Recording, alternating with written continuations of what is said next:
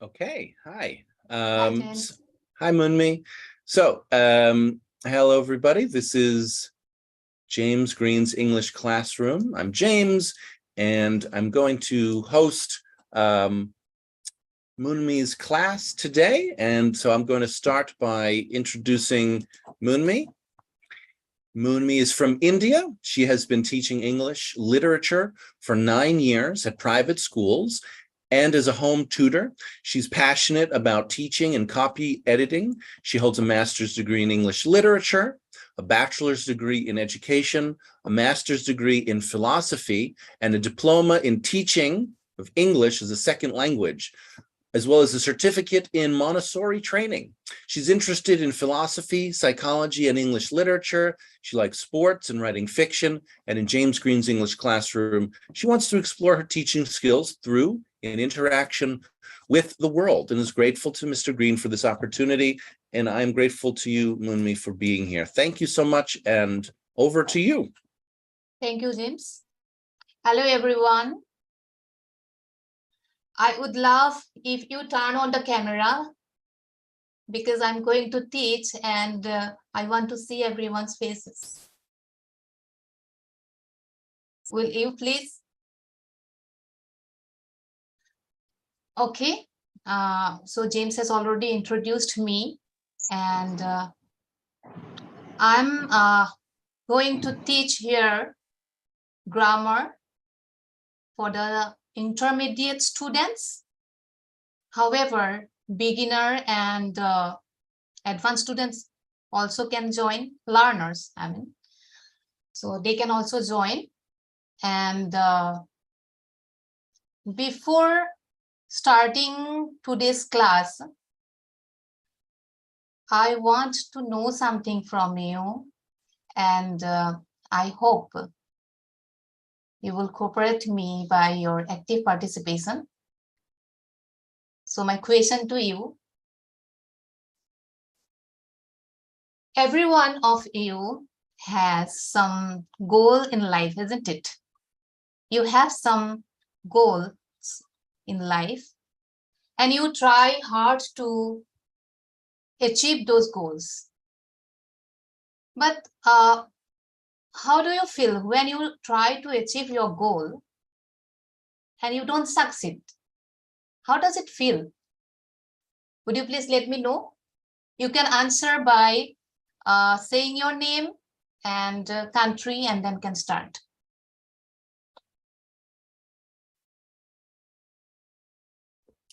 This is Nelly from Germany, and I want to answer a technical thing, which is that the YouTube live stream is currently set to gallery, not to gallery view, but to speaker view, and that's so we see only one face at a time. Yeah, and sorry for this disturbance, but feel like I can't change it. I'm going to fix that. Don't worry about it, Moonmi. Just keep teaching. Okay. So anyone would like to answer? We have some participants here. Jaideep, Nilotpal, Islam, Hitesh, Gedon, Biswa. Ahmed, also, you can also share your experience or opinion if you want.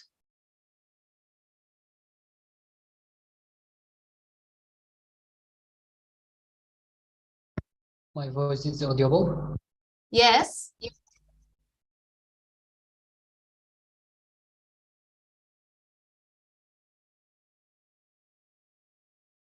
Can you repeat your question, please? Yes, Ahmed, I wanted to know, every one of us has some goals in our life, and we always try to achieve, we try our hard to achieve those goals. But when you don't feel, when we don't succeed, when you don't achieve your goal, how does it feel?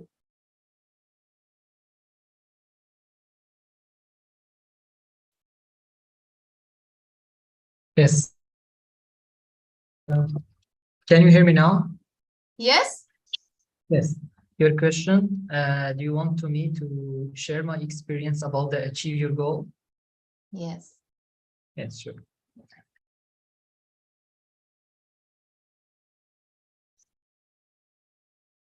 to achieve my goal. My goal, these goals will be changed from the peer to the another peer. And if I see these goals achievable, I'm gonna something like my goal at the present to developing my English language, you know, I try to developing my English language. So that's my, I see these goals is achievable. I'm gonna to another goal, something like change my position, change my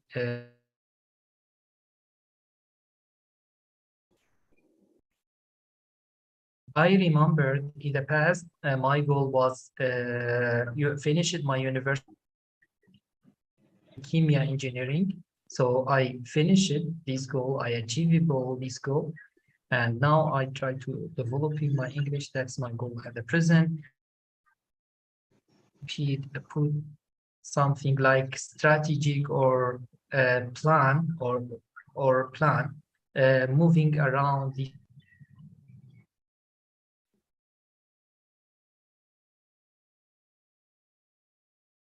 change your life, moving around. Okay, your network is. Yes. Okay, so do you feel you are closer to your goals? Not a little bit. I told you my strategy is changeable. If I see my goals is achievable, I move to the another goal, something like this. Change. Okay, so your network is not working properly. I'm not able to hear. I have the zero. Yes.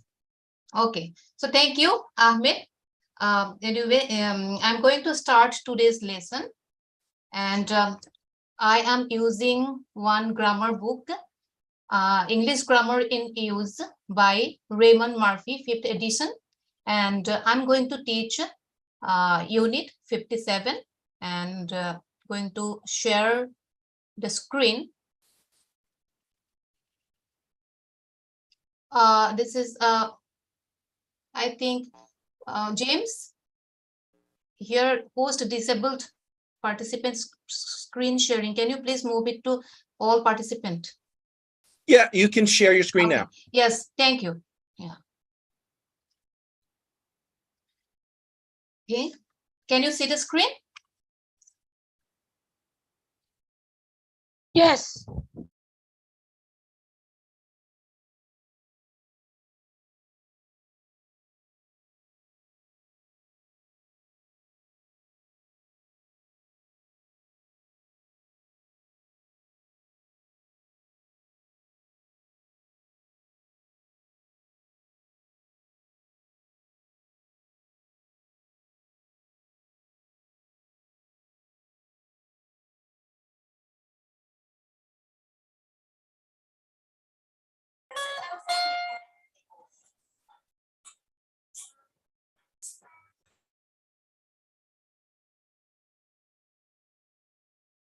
Right.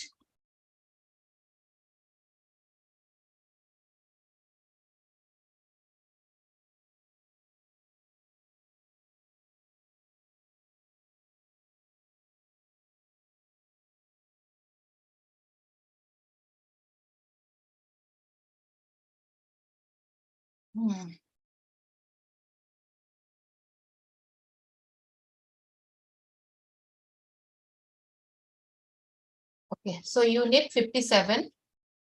Here we are going to learn today about the use of infinitive and gerund with three particular verbs, that is try, need, and help. So before starting with this chapter, I would like to introduce what is infinitive and gerund. Infinitive are the base form of verb, like Simplest, that means the simplest form of verb is called infinitive verb. When the simplest form of verb is used with the word to. Like,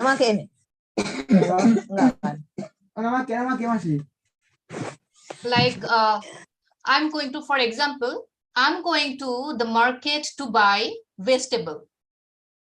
I am going to the market to buy vegetable, to buy. That form is called infinitive verb. And infinitive verb does not have any conjugated form, like we do not write to bought, to walked. It is the simplest form of verb, base form. It does not show, express any time. It does not have any other tense form like we use for past tense and future tense. I want to share one screen for that. Let us start with first, what is infinitive and what is gerund? What does infinitive verb mean? Can you share, see this screen? You can show your thumbs if you can see. Yes, I can. Okay, okay, thank you. Clear. So, yeah, thank you. What does infinitive verb mean? An infinitive verb is essentially the base form of a verb with the word to in front of it. To eat, to walk, to sing, to drive, etc. When we use an infinitive verb, to is a part of the verb. It is not acting as a preposition in this case. Now, to is a preposition, but here in this case, I will not say it is preposition because preposition always sits before noun or pronoun. And here it does not sit before noun or pronoun, but before verb. So I'm saying that the word to is used with verb. Together it is called infinitive. It is not acting as a preposition in this case. We can use infinitive to say why we do something. So when we use infinitive, we can give some reason. Like I said, why are you going to the market? I am going to the market to buy vegetable. So to buy is a reason for going to the market. So it tells the other person the reason. Infinitives are never conjugated. As I said, it does not have any tense form. It is the simplest form of verb. And gerund, what is gerund? Gerund is a form of verb that ends in ing that is used as noun, like eating, walking, singing, driving, etc. How do you use gerund? Walking is a good habit. The purpose of singing song is to relax our mind. So here you can see walking is a word which is not being used as verb. This is not verb here. For example, if I say, I am walking, here I am walking, you can see this walking is the main verb. Walking is the main verb, which is present continuous tense. But this is not the case here. Walking is a good habit. Walking is in subject's place and it is used as noun. So that is the difference between ing form with present continuous tense, or continuous tense and gerund. All right. So let us start with the topic of today. How do we use them in here? Verb plus ing or to. Try, need, help. I will need someone to read this. Can anyone help?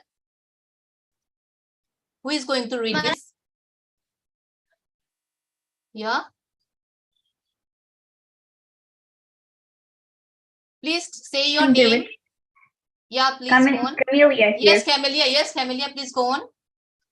Okay. So try to and try ing. Try to do means attempt to do, make an effort to do. I was very tired. I tried to keep my eyes open, but I couldn't. Please try to be quiet when you come home. Everyone will be asleep. Yeah, stop. So here, try to do means we are attempting. The task is difficult and we are giving our effort to do that. Try to do.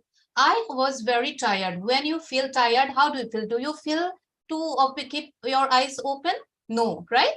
So we are making an effort. I was very tired and I tried to keep my eyes open, but I couldn't. It is a difficult task for me and I'm making an effort to keep my eyes open.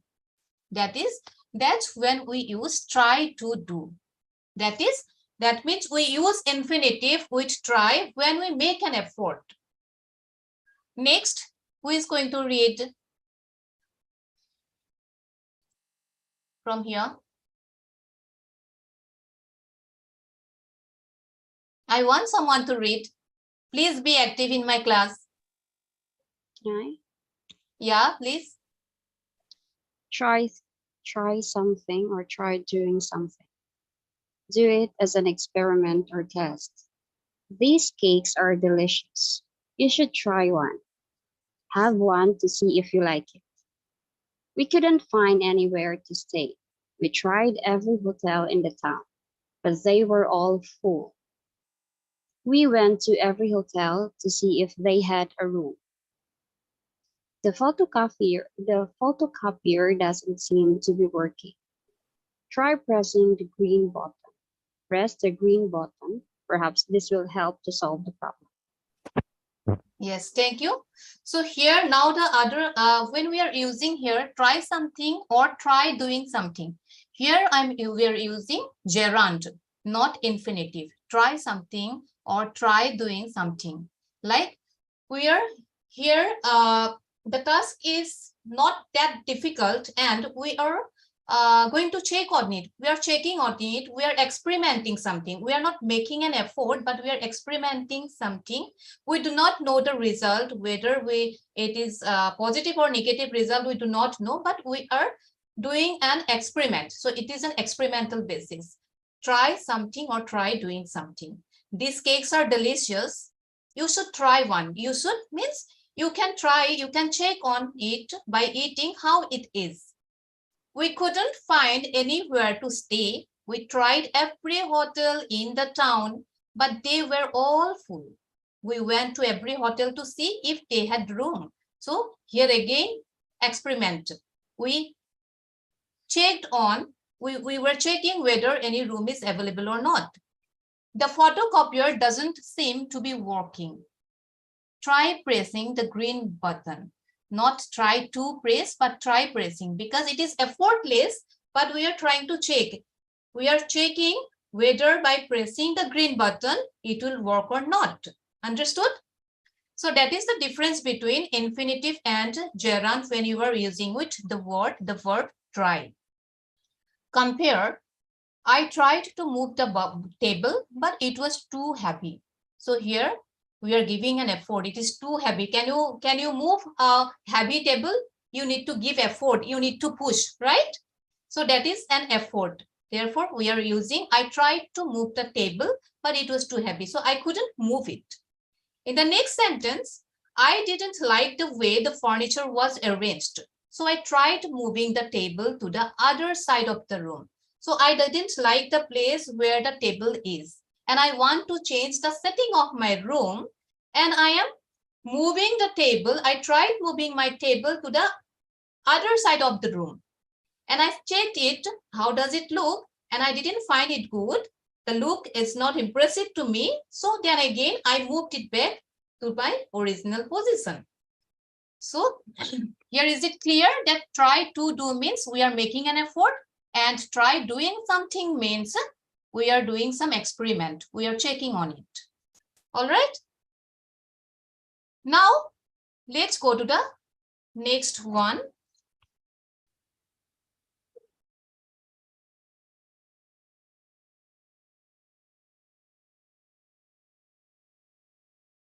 Need to and need ing. Now, need is a verb which we call it as model also. Verb has different type of verb we have. All right. One is called helping verb, auxiliary verb, and Auxiliary verb has, helping verb has two types. That is, one is primary auxiliary and one is modal. Need is called modal. Primary auxiliaries like be verb, do verb, and have verb, like is, am, are, was, were, have, has, had. These are primary auxiliary. And when we use can, could, should, shall, need, must, these are called modals. So now we are using infinitive and gerund with the verb need. Can anyone read it? Who will read this? Yeah, I'm going to read it if you not Yes, mind. please. Yeah, Jane. Okay, I need to do something. It is necessary for me to do it. He needs to work harder if he wants to make progress. I don't need to come to the meeting, do I? Okay, so should I read the whole paragraph? Wait. So I need to do something is necessary for me to do. Need means, the word need means requires, necessity, or require to fix something. Need means necessity. So when I say I need to do something, or he needs to work harder if he wants to make progress, here it is necessary for me. It is a requirement. In order to get success, or in order to get progress, I need to do work hard. That is my necessity, requirement. I don't need to come to the meeting, do I? So I'm asking someone that, or I'm asking my boss that I don't need to come to the meeting. It is not necessary to come for me to the meeting, right? I'm asking. So this is about necessity. Now you can say that something needs ing, means with gerund. Here need to do, it is infinitive used with need. Now we are using gerund with need. How? Who can read? Okay, I'm going to read. Yes, please continue. First of all, I do have a question. When do we use gerund for ing form, and when we do use infinitive to form? Would you answer, please? That's what I am going to use it. I'm going to, Okay. if you listen to me, you will understand. Okay. Yeah, I've been listening to you. Okay, let Yes. me read. My phone needs charging. It needs to be charged. Does your suit need cleaning? Need to be cleaned. It is difficult problem. It needs thinking about carefully. Yeah. It needs to be thought about carefully. Okay. Yes, up to here you can read to the last. Compare. Okay, I need to charge my phone, and my phone needs charging. My phone needs charging. Yes, thank you. So Okay. here, yeah, here, I'm going to share another screen also. Before that, let me tell you, I need to do something. When I say I need to do something, that is active, active infinitive. Active voice, passive voice. Active, where active the doer is the subject. I need to do something. Who needs? I need to do something. So this is called, this construction is called active infinitive. Okay, All right, this is called active infinitive. And learners, if you want to note it down, you can also note it down. And then another sentence is that I'm using ing, needs ing. My phone needs charging. Here I'm using the gerund, which is charging is a noun. I'm using the noun charging. My phone needs charging. But it can also be used as the construction is different, the meaning is same. My phone needs charging is equal to it needs to be charged. What needs to be charged? My phone needs to be charged. This construction is passive infinitive. All right. Okay. Passive infinitive. Now it's up to you. You want to use passive infinitive or a gerund or active infinitive. Okay, That's up to you. That's up to you. All right. Okay. But you must know that this pattern is active infinitive and this pattern is passive infinitive. And okay. instead of passive infinitive, we can also use gerund by saying my phone needs charging. Both are correct. My phone needs to be charged. My phone needs charging. Both are correct.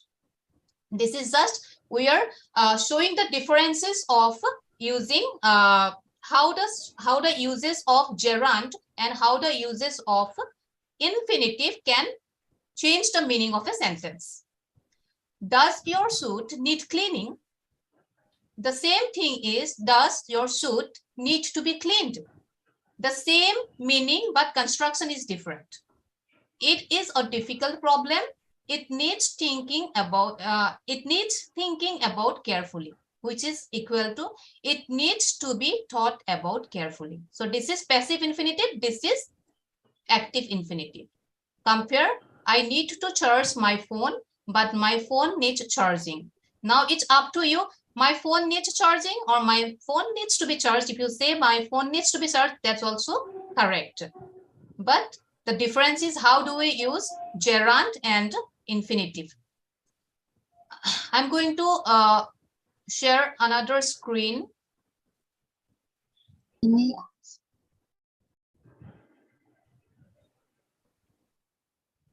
Here you see need to versus need plus verbing, verb ing. So need to express necessity, requires, and fixing. Passive infinitive is need plus a verb plus with ing has the same meaning as a passive infinitive. Like the dishes need washing. Here washing is gerund. The dishes need to be washed, the same meaning. My sheets need changing. My sheets need to be changed. The bushes need trimming. The bushes need to be trimmed. The TV needs fixing. The TV needs to be fixed. So have you got the idea, or do you have any confusion, doubt?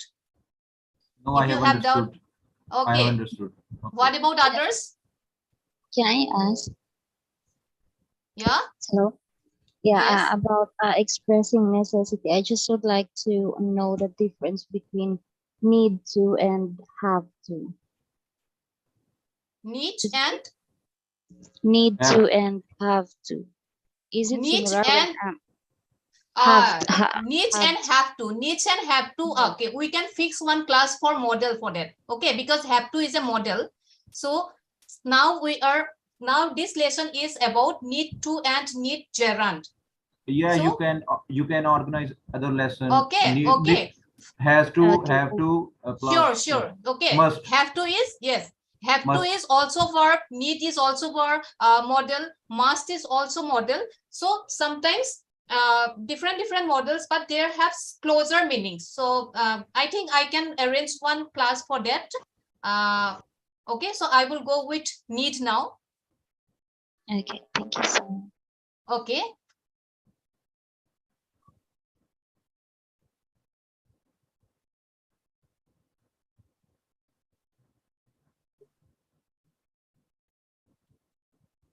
With that,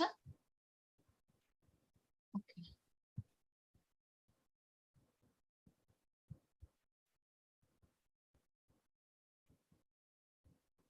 Okay, now let's go to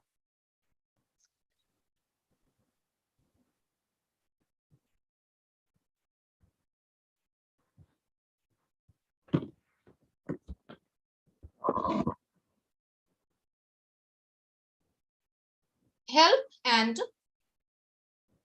can't help. Who is going to read this? Okay, should I read? Yeah, I think we should give some other one chances if you want. Okay, no problem at all. Can anyone else? Can anyone else read? Let me read Munmi. Okay, Nani. Help and can help. You can say help to do or help do, with or without to. For example, everybody have to clean up after the party, or you can say everybody help clean up. Can you help me move this table, or can you help me to move this table? Yeah, thank you. Until then, yeah. Yes. So now Our- here you see, now this time we are using, we are using infinitive with the verb help. You can say help to do or help do with or without do. Means either we can use to or without using to also the sentence is correct. Everybody helped to clean up after the party. helped to clean. To clean is the infinitive. And also we can say without using the infinitive, it means without using to also, if we write the sentence, say the sentence, it has the same meaning. We can use either to or not. It's up to you. But the meaning is same. Construction is different, meaning is same. Everybody helped to clean up after the party. Everybody helped clean up after the party. Or can you help me move this table? Or can you help me to move this table? In one sentence, we are using the infinitive to move, but in other sentence, we are not using, but the meaning is same. It's up to you completely whether you want to use to or not. Next is, who is going to read? May I? Yeah, please. Jainab. I can't help doing something equal to I can't stop myself doing it. Number one, Yes. I don't like him, but he has a lot of problems. I can't help feeling sorry for him. Number two, she tried to be serious, but she couldn't help laughing. Equal to she couldn't stop herself laughing. Number three, I am sorry. I'm so nervous. I can't help it. Equal to I can't help being nervous. Thank you. So here the difference is, I can't help doing something, which means I can't stop myself doing it. Means I am not able to stop myself from doing that thing. I can't help, I don't like him, but he has a lot of problems. I can't help feeling sorry for him. So here, though I don't like the person, I do not like the person, but I know that the person has a lot of problems.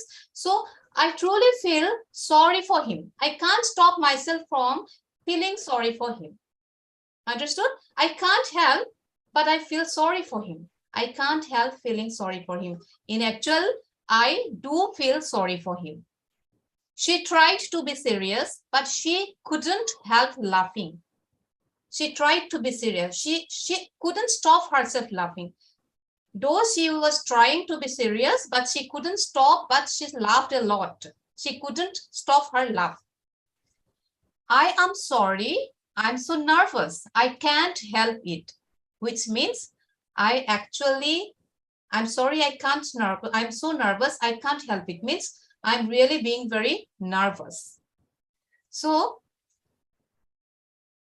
again for this,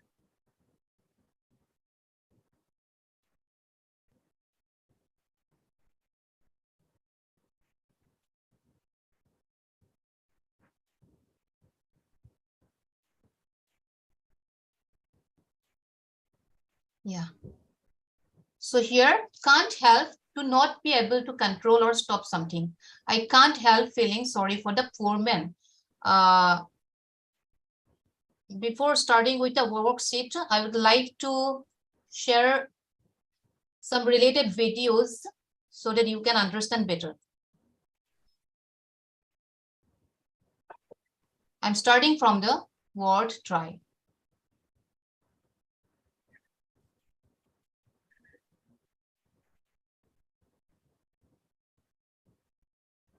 We can't hear the voice. Yes. Hello. We can't hear the voice. You can't hear the voice? Yes, we can't hear. The voice, Munmi. Oh, okay. Now how to do this? If you give me there's a No, button when you No, share. we can hear. Yeah. No, it's okay. Can you hear it? No, if you share it, there's Yes, we can hear. excuse me. No, there's a button when you share to share the audio. I don't hear the voice. I don't hear the audio on the video. If you want, you can give me the link and I'll share it. Okay. I'm going to give you on this. Where are you sending the link? In the chat? Okay, all right, all right.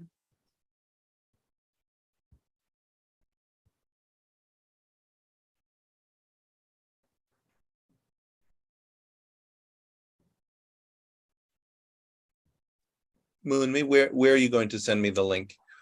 Here in the chat. Okay.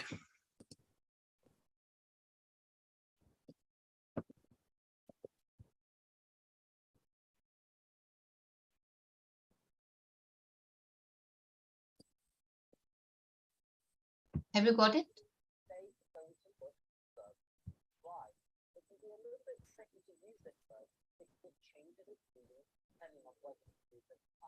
Verb or a verb with to. Hi everybody, welcome back to English in a Minute. I'm James and today we're going to look at the verb try. It can be a little bit tricky to use this verb because it changes its meaning depending on whether you use an ing verb or a verb with to. So let's take a look at some examples. I tried baking a cake. I tried to bake a cake. These two sentences are almost exactly the same, but their meaning is a little bit different. I tried baking a cake. When we use try with an ing, all we're saying is that we attempted to do something. It could be a new experience, something that you haven't done before. I tried to bake a cake. When we use try with a verb and to, we're saying that a task is quite difficult to complete, or that we failed. If you'd like to try learning more English, why not go to our Facebook page or to the website. Bye everyone. Okay. Thank you. James, can you please, I have sent another one. Can you please open that one also?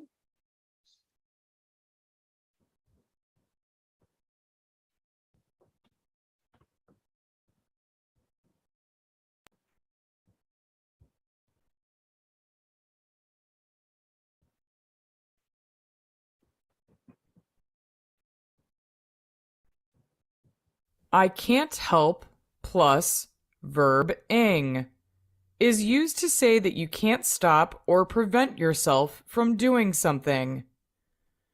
Can't is a contracted form of cannot. Examples: I can't help thinking about the exam.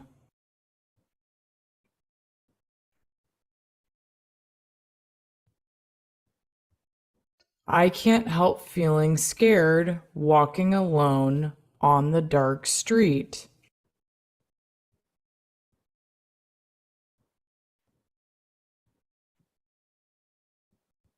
I can't help smiling at the thought of him.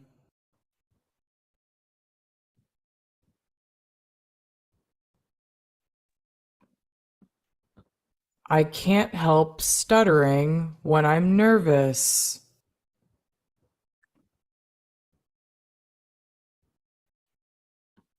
I can't help loving him.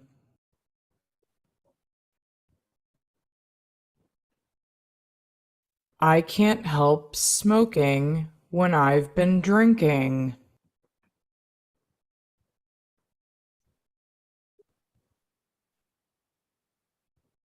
I can't help eating too much sweets.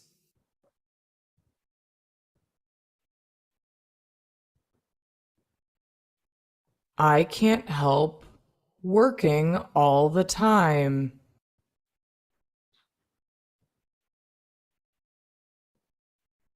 I can't help buying a lot for the party.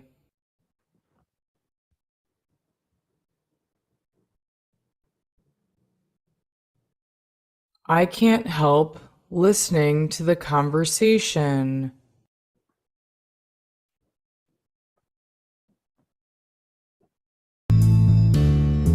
Okay, thank you. Okay, now let's go to the worksheet.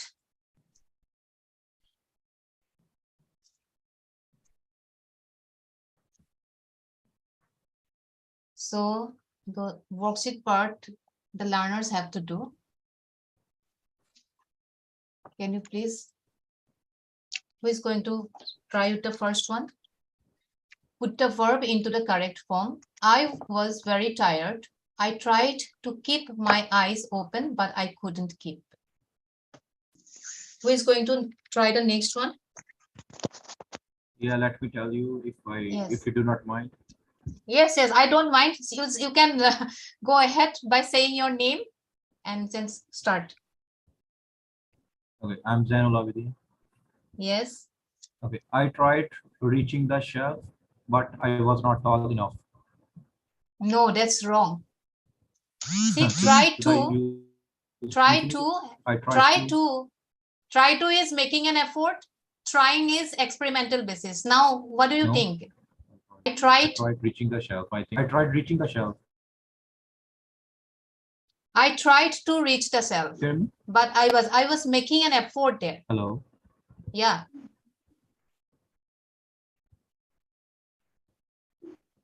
The correct answer is I tried to reach the shell, but I wasn't tall enough.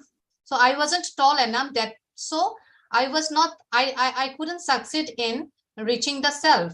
So that's why it is because we are making an effort. I was not tall enough and I was making an effort.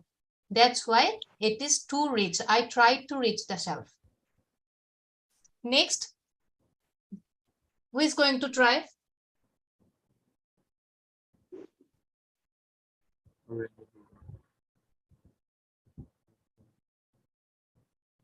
Anyone? It's for you only. You can check your understanding by participating in the worksheet, please.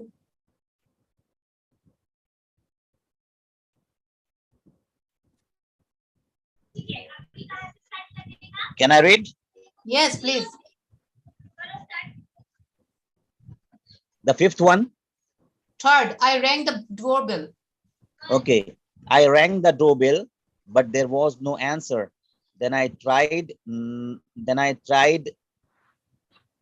knocking on the window, but there was still no answer. Yes, that's correct. I tried knocking on the window. Thank you. Next. Anytime. Yeah. Next. Who is going to try?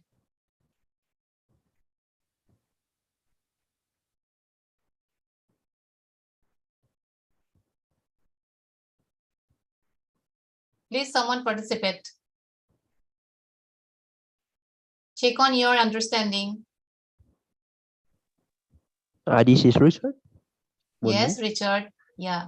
That is 4. Number 4. Okay. We tried to put the fire out, but without success. We had to call the fire brigade. Yes, thank you, Richard. That's correct. We tried Yeah, to. thank you. Yes, Moonmi. we tried to put the fire out. Here I am making Yeah. attempt. Yes. Hmm. So I see next one. nobody want to say, so I say my turn. Yes. They are taking time, but they will. So I want someone else for the 5th. Please leave me alone. Who is going to try this? May I try Yes, it? I'm okay. Yes. I'm trying to concentrate. Please leave me alone. Please leave me alone. I am trying. Yes, yes, I'm trying to concentrate because in concentration we need effort. Very good. Yes. Thank you. Thank you. Next. Okay, this is Uzma from Pakistan. Yes, Usma. Okay, Sue needed to borrow some money. She tried to ask Kurt, but he didn't have any. Wrong. He tried to asking. She tried asking. Yes, she tried asking because see, it is now checking on experimental basis. Sue needed to borrow some money. She tried asking Carl, but he didn't. Yes, but he didn't have any. Now here I'm just trying to. This is my experiment. You know, I'm checking on it. Okay. Next one. Can I? Yes. Mr. Bennett isn't here right now. Please try calling later. Yes, that's correct. Thank you. Yeah. Next. Okay, next. The woman's face was familiar. I tried remembering where I had seen her before. Remembering, you said it is wrong. So should I try to remember? The woman, yes, the woman's face was familiar. I tried by making an effort to remember her face. Okay. And putting my effort. We are putting my effort there. So that is, I tried to remember where I'd seen her before. Next. Okay. Next.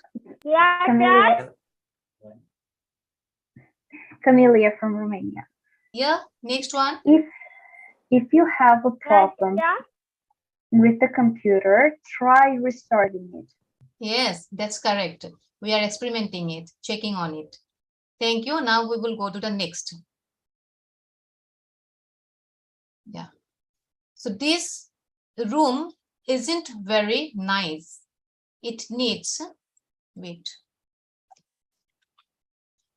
For each picture, write a sentence with need or third person needs plus one of the following verbs. Clean, cut, empty, paint, and tighten. First one is already done for you. This room isn't very nice. It needs painting. Who is going to try the next? May I try? Yeah.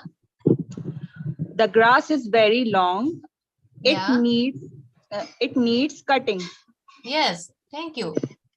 Next. May I? Yeah, please. The windows are dirty. They need to be cleaned. There needs to be cleaned. That's also correct, but we are here using the gerund form. So how can you use the gerund form here? They need cleaning. Yes. The windows are dirty. They need cleaning. Yes, thank you. The next one. Can I say? Yes, The please. screws are loose. They need to tighten. No. Tightening. Either gerund or passive infinitive. But here we are using, if you follow the answer, first answer, then you have to use the gerund. The screws are loose. What should it be? Can you repeat it? May I try? The screw are loose. They need to tightening. No. They need tightening. Yes, Nani. They need tightening. Okay, this is okay, tightening. Active infinitive. So remember, active infinitive and passive infinitive. Passive infinitive is equal to the gerund. Yeah. Okay. Next May one I is try? next Okay. one. Okay. The bin is full. It needs to be empty. It needs to be Emptied. Yeah, it needs to be emptied. Needs to be emptied. Or if you use a gerund form, then Emptying.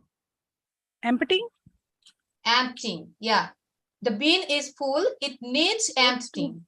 It needs emptying. Okay. Yes. Thank you. Okay, let's go to the next. Which is right? We spend too much time sitting down. We need to get more exercise. To get is here correct answer. Yes. Let us check with the others. Second, who is going to check? Who is going to try?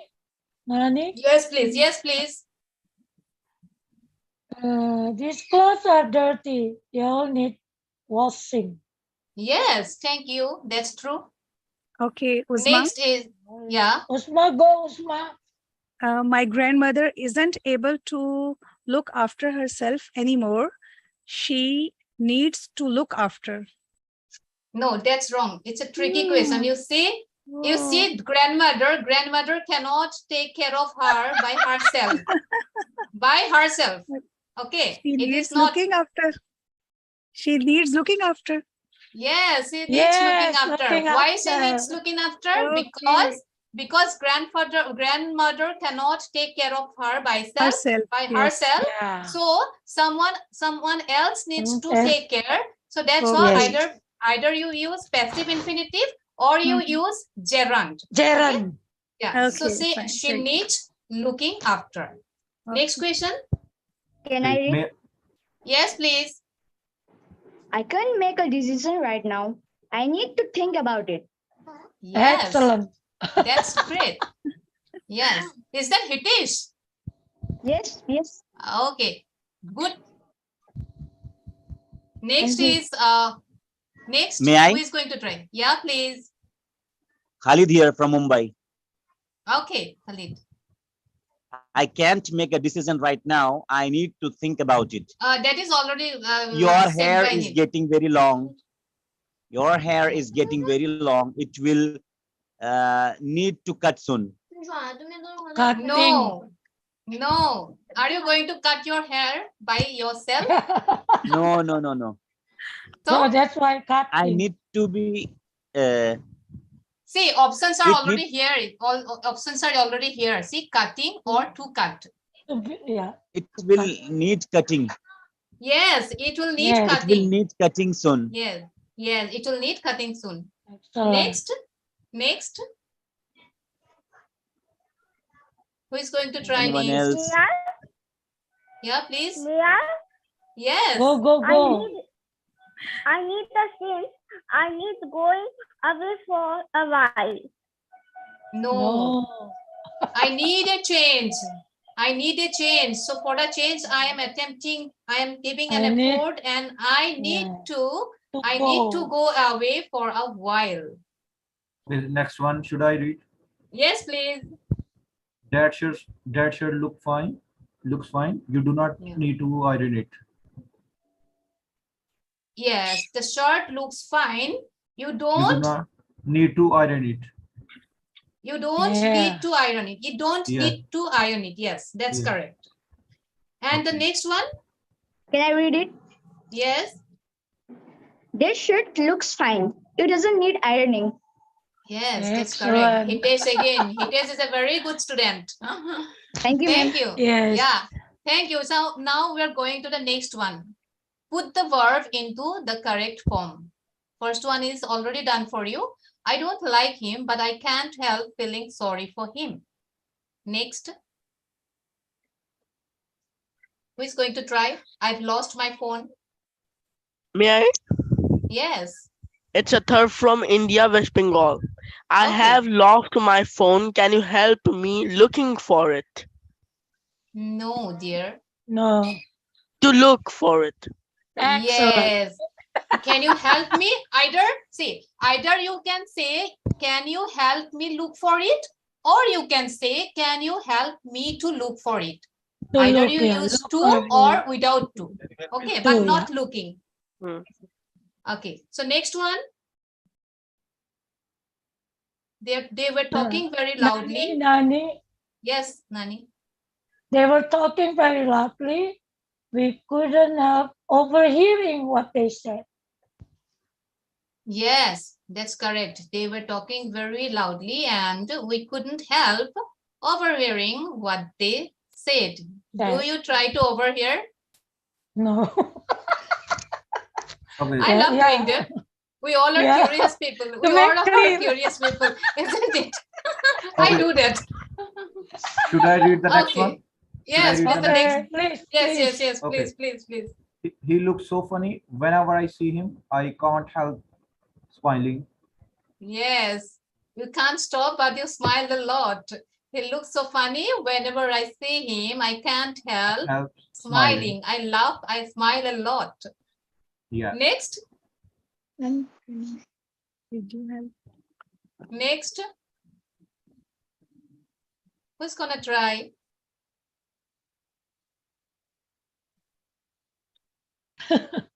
may I try? Hello. May I try? Yes, please. Okay, go, go, go, go. One after another. Okay. Okay, this is Uzma. Yeah. Did you help to organize the I think meeting?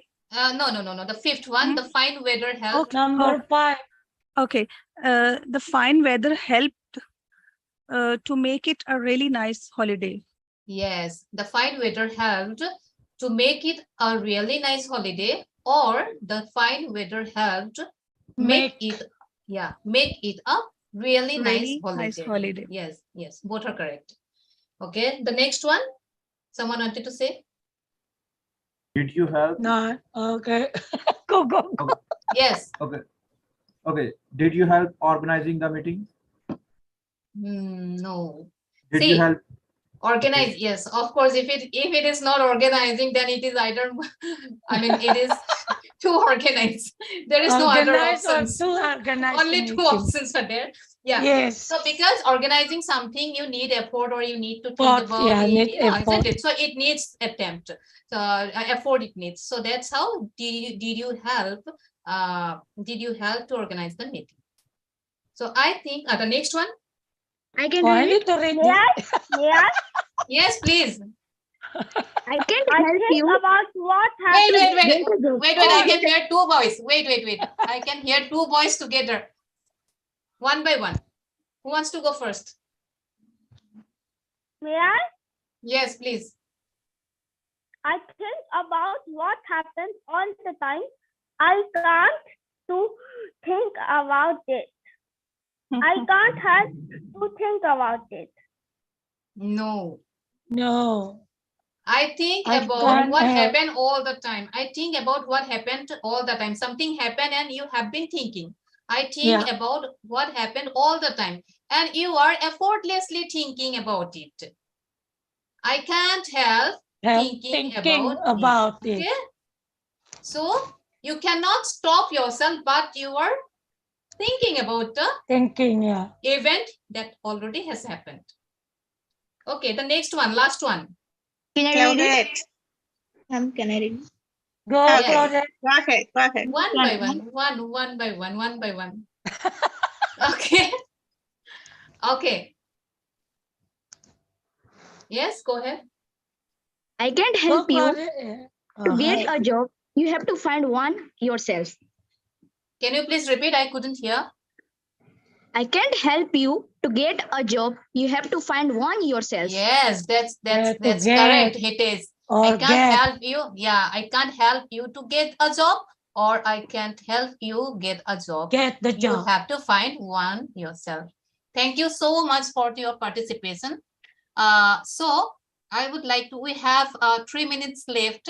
So I would like to know about from you, how did you find the class, or what have you learned, or something you, I mean, whatever you want to say.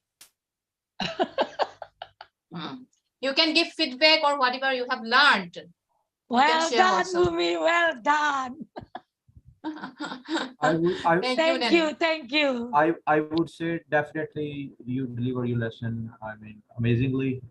I enjoyed watching your lessons. Thank you so much for your time. You.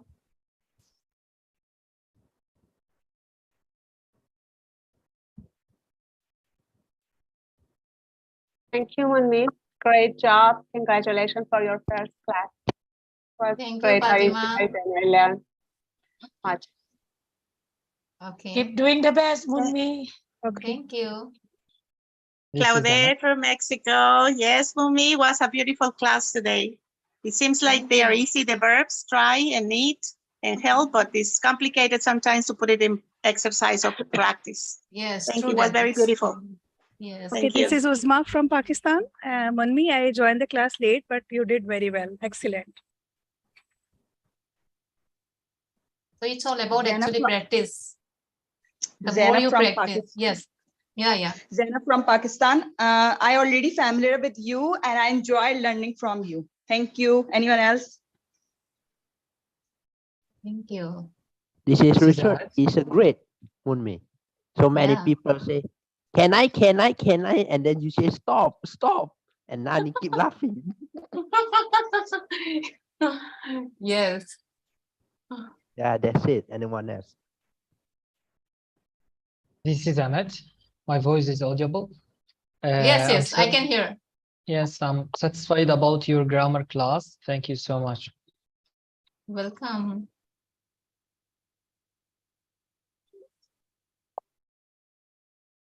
Thank Good you job, so much, Mumi. ma'am. I learned something new from you. Thank you. Yes, it is. You said something? Yes, ma'am. I just learned something from you. Thank you, ma'am. Okay, you are welcome. Ma'am, thank you from me also. Okay, Sagar. There are some Thank you, sir. students here. I'm utilizing the time with my students also. I call them. So it's almost time.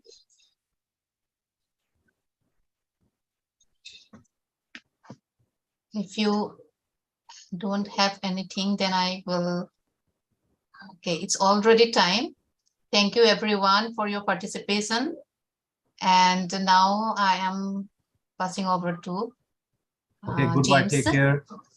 Thank you. Moonmi. Yeah, thank you. Thank you, So I'm Moonmi. passing over to James. All right. Thank you so much, Moonmi. Yeah. So it's so nice to have this rare opportunity where my class comes after somebody else's class, because I'm used to starting up the class and it takes usually like 20 minutes, but the class is already warmed up. And so what a pleasure. And glad to see so many people coming in earlier, and hopefully we could get in some more teachers who are available at the 12 UTC time. I think it's probably a good time to host classes and underutilized for our group. The schedule today is I'm teaching for an hour, and then Rama is teaching a class. Then after Rama, we actually have an empty slot, an empty space, which I would love to fill. So if anybody wanted to come in and offer something in that slot, please let us know. Last minute is okay, because I'd like to use the time so we don't end and then come back for the board of directors meeting and people have an activity here. So if anybody would like to do something during that hour, please let me know. All right. And for me and for my group, for my class, doing my daily class, we're going to have open conversation and we can start. So let's do it. What would you like to talk about today? I've got lots on my mind, but I want to know what's on your mind.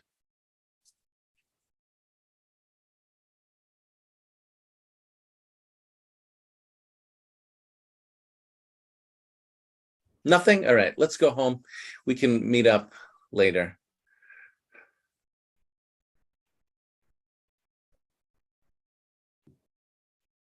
I'm already home.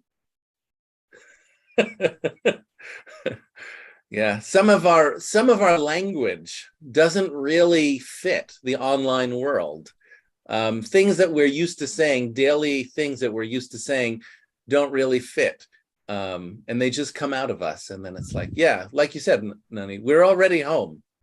We need to create new language for the new online world that we live in.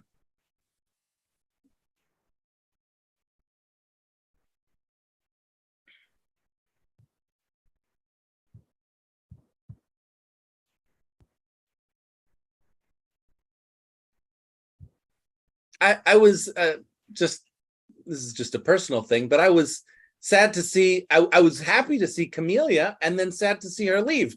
I feel like I haven't seen Camellia in months, and I don't know what happened to her. So it was a surprise to see her, and then she left for, I was like, I didn't want to interrupt your class, Moon, because you were doing grammar, but I was looking forward to saying hello, and then she left at the end, so didn't get a chance. If you're out there, Camellia, I hope you're doing okay, and it would be great to see you again. Wonder what's up with you.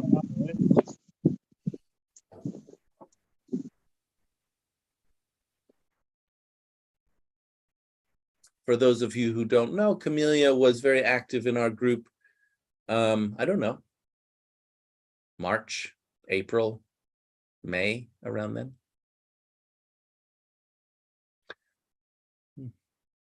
Anyhow, what is on your mind? What would you like to, how would you like to use this time?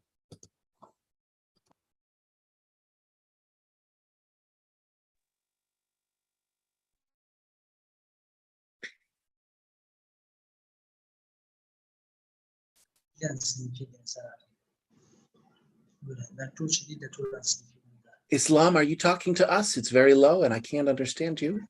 Slow. Islam Azizi, are you talking to me? No. Okay, I didn't think so.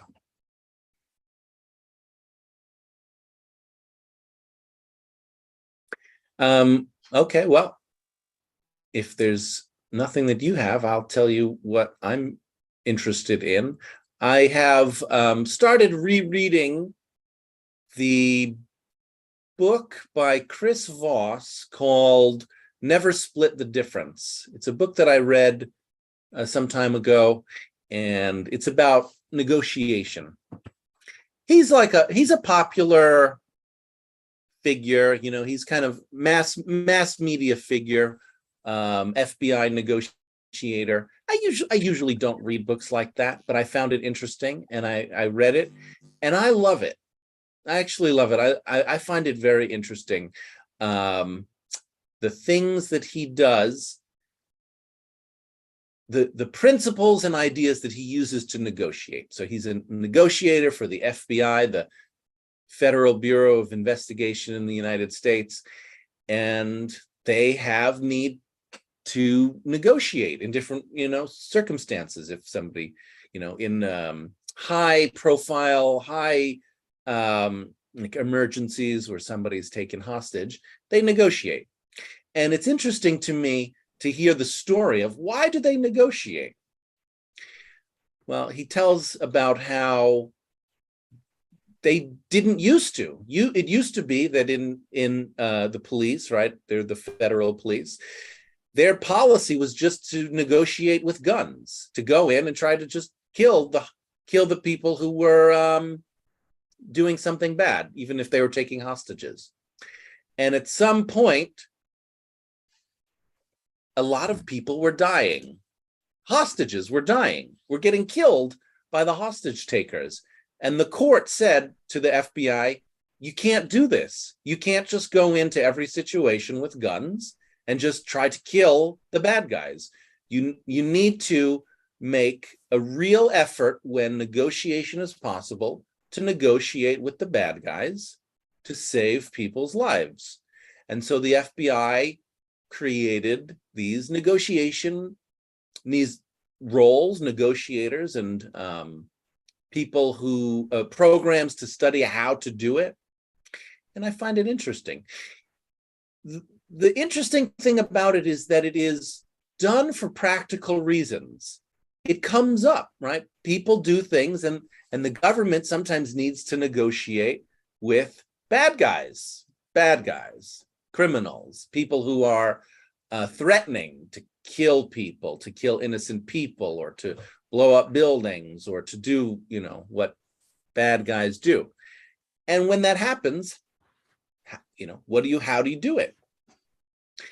I find it interesting, and I find it relevant to, as he says, you know, any situation. It's relevant here. When we do negotiation for who wants to talk, right? If two people want to talk at the same time, actually the same ideas are come up, are applicable here as if we were negotiating somebody who wanted to, you know, kill another person. Same idea. What do you think that idea is?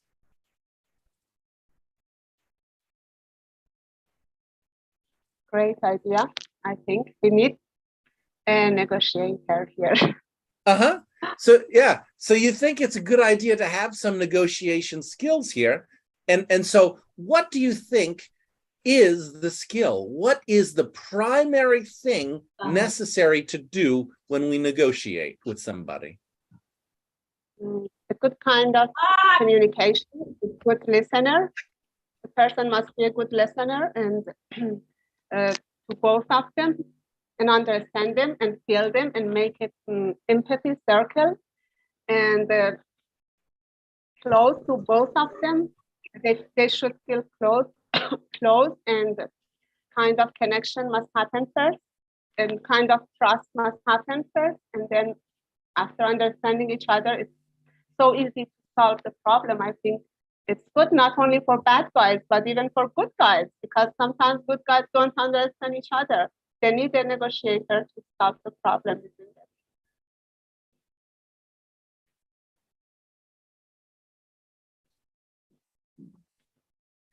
So you think, Fatima, you think what's necessary Are communication skills, listening, being able to empathize. Yes. And that good guys need to negotiate too. Everyone. Because Would- whatever comes in my mind, it's different from whatever is in the other man's mind. So there is some some people who have this skill that can understand, can connect to all kind of people. It's not easy for everyone. Some of people are stubborn. They think that they are doing the right things, but not the other person. It's the kind of a skill that feel both of them, and it's not easy to do by everyone. But maybe we can find some people who can do that professionally.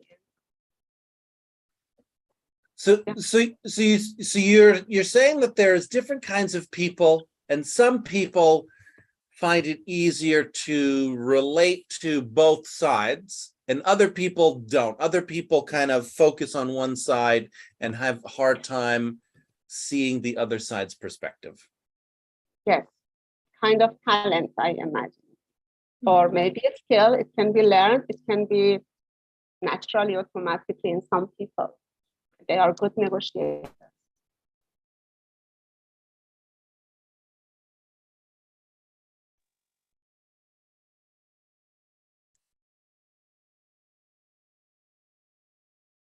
I wonder, is it a skill or is it a talent? Is it is it something that we can learn, or is it something we're born with, or if not, we're just destined to shoot first and see what happens? I think it can be both, James. Both, yes. Can be learned. It can be both. Yeah.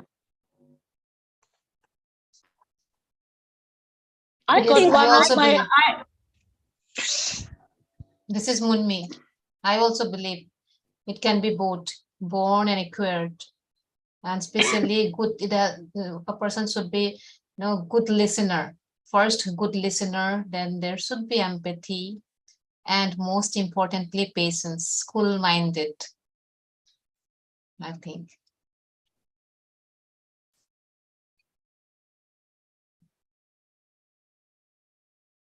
Yes, this is what I mean.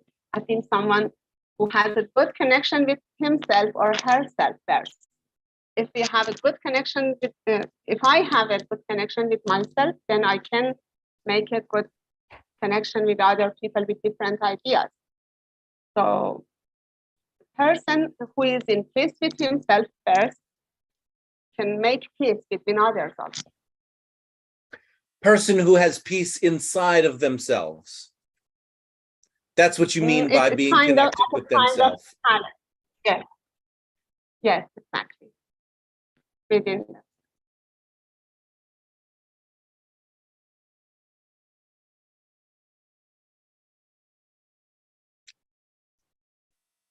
How does somebody become peaceful inside themselves?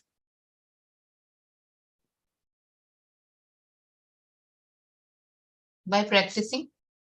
Practicing? Controlling. Yeah, practicing. Practicing and controlling themselves. Yes. Oh, you're like, yes. Yes, I do. What? I do.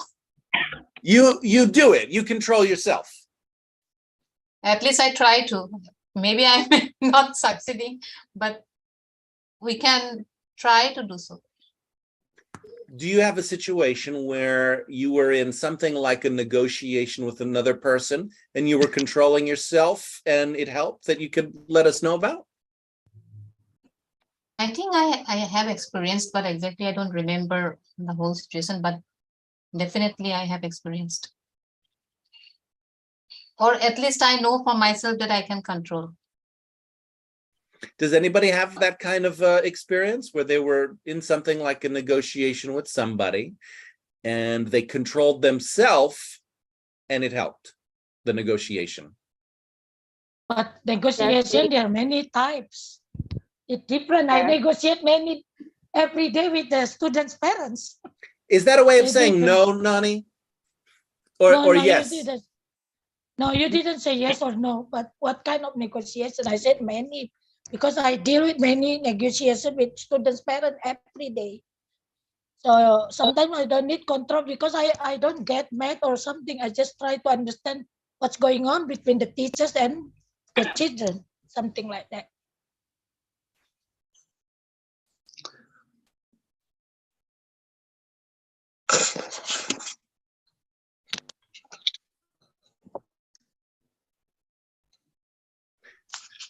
So you don't need to control yourself when you're trying to understand the teachers, excuse me, the parents of your students. Control means, I don't understand you mean control here because I don't get mad. What should I control? I just try to understand what's the problem and talk to the parents. Then we try to do any negotiation in my understanding to get solution. How do we gonna do the best one for the student and for the teachers both? Something like that routinely I have, because children sometimes in their puberty misbehaving a lot, don't respect teachers, and teachers angry, report to me as a dose. So I try to call both to my place, my office, and talk. And finish with the teachers. I try to manage with the students the situation. If doesn't has any solution, I call the parents. So we try to make negotiation. So I have no something to control or something, but try to understand at that point and that case. So for me, it's different cases every time, different negotiation I apply every time. It depends on the cases. Well, do you want to give us one case where we could look at as a sample? Okay. You finish? No. You said example, you still talking, so I cut. So I said try to finish. I'm No. sorry. I'm sorry, what? You say, oh, would you like to give an example to show us something? Then you're still talking, I cut. So I want you to continue. You want me to continue? It's hard to continue.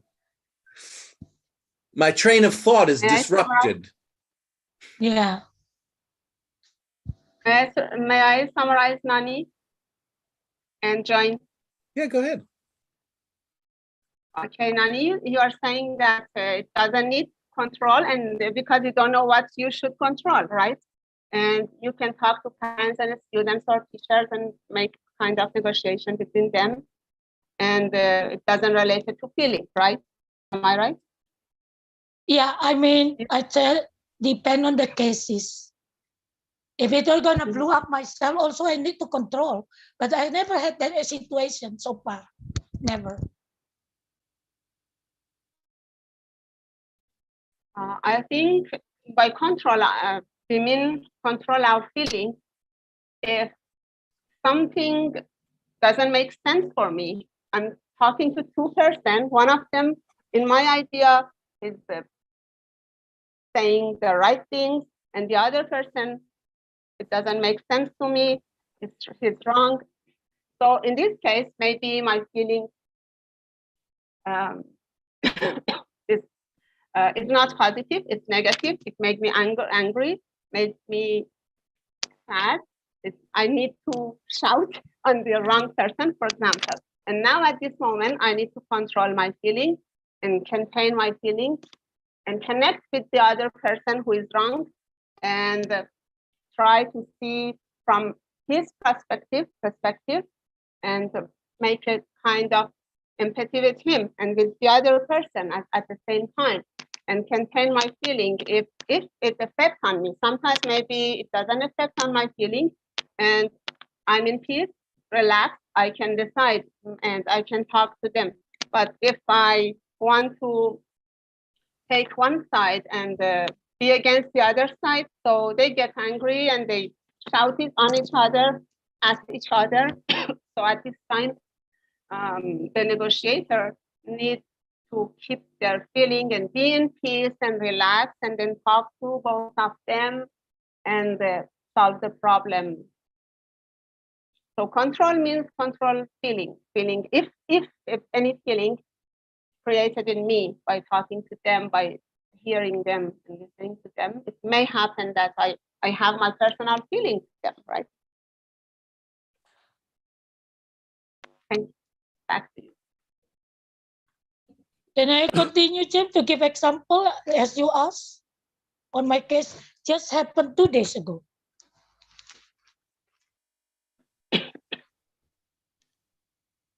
You want to know from me? No, What's I said give example from my case. It just happened 2 days ago. Do you think that would be useful? You said, can you give an example? So I want to say.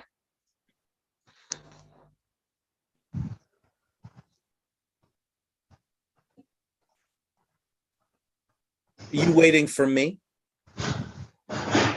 Yeah, is that okay? I say it now, or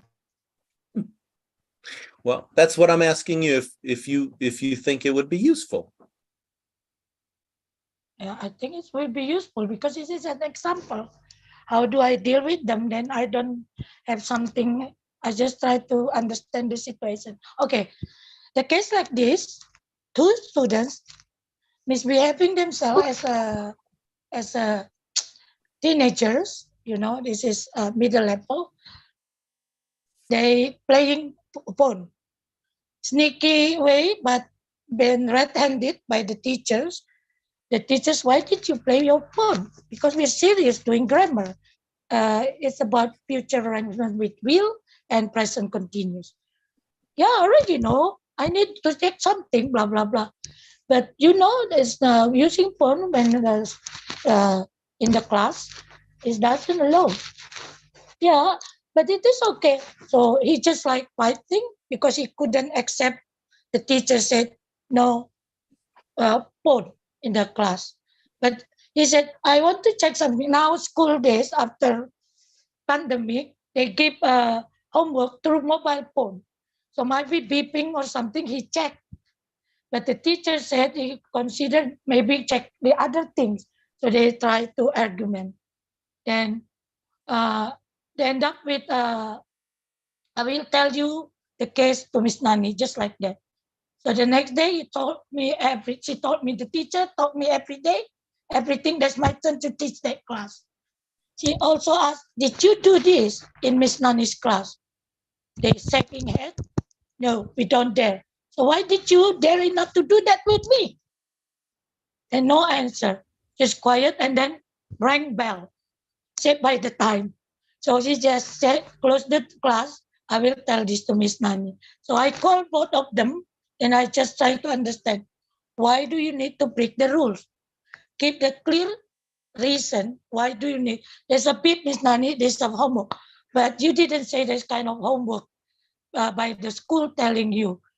And you can ask, can I go somewhere or toilet or something just to check, rather just breaking the rule than you argue with your teacher. You have to be more reasonable when you need to open your mobile phone or playing with your mobile phone. That's like, so here I didn't something being able to the emotion or something, but try to understand the case that's been given over to me by the teachers in the class. So I called both the students exactly at that time, my turn to teach them. And I tried to manage the problem. I said, I gave them clue. If you really want to open your mobile phone, you ask, excuse me, I want to the toilet. Then you open there. It doesn't matter for me, but not in the class. That's it only. So I don't see any, what you mean by feeling, by control something. Yeah, because it doesn't like increase, what is it? Emotion or something, just try to understand the situation and emphasize what exactly the rule that been applied in the class. No mobile phone. So they try to understand and I give them clue. They feel satisfied with that clue. Okay, next time I just go to the toilet and open. Yeah, but not too long because toilet only at least 5 minutes. If you go there long, they're gonna be questioned. That's the case. So I don't have any kind of something that you mean control feeling or something. I just try to manage all. Nani? So you have a way of negotiating that is working for you. Yeah, so far I have.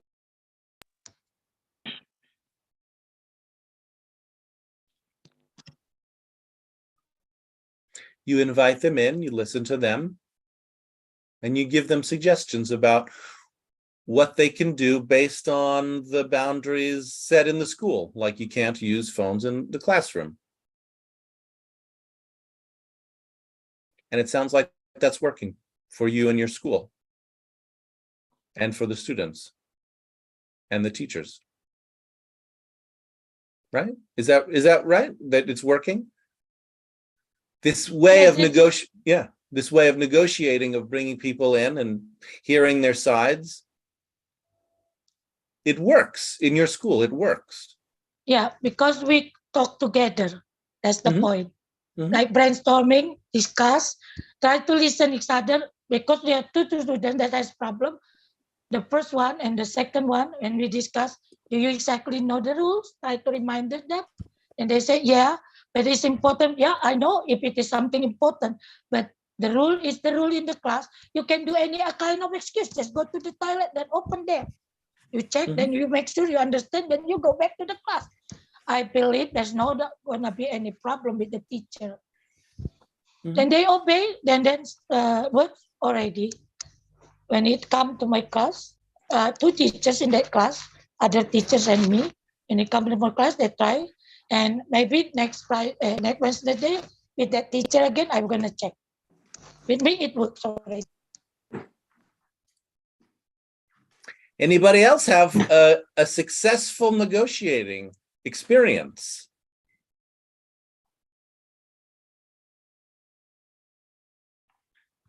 For me, it doesn't work that the way that Nani said, because if I just understand myself, understand, and don't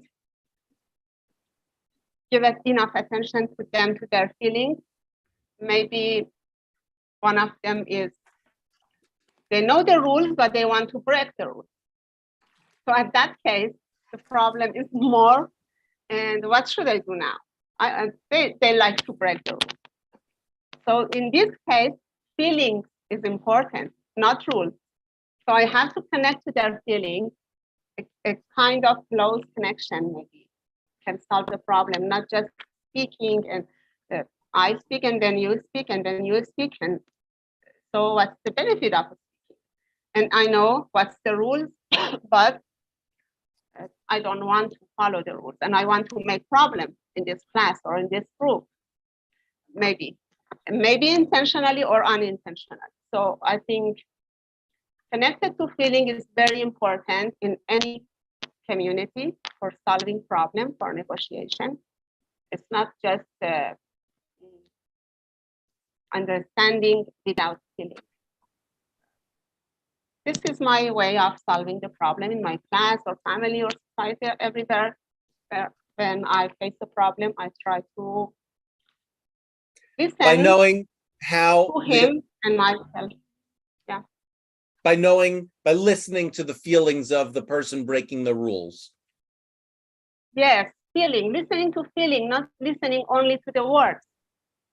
Because sometimes there's no word, silence, but the silence is full of emotions and energy, negative energy. So listening to that silence, it means connected to that feeling. It could be positive or negative feeling, but it's not only listening to the words, sometimes listening to the emotion. And most of the time, listening to emotions and feeling is more important than listening to just words.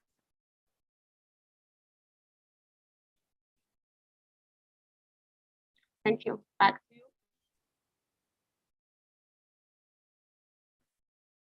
So in a way, you do have a successful experience. Your successful experience might have just a different focus, but it sounds like it works for you to listen to the feelings underneath the words. Yes, I have lots of successful experience in this case. Hmm.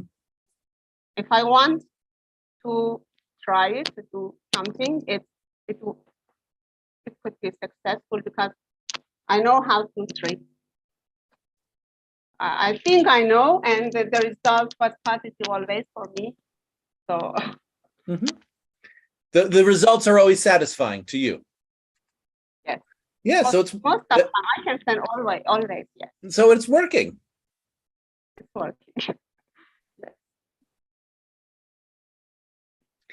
Anyone else have a satisfying experience negotiating?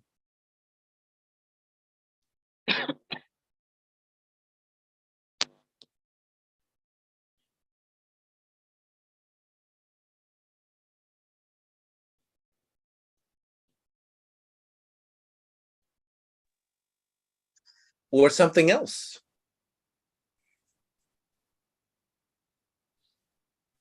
Does anyone have anything? Hello. Hello.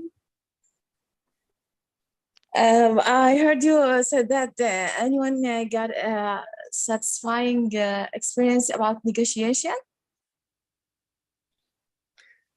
Yeah, that's what I was wondering, because Nani and Fatima were telling, and Munmi were telling us about that. I didn't hear them from the beginning, so that's why I'm just making sure that was the topic to talk about. So, do you mean negotiating about certain things, or just a discussion between two persons to approve who's right and who's wrong? You mean? What, kind of like I was asking Nani, what do you think would be useful to talk about? Well, talking about that issue, I want to say that yesterday we got an exam. I would say something about what happened yesterday in my school. There was a final examination, and we supposed that we handed our headmaster the sets of questions, the certain sheets of exam. So he take and choose the one he like from randomly, I mean. So he picked one of the questions that one of our teachers prepared for the students to be answered. Then I find out that most of the questions was wrongly put, which means that it has many grammatical mistakes. Even it makes the students confused to answer and figure out what the certain question mean to answer it. So there was a discussion between me and that teacher in front of the headmaster to approve that my viewpoint concerning his putting of the setting of the questions was totally wrong. So it was kind of just like a fight between me and him. That he just, I mean, by words, that he is wrong. And so one of the mistakes that he used, and he used it as a sentence, he gave two choices or many vocabulary in a box, and asked the students to pick the suitable word and put it in the gap. So the sentence was high building, and he So? Yes. I think instead of telling us every detail about the conflict, I think we have enough of an understanding that you had a conflict. There was a conflict. The kind of conflict to prove who is the right person, but I use a polite way to convince that person that he is he put most of the questions in a wrong way, and a confusion. There's a kind of confusion in his questions to the students. That's it. So the teacher was doing something confusing, and you had an argument with the teacher because you said it doesn't work. The questions, the way they gave the test, there's a problem, and you said that. Yeah, exactly. And how did it resolve? Did it just? You mean how does the problem end? I heard that you had an argument. Was there any negotiation, or did you just disagree? Yes, I discussed that in a scientific way, and I prove that the rule. So you're I didn't hear you. The end of your sentence cut off. You had a discussion. So? You said you had a scientific discussion. Are you there?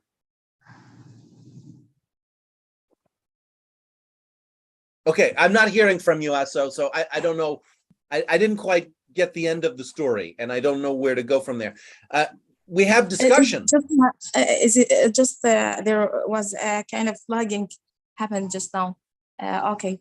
There was a kind of negotiation and discussion between the both of us, and so I proved I am right, and then he felt that he is really did something wrong, and he has to fix it. So your negotiation happened by you presenting your side of the story, and they agreed. Yeah. So I mean, any discussion should. Great. I mean, yes. Yeah. Sometimes that happens. Sometimes we say, "Hey, actually, you're wrong," and the person says, "Oh, you're. I am wrong." It doesn't happen all the time, but sometimes it happens. Yeah, it happens sometimes, exactly. Yeah, at the first time when I said that there is a mistake, he was just kind of shocked that someone is correcting him, and he can't accept that in front of the others. Then I began to do that in a friendly way. I said, I'm not here to show off that I am kind of superior than the others. It's just because of the sake of those innocent students, no more.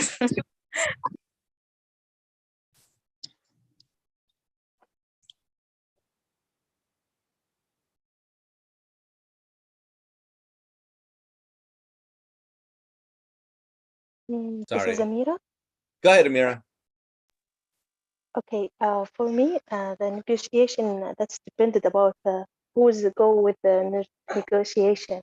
Sometimes we have a lot of people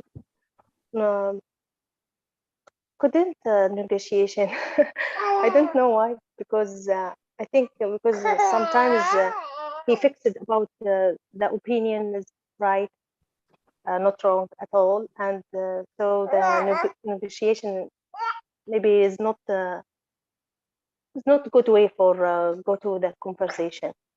And I have a experience about negotiation with my boss in the hospital when I need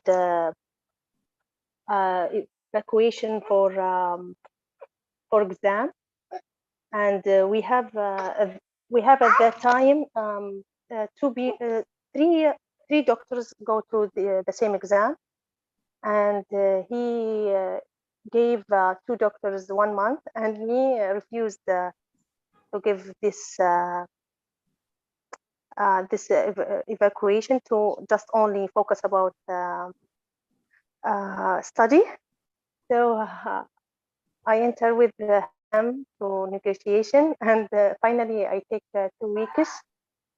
Yeah, not enough in that time, but it is okay because you know sometimes the work take a lot of time, and difficult to study at the same time, you know.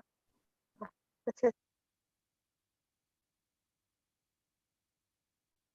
Anyone else? I see your face, dear. You do see my face, and I don't see yours. Yes. Do you have a mind read about my face? Or a reaction yes, to my face? yeah. I have a mind read. You don't understand me. No, that's true. I don't understand you. Does that matter to you? Would you like me to understand you? Yes. May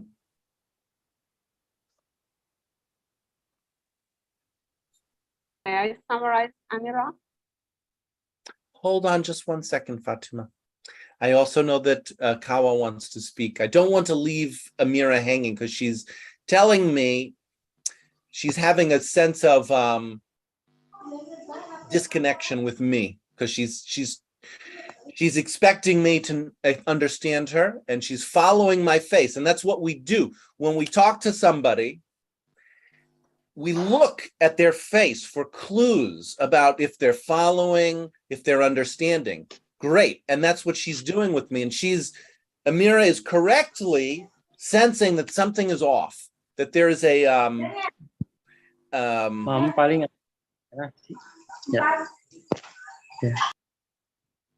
misattunement. When we talk to each other, we attune to each other's thoughts and feelings. And if we can't find a way to connect, there's a misattunement. We don't connect. And Amira is picking up on that. And so I don't want to leave, right? Sometimes we don't understand each other. I don't want to leave Amira hanging there. So Amira, I'm going to tell you what I heard, and then let's see if we can find the attunement. We can also do it through Fatima, right? Fatima or Kawa may summarize you, and then I may, like anybody else, I may gain a better understanding as we work to understand each other. So Amira, what do you want to do? Do you want to get it from me right now, or maybe you can get it through Fatima or Kawa? No, I want to get from you. You want to get it from me? Okay. So what did I hear from you, Amira? You were negotiating with your boss, and there was something, and then, and then you were saying that negotiating with some people doesn't work. Like the way we do it doesn't work for some reason.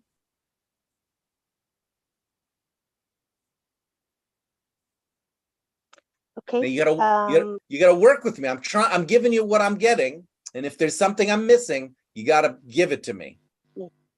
Yes. First, I talk about.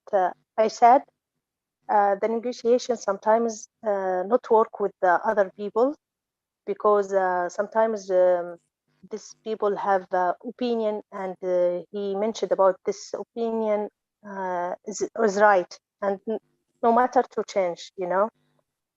And okay, this, so the negotiation, sometimes negotiation doesn't work because people don't want to give up their belief. Yes. And this type of people very difficult to discussion and negotiation. And I don't like to negotiation or interpersonal negotiation from these people. And So the second point, you don't want to be a negotiator in difficult negotiations. Some negotiations are easier than others. yes. And the second one, I have experience about negotiation with my boss in hospital to take days before my exam. And at the same time, we have three doctors in the same exam. Two doctors had 1 month before exam, and me enter to negotiation with my boss I just get 2 weeks from him.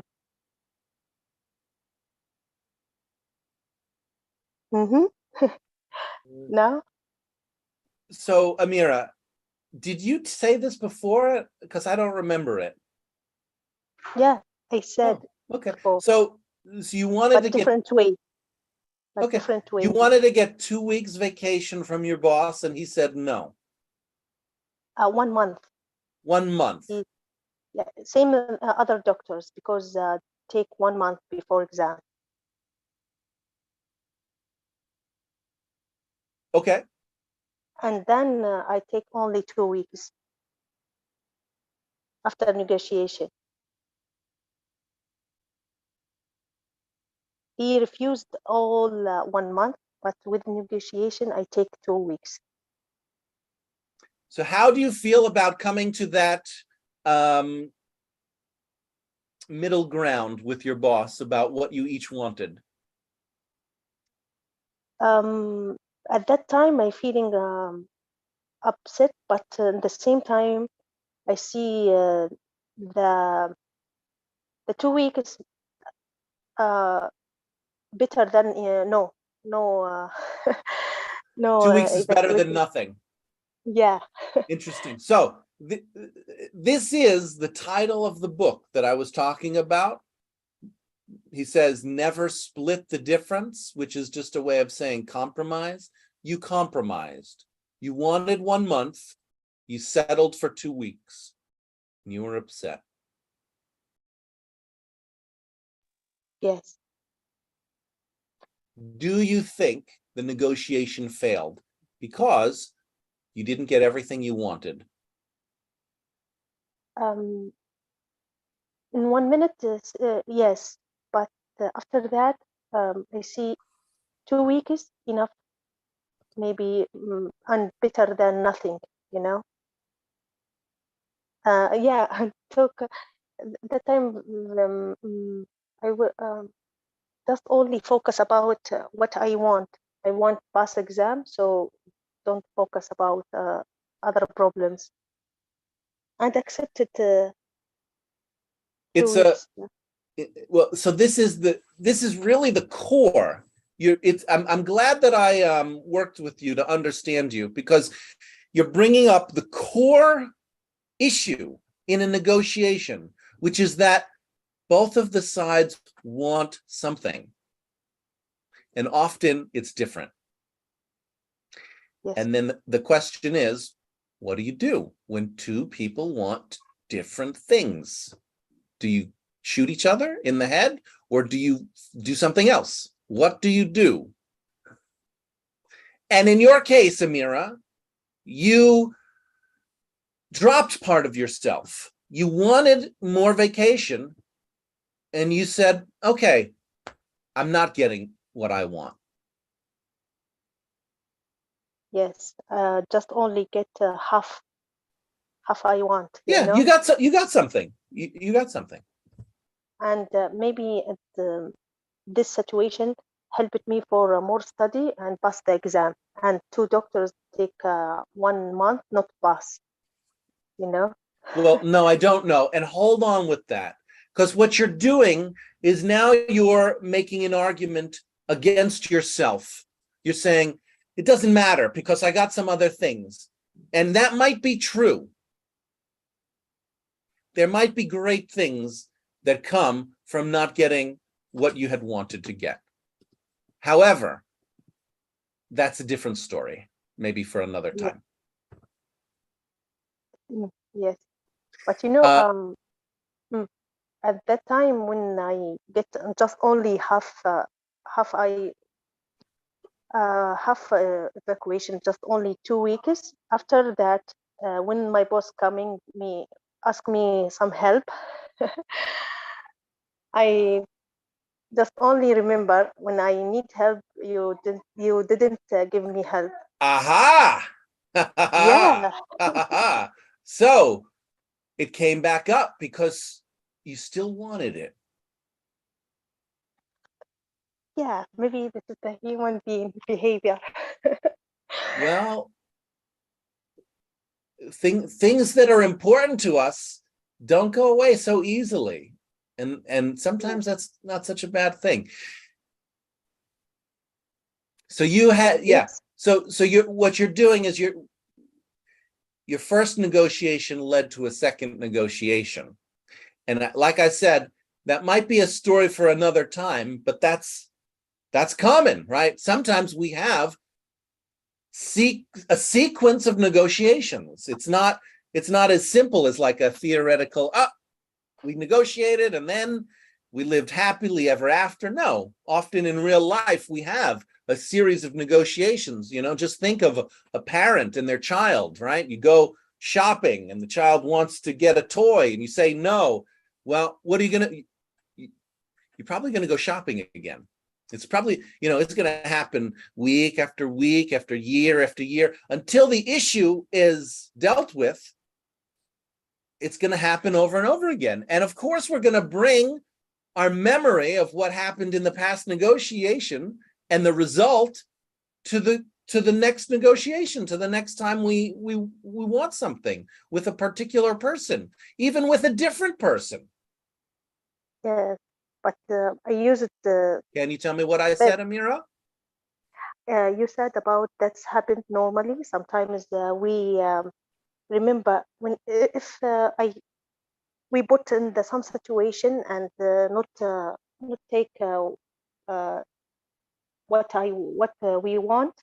Sometimes go to the second negotiation and what happened in the first clear up and coming to our brain. That's the normal. And you give the example about children and parents. Maybe we go with my children or our children to the supermarket, and our children need some toy, and in this situation negotiation about no, not in this time, maybe in another time and after and something like this. And you got me, Amira. That's right. Mm-hmm. So I'm going to cut you off. Because we have 10 minutes left, less than 10 minutes left. And I want to open it up to the people who have not spoken yet. So anyone who has not spoken want to come in, bring anything in about this topic? Yeah, this is Kawa. Kawa, go ahead. And there's an echo. I don't know if you can fix that, but I think it might be your microphone, Kawa. There's an echo. Does anybody else hear that echo? You do. Yeah, me. Okay, let's see. Yes. Let's see how it goes, Kawa. Hello. Yeah, go ahead. For me, I think this is an interesting topic called negotiation.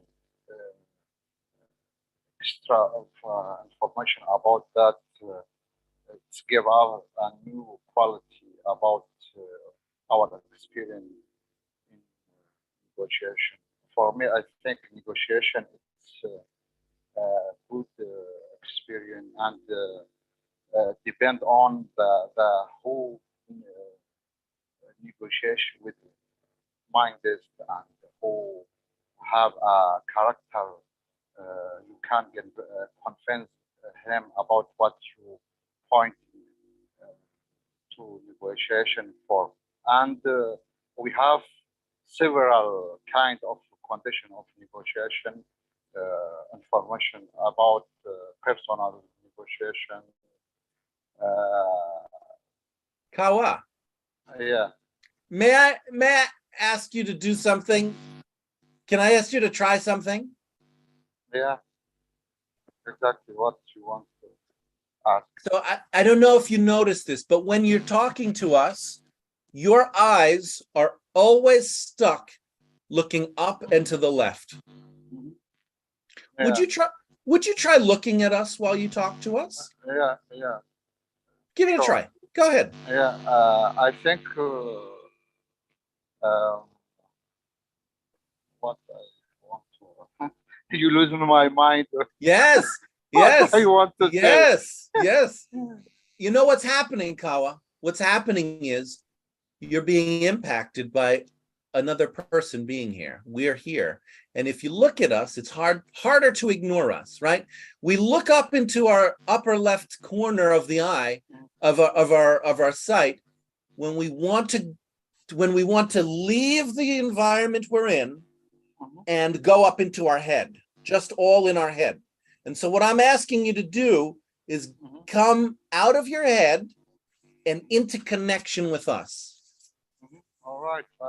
I am trying, but I have a habit. Sometimes when I deal and I negotiate, this is what we said, reading body language. Body language. Yes, yes.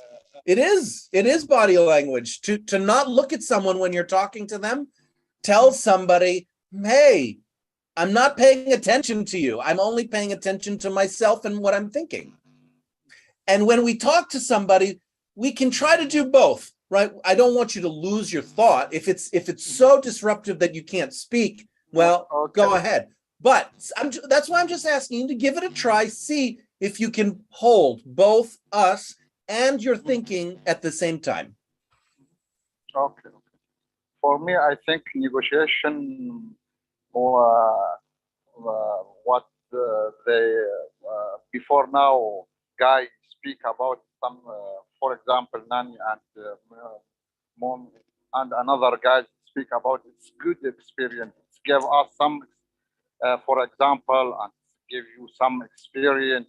We hear some experience about how they deal with and how they work for that situation. I think depend on our minds when we want to deal with some situation. We have some character moderate between two sides. We can't deal with that situation, and the character, someone who can deal with, for example, that situation. We for example, want to be moderate. We have good awareness about, in general, science. We don't depend on our feelings. This when we make a decision and we make a Kawa, yeah. I'm gonna cut in here, and I know that you're not done. I'm going to end in a few minutes, so I want to just close our conversation. It's not done, so hopefully we can continue this another time. Okay, I know you're what you're saying is a bit complex, and it opens up the conversation. I want to just narrow it down right now. So, one thing I just also want to remind people is, I have the open hour. We have the open hour. So after Rama's teaching, there's an open space. If somebody would like to come in and host an hour with the group so that we don't lose the group and the group goes kind of is dispersed into the wind, I want to check in again. Is there anybody who wants to do that?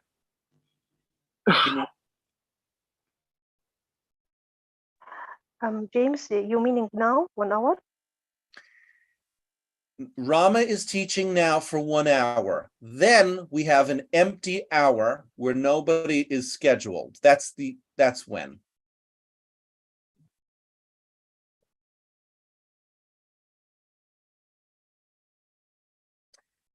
Ainur says, I want to participate, but do you, by participate, do you mean you would like to host for an hour, Ainur?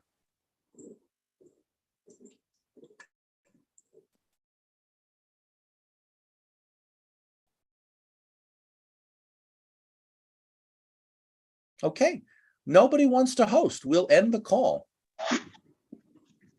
That's fine. I'm going to introduce Rama. James, if you don't mind, what about a suggestion? Why don't you take the next hour for a certain activity you choose? Oh, you want me to host? No, I want you to be the admin just like now, not to host the Well, I am available to be the admin, but I'm asking for a teacher. I'm asking if anybody wants to be a teacher for an hour. You mean to be just like your assistant in that No, that hour? no, not my assistant. To be I mean, the co-host? Not a co-host. No. Do you know what a teacher is? I'm asking if somebody would like we have teachers who teach classes for an hour, like I'm doing right now. Yes. So that's what I'm asking, if there's somebody who wants to be a teacher for an hour. Because if we don't have a teacher, we close the space. Yes, this is what I'm asking you to be the teacher if you are. Yes, I know. free. You're asking me to be the teacher. Yeah. Got it. And I'm saying, I'm sorry. Hello. You are asking like volunteer teachers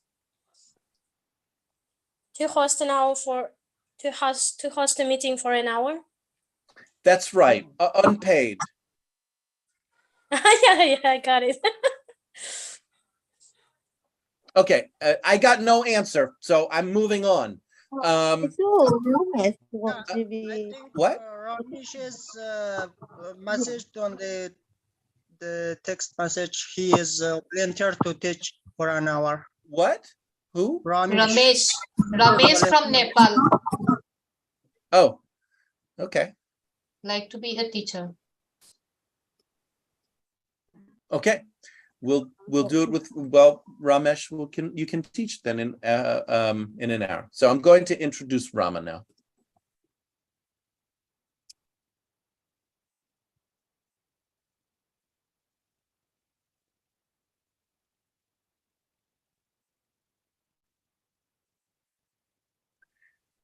Rama, proud Ugandan, African and Muslim, diploma holder in journalism, currently pursuing a professional education and teaching award diploma at Frisbee College, currently teaching in James Green's English class and exploring new challenges, loves nature, sports, and adventuring. Over to you, Rama. Thank you, James. Nice to be here. Hello, everyone. I can see we have 33 participants, and we're going to do it. It's been a while since I had people introduce themselves, and I've missed you all. So let's do it in 5 minutes, strictly 5. Introduce yourself, tell your name, and what sport you love. So take it away. Just tell me a simple sport you love and your names. Thank you. Hello. Hello. This is Aswal Duri from Iraq. I am in an advanced level in James Green Group. I've been teaching. I'm a high school teacher of English. I've been teaching English since 2006, and till this moment. Asadori, do you love any sports? Do you do any sports? Well, actually, I do walking most of the time. Oh, wow. For 2 hours.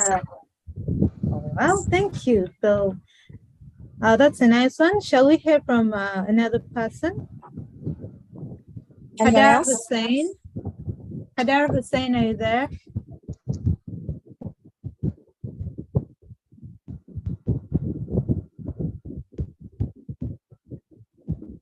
Ramesh Tebe from Nepal. What sport do you love? Do you mind sharing with us? Hello, this is Ramesh from Nepal.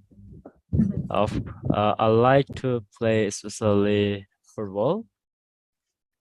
And then nowadays I play chess. Do you know chess? Of course I do. Actually, I'm chess player and I'm FIDE member. What position do you play in the football pitch? What's your position? Yeah, when I was young, I like to play as a striker. As a striker, wow! Yeah, I can imagine striker. you've scored like 20 or 100 goals so far. Am I right? Yeah, I scored Okay. many goals in local tournaments, but I didn't play in national tournaments. Just I played in my local tournaments, district level tournament. All right. Do you have any international clubs you support? Or it's just your Yeah, local? Okay. Do you mind sharing? Yeah, 4 years back, I would support Barcelona because Barcelona had Messi, Neymar, and Suarez. Actually, my favorite player is Neymar from Brazil. And in 2017, Neymar moved to PSG, French club, and I also changed my club. Now I love PSG. Again, PSG has Neymar, Messi, and Mbappe, and I think they Oh, are the best Dembele! I was players in the world. I was thinking your favorite player was going to turn out to be Messi or Suarez. Because Yeah, personally, Messi. I love Suarez. Any day, Yeah. anytime, give me Suarez. Yeah, Yeah, I love Ramesh, him but none very of them much. are Yeah, playing in the Suarez. Barcelona now. Sorry? None of them are playing in the Barcelona right now. Yeah, none of them Yeah. currently was sold out. Thanks That's for the the information. sad news now. That's the sad news now. But the when- club is yeah, still there. Are you still in when- Barcelona? You are supporter of Barcelona or Neymar, Messi, and Suarez? Now I moved to PSG. Oh, yeah. That's Okay then. French Thank you. club, yeah. Thank you, Ramesh. Due to time, I want to listen from the females. Fatma. Fatma from Iran, what's your favorite sport? I'm not gonna leave you, please. This is a lively class. I want people to boom up and speak. So what's your favorite sport? Hello, my favorite sport is swimming. I like swimming so much. It makes me calm and it gives me peace. I like it really. And aerobic, I do aerobic and Zumba. Oh, wow. That's very impressive. It's shocking, but yeah, I love that. Thank you. Manoj, would you love to share with us your sport? What sport do you love? Yes, this is Manoj from India. When I was in high school, at that time I loved the game that basketball, and I played basketball up to a state level. I had participated, but after the time change, the interests also changed. So nowadays I love badminton because time with the time I have changed my interest, because not only in the sports but so many fields, sometime interest changed with respect to time. That's me. You've said basketball. Do you like currently, do you support any international club? No. Personally, I am not going to support, but I enjoyed a lot. Any of the clubs or international games, I always watch whenever I got a chance. But I love the player who play their natural and I think I can say natural games. Which Can you gives name me any player in the NBA? Any player in the NBA? There is players in India, but not international players. No, I mean in the basketball. NBA, the international, body of basketball. On my name, just a moment. I'm not able to. It's okay. I can tell you we have James Harden.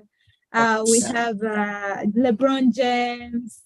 We have Kyrie Irving. So there's so many. I thought you were gonna give us any of those superstars, but it's okay. I'm glad you've shared the sport you do. Yeah.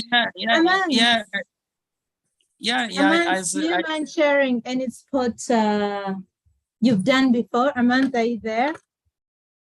Thank you, Manoj. Amand? Yeah, this is me, Amant. I have a sport that I would like to share at all of you in here.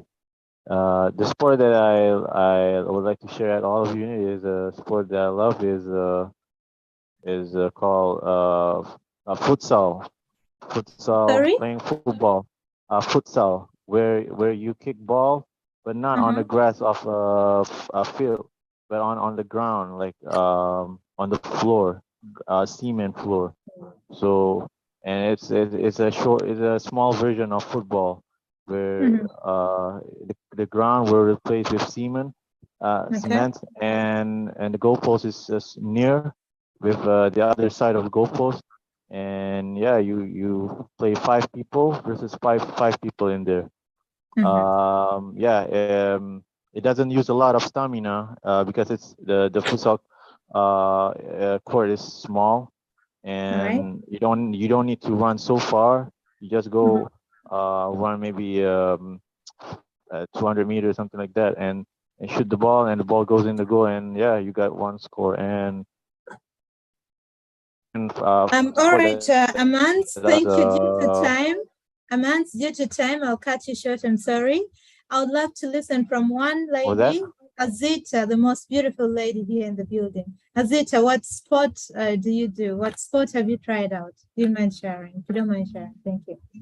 Thank you for asking and giving me this opportunity. My favorite sport is swimming, actually. Of course, I'm not good at in this major, but it's my lovely sport. And another thing is walking through the nature is my lovely practice. I do it every day, actually. I love it. And some working out I do regularly, and they are my routine every day. Just this, no more. Oh, cycling. Cycling is another thing. I love it and I do it, but not regularly. But whenever I have time, free time, I do it. Wow, I'm glad you shared that you do cycling and also you love to swim. Even though you're not a professional, it doesn't matter as long as you have one sport that you try and keep busy, you keep your body in shape and stuff like that. Personally, I used to be a field hockey player, but then with errands and stuff like that, I got busy and I stopped playing. But anytime I want to, I can still go back and play field hockey. Field hockey is a sport just like any other sport. So this is gonna be our topic today. I want us to talk about sports. It's an activity that involves competition. It's not just sports, so it is way beyond that. I would love to listen from you. Do you think sports is important? Thank you. Yeah, thank Do you you. think I sports think is you ask me. Yeah, everyone. This is a class. Everyone here. You can I think school is very important, not for all of people, especially for women. I think it's very necessary for their health, and because they have a lot of responsibility, and they are responsible about their child, about their family, and it's very important they take care of their health, and not only for body shaping, not at all. I don't care. For example, when I do exercise and working out, I don't care about my body shaping. It's automatically, it happens. But at the first step, one thing is very important for me is being healthy, and being healthy and in good position, good condition for my health. That's it. It's my main. It's my first. It's my one thing I think about it and I care about it. After that, yeah, automatically when you do regularly your sports, your working out, you have a good body. Your shape is good, and it happens. Yeah. But one thing is very important is doing exercise regularly, and we have to learn it in our children. A special girl is very important. We have to emphasize this for our children. I emphasize again, especially for girls, for women, is more necessary maybe. Yeah, I care about it, and it's very important for me. And in my daily routine, it's my top of my list, my priority every day. Yeah, that's it. Thank you. Well, thank you, Azicha. I love the fact that you've affirmed or you've made it clear that it is important for the girls. So you've not subjected it to just the boys. So even girls can do sports as well. That's a very good point there. And I'd love to listen from someone else. What is the importance of sports? This is a lively class. Musab Khidir, thank you for joining. He's a friend of mine. I would love to listen from Franco. Franco, are you there?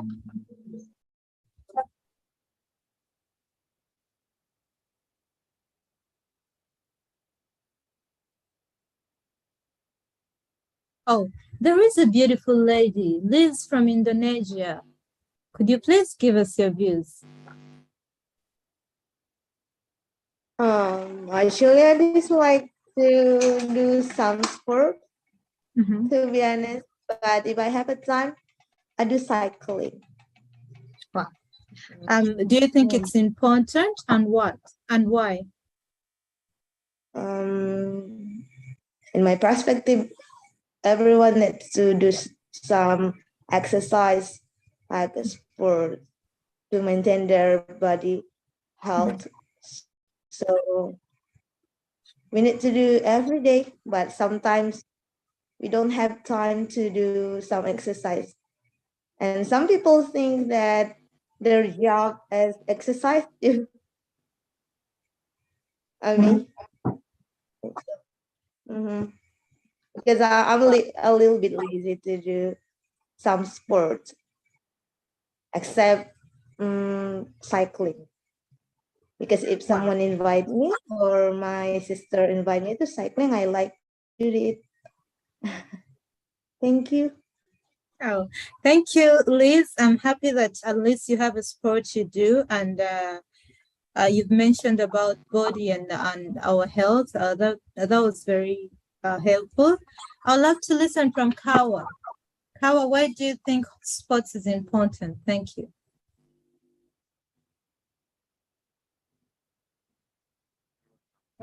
Hello, Rahman. Interesting topic. I think in my point about this topic, the top priority, my personal prefer, I think support give us good health. And when we be in a bad mood, for me, all the time, regularly, I do exercise. My experience about support is good, and we should take care about ourselves in general. It's important for our health, give you a good physical body when you regularly running or walking. And for me, especially when I be in sad mood, I do some running and some walking in order to change my mood. This is for me, this experience about important support in our life. Thank you very much for asking. Wow.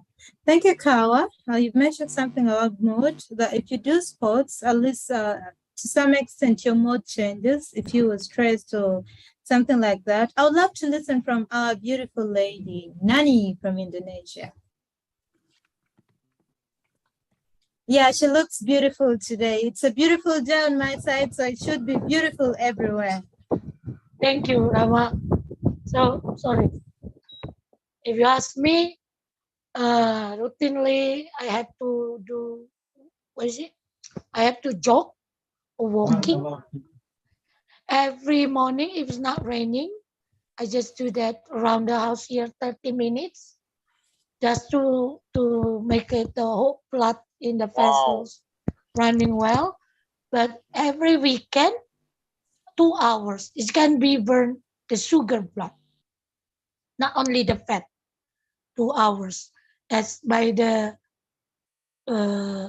nutritionists at the hospital told me, instead of to control the input, but also need to do some exercise. But for my case, I'm only able to walk, jogging. So I do that routinely. The things that I feel when I do this, I feel really fresh, fit all over the body. It's not easily, being lazy or something, because reluctant to move, feel very tactful to do something. Also, good inner mood to start life, because I do that every morning. Sometimes if it is nice weather, I do walking around for 30 minutes before sleep. That's have to. Yeah, so far I did that. I do that one and help a lot to control many things. Now I reduced 5 kilos. That's good thing. Oh. Thank you, Nani. I appreciate you telling us that you spare some minutes. That's very important, and I wish all of us here do spare, or if we've not been sparing some minutes to do some exercise, we should try and fix that in our timetable. It shouldn't be like the whole day. It can take just 30 minutes in a day. You can, if you start slow, you're going to make it a habit that, if I can do it in the morning when I wake up for 30 minutes, in the evening, when I'm back from work, I can still, spare some 30 minutes before going to bed. You're going to exhaust your body in a good way, because you're straightening your muscles, you're putting them to work, you're adjusting, your lifestyle to a healthy lifestyle. And Nani, thank you for that. I would love to listen from Blaise Leonidas, the importance of sports. I'm going to pick on, this should be a lively stream. I don't want people who are going to just, keep following and following. I want us to talk and speak. Blaise, please take it away. Thank you so much. Can you hear me? Yeah, I can hear you loud and clear. Thank you. So first of all, I want to apologize for my silence. I was watching everyone, but I couldn't say anything, so I apologize for that. It's okay.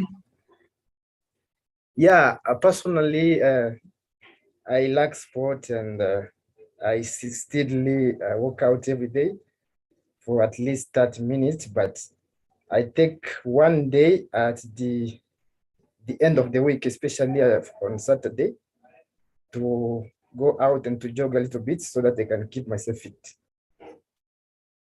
That's all. Wow. Thank you, Blaise. That's amazing. Odi, I can see. I don't know if I pronounce your names right. Odi, you had something to say. I saw you raising your hand. Hello, everybody. Assalamu alaikum. Alaikum assalam. Yes. Well,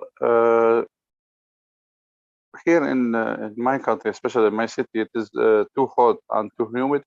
So even when you check the weather channel, they say it is bad for running, bad for doing sports outside. But doing sports, especially, you don't have to to carry weights or doing something hard. Even walking for a half an hour, and this is what doctors, it is a doctor's advice actually.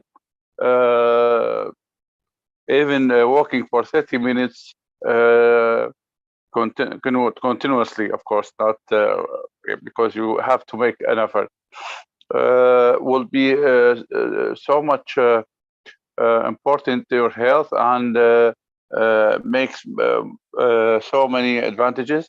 as our colleague said that about it helps with the mood, because there's an enzyme in the mind in the brain called serotonin. When you walk for a long time, this or workout or doing some sports for almost 30 minutes or more, this serotonin is added to the blood, and this is serotonin is what you call it.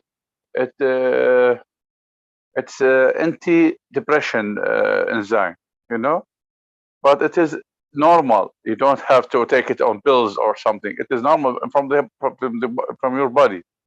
So it will change your mood and don't stop you from feeling sad or depressed.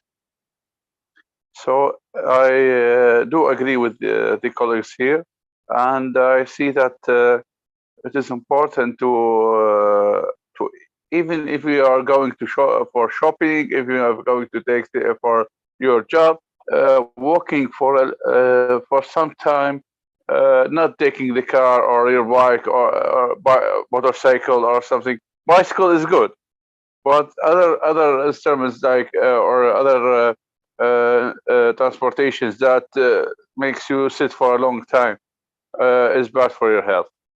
That's what I want to say. And I wonder, where's Mr. James? He got us here today and I don't see him.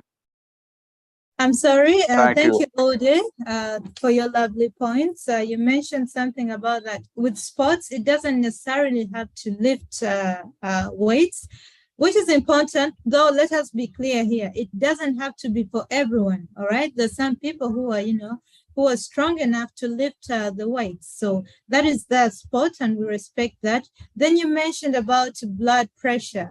So you're doing the sport, you're working on your body, you're working on your health in a way that, you're making, you're checking your blood to be, at a healthy level. Then also depression is real. It is very vital, though sometimes it's not talking about, they don't talk about it. It is not discussed. So many people we've lost due to depression. So you find that had they done such some activities to occupy them, or maybe, pick up most of their times, perhaps they would. For 30 minutes or more. For 30 minutes or more. Yeah, we would have them with us. So, in a way, thank you so much, Odi. I would love to listen from someone else. Anyone else, please? What about Mr. James?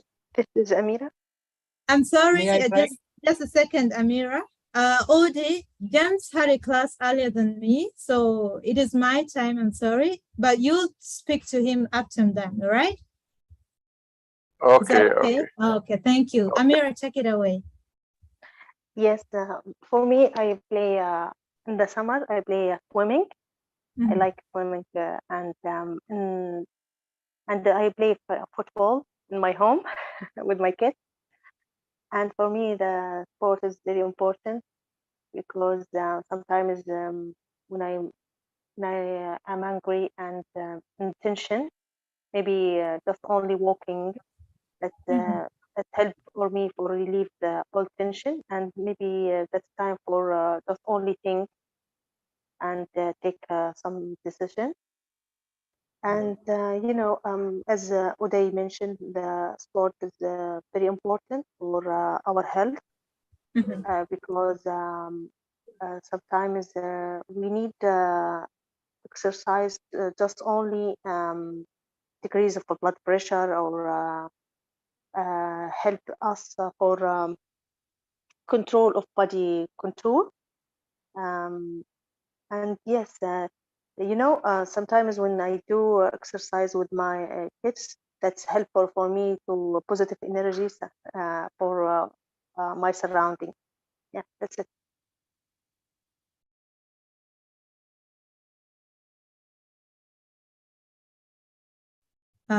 Thank you, Amira. I love the fact that Amira is a medical personnel, if you don't know. So making it clear that sports is good for her, for our blood pressure. Thank you so much. Anyone else, please? May I try? Sure, This is give it a Manoj. try. Yeah, as the topic is why sports are important or not.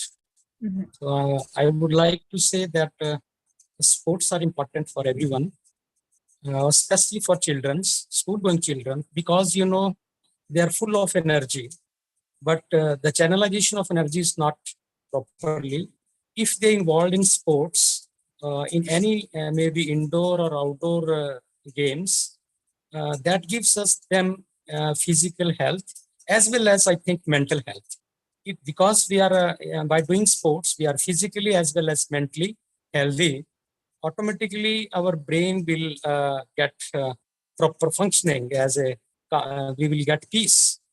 The same time, I would like to add that the exercise or sports we are doing, I think 1 hour is should be there, because half an hour is not enough. If you walk for half an hour, we are not covering more than 500 steps.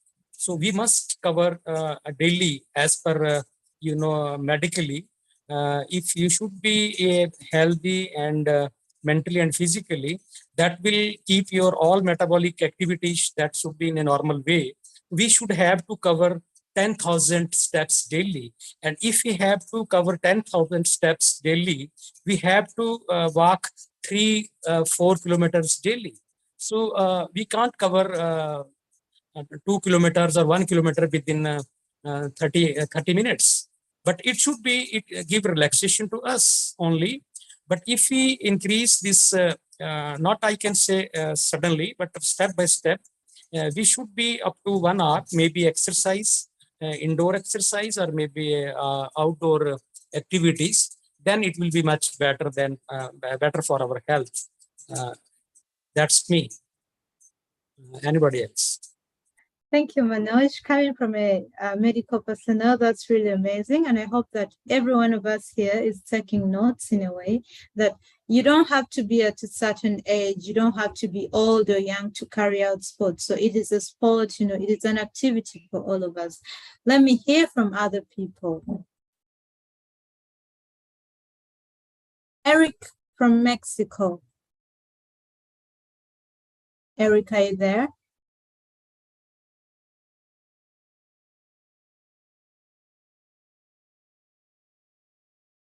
Okay, Zung Baum. Zung Baum, it's my first time seeing you in the class. Would you tell us the importance of sports? Thank you. Yes, I do. And and my nickname is Joseph. You can say me Joseph, okay? Now I would like to talk about how the sport is very effective on our body. Sport, we can play many sports. Sport can be football, gymming, or as you like, you can do. And everybody has to do one kind of sport at least. There are so many sports, but you have to do that you like. Sport, for me, sport make me happy. And when I play football every evening, and then I watch after I play the football, and I watch. I take a bath, and then my brain at that time after I just finished the taking a bath, and I feel my brain is so refreshed. And sport make you refresh. And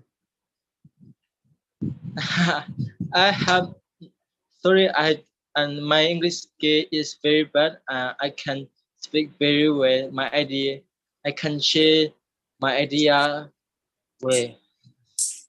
It's okay. You're doing great. You're doing great. You're really doing great. Keep it up. Keep speaking. And I was getting your point, and I'm sure everyone here was enjoying how you were speaking.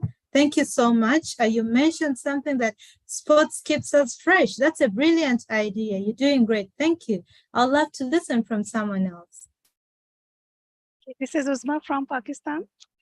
Sure, Uzma, give it a go. Okay. When I was in my college, I used to play badminton and football. And then I was in my school, I played cricket, football, and many outdoor games with my students. I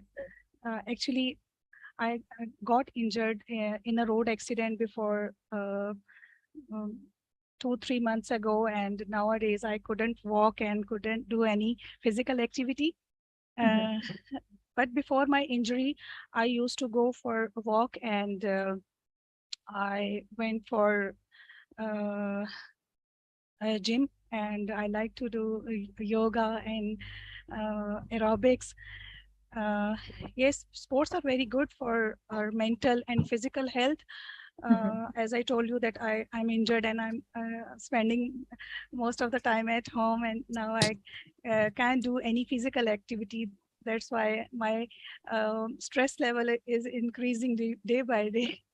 You can still do something, sweetheart. You can still do something. You can definitely do something. It's going to take you steps, but you'll get there. I'm really shocked when you say that you used to do cricket.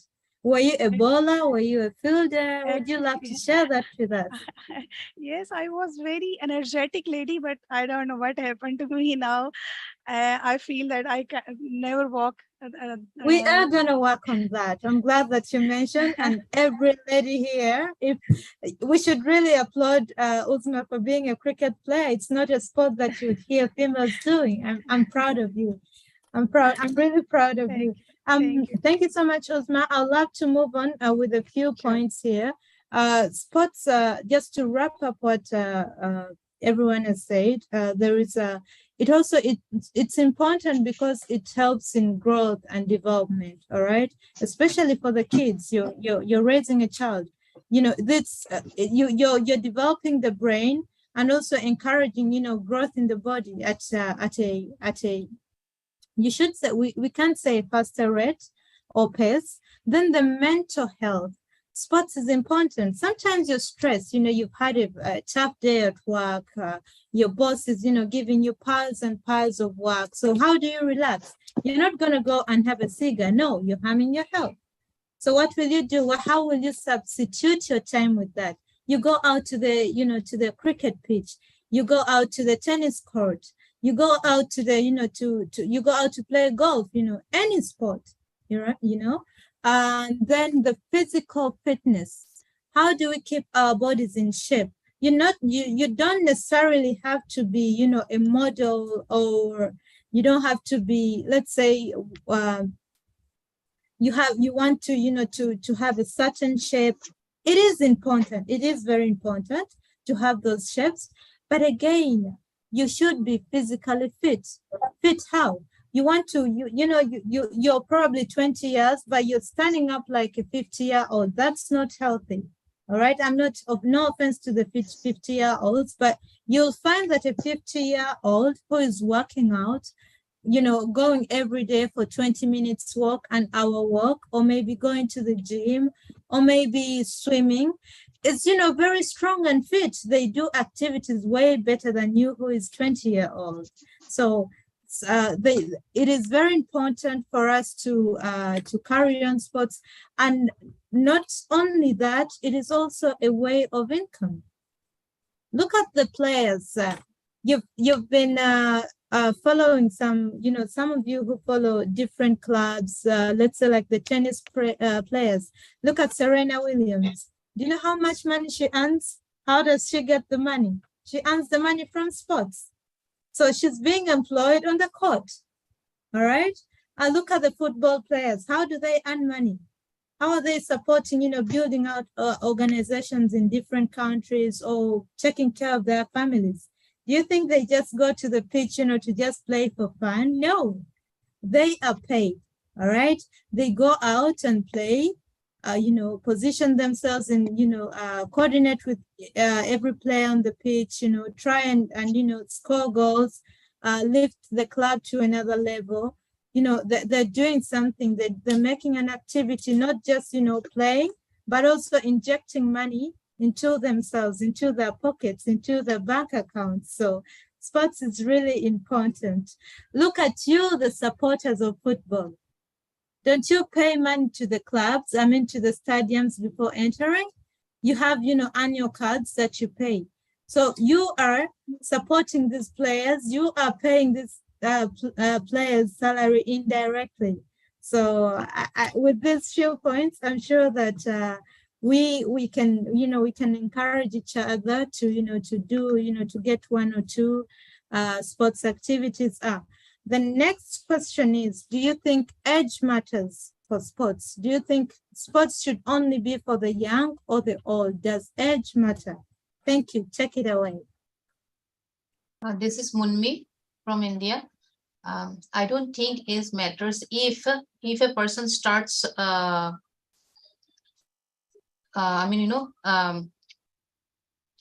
a person starts it at a very young age and keep continuing, then age does not matter. But if a person starts, playing very late at age, then the person must have some problem because it takes time to get adjusted. So I believe we should start from the younger age, and that's how we get adjusted also. Mm-hmm. Yeah. Well, thank you, Munmi. Thank you for that. You've mentioned something that we should start early enough. And then you've also pointed out that it is important for, in general, it's important, but you've left out something. Yeah. Look at I a want question. to say, go on, carry on. Yeah, no, I want to say that they should start from the beginning, younger age. All of a sudden, if you start by, suppose after 40s, you all of a sudden you get interest and maybe you will have some health problem, because here I have seen, I do play cricket, and we have a women team where there are members of more than 50 age, and they like to, they are interested, but they cannot cope up with, I can see they cannot run, or if they run, they will have some problem, breathing problem and all. There are a lot of problems. So maybe if they keep continuing from the very early age, those they are not going to face those problems. So do you mean to say that age matters, or it should be age limitless? Yeah, actually age matters. Okay, thank you. I'd love to build up on that. Look at, I'm giving you another picture. You're right, I respect your opinion. Look at a person, perhaps 50 years old. He or she is diabetic, all right? Or he or she is, some tough diseases. You're not going to tell this person, oh, do not do sports because, oh, you're old enough. No.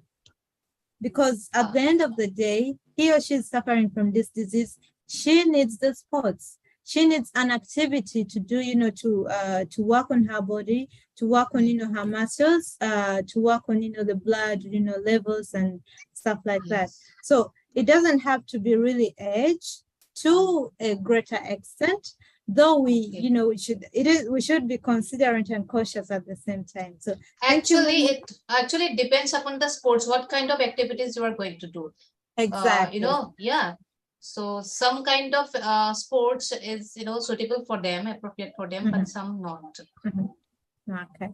Thank you so much. Let me see here, just a second. There is a gentleman, I haven't heard from him, it's called Baro. Baro, are you there?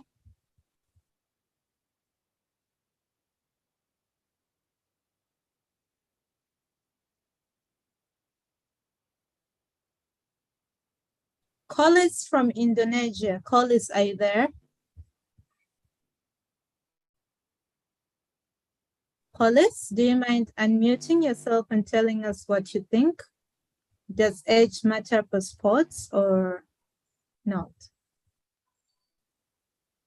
I can see two gentlemen, lovely gentlemen, raising their hands, but I'm not gonna give you a chance now. I'm sorry, unless I hear from other people. So I do see you, but no, not this time around. Nargis, Azerbaijan, would you love to tell us, please?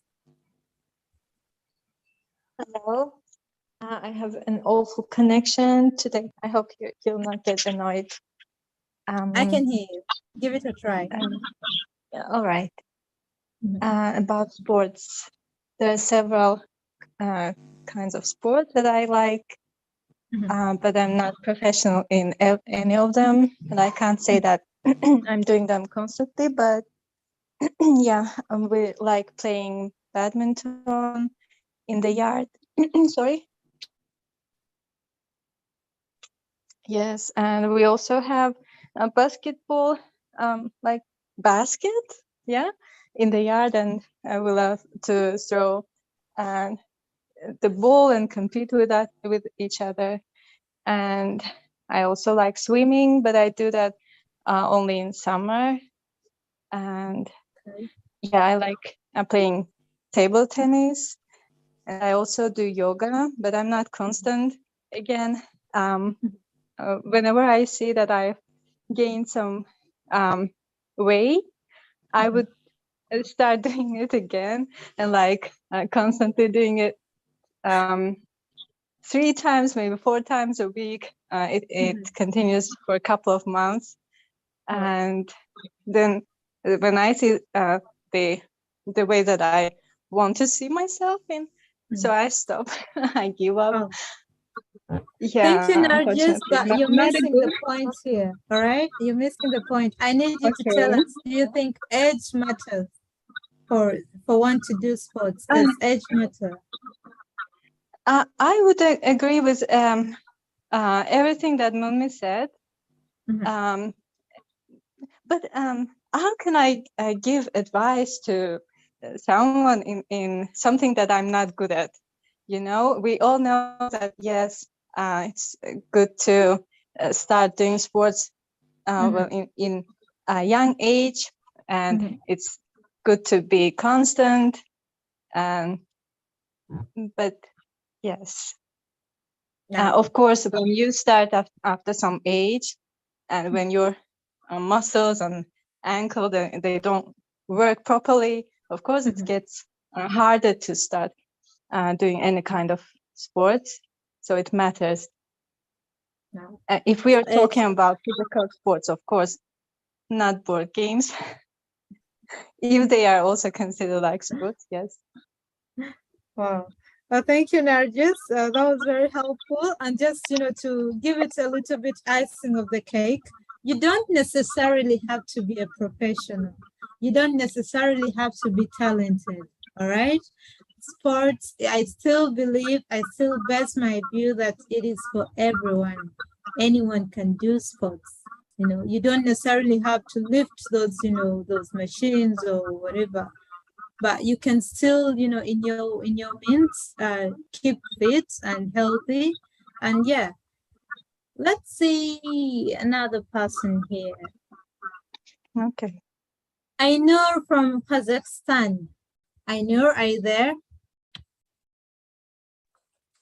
Yeah, I'm here. Hello. All right, thank you.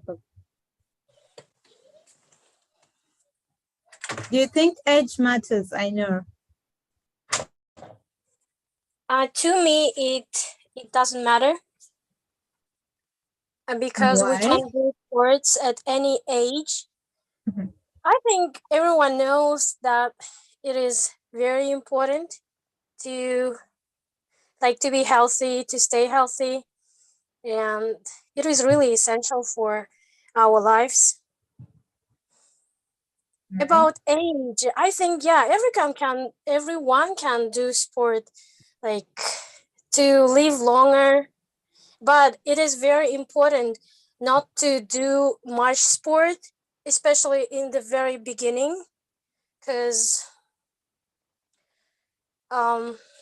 it is like to start doing something like even learning the language.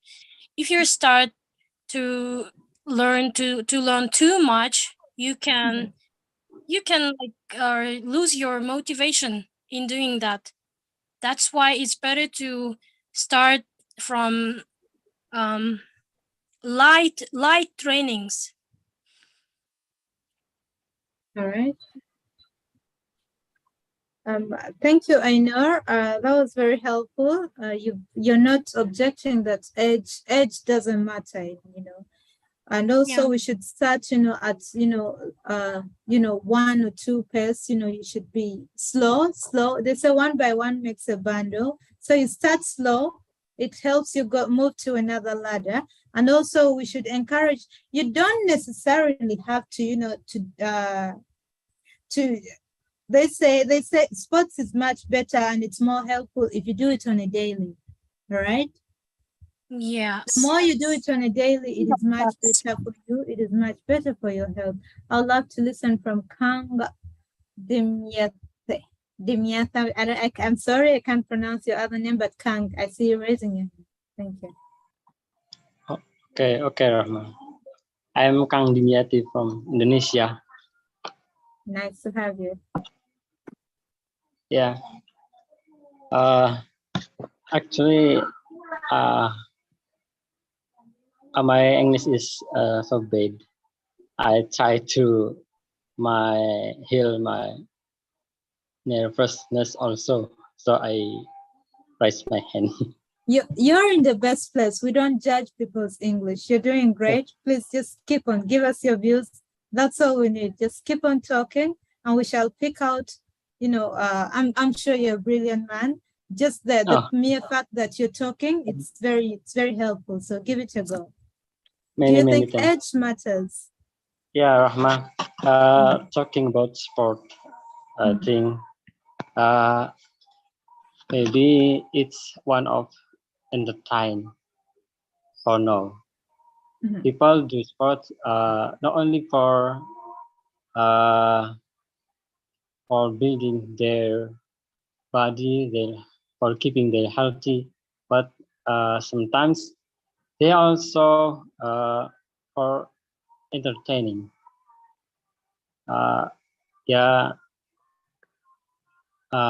For nowadays, people can get money from sport like football, badminton, tennis, and etc. Kang, may I jump in a little bit? I need to know, do you think age matters to do sports or not? Do you think it's important we should look at age in order for us to do sports or not? Does age matter? Sorry? Does age matter? Age matter. What is it? Does it matter to do a sport, or anyone, any age can do sports? Yeah. I do sport. No. I used to do sport in my childhood. For now, I'm not, because maybe it's because of my activity. That I just sometimes I do jogging or something like that, because it's difficult to manage my time to do sports. Actually, in my childhood, I love football. I also played chess, and in my junior high school, I played marching band with till my senior high school. And before we do the marching band, we get a little exercise from our coach, because it need for for thank you, Kang. I'm sorry to cut you short due to time. We are time bad, as I can see. All right, I'm sorry. This But is- your views we are glad that you've shared the sports you did in your childhood, and I hope that you keep on doing sports. You keep on being active in whatever sport you're good at. Thank you so much. I would Excuse me, love Rahma. to. Sorry. yeah. Uh, Thank you, This Rahma. is Uzma from Pakistan. Actually, people would love to know which game Mr. James like to play. If you Oh. don't mind, please ask the question from Mr. James. Okay, in a few, just to wrap it to summarize a few things, sports helps us reduce the risks of falling sick sometimes or being injured. So you find that if I fell and my body is already used to doing a particular sport, I'm not going to feel the pain much more than a person who has not been doing this sport. And also it stabilizes the sugar and cholesterol, So I encourage every one of us to spare at least a minute or, at least 30 minutes, to carry out this a different sport in their lives. And also our hearts, our heart, the organs, to keep healthy, and also controlling our weights, because some of us look at a child, you have a child, sometimes you can suspect, oh, this child is going to be obese or what. So what do? You encourage this child to carry out a sport and stuff like that. Okay, due to public demand, I'm going to ask James. Mr. James, what sport do you love, or what sport have you tried before? Thank you. Is Mr. James with us?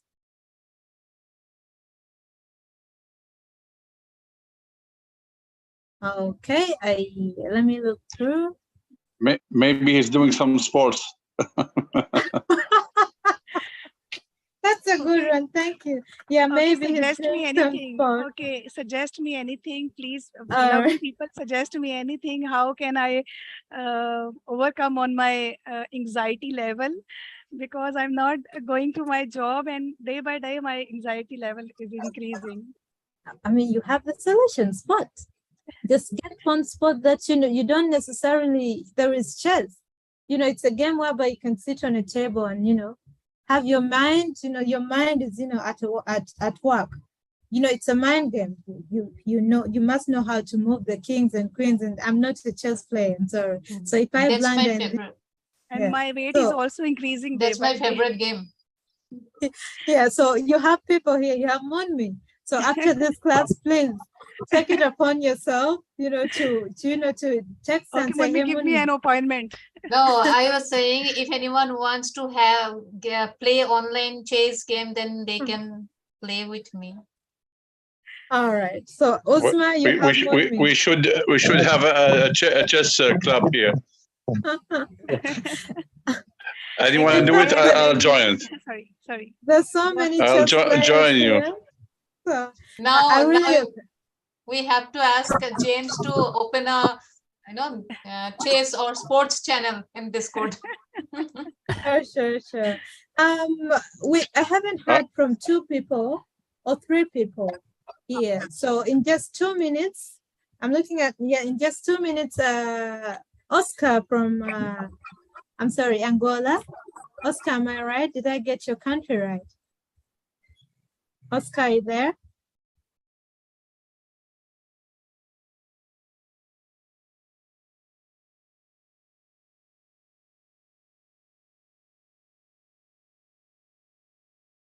In just 1 minute, Oscar, I think I can't really tell, but we wish you good luck wherever you are.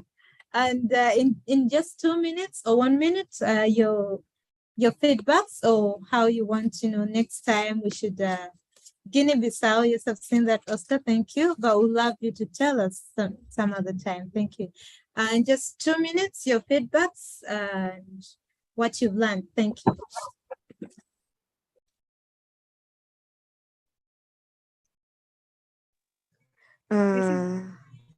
Hello, Rama. Okay. Go ahead, Liz. Please go ahead. No, I just remember about sport for a Muslim people. Actually, in our religion, there is a the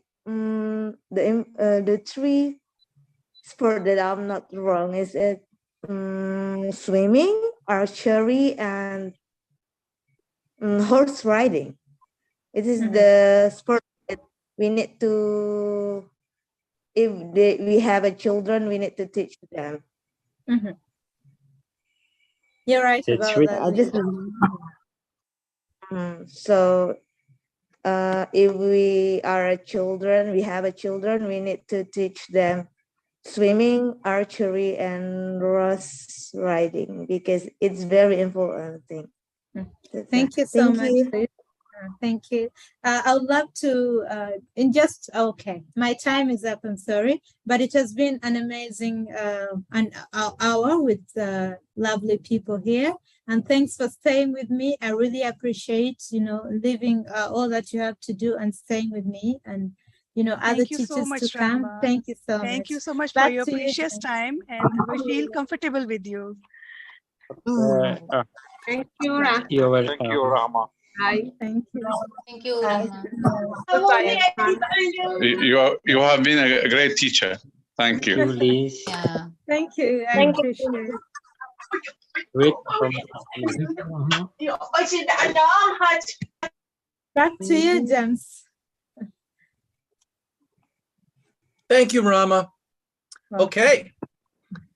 Well, Ramesh said that he was going to teach. He said it in the chat. Let's see what happens. Ramesh, are you here?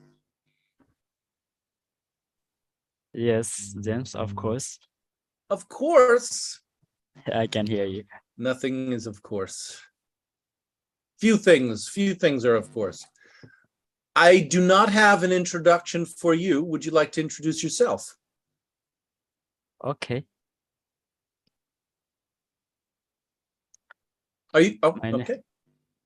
My name is Ramesh Teve. I'm from Nepal, and I'm master degree holder in English literature and English language teaching. And I have been teaching English for more than 12 years at high school and college. And actually, I'm an English lover and I'm also a chess player. I like to play chess and I love talking with international friends and students to enhance my English and to collect experiences from international people and students. This is my short introduction.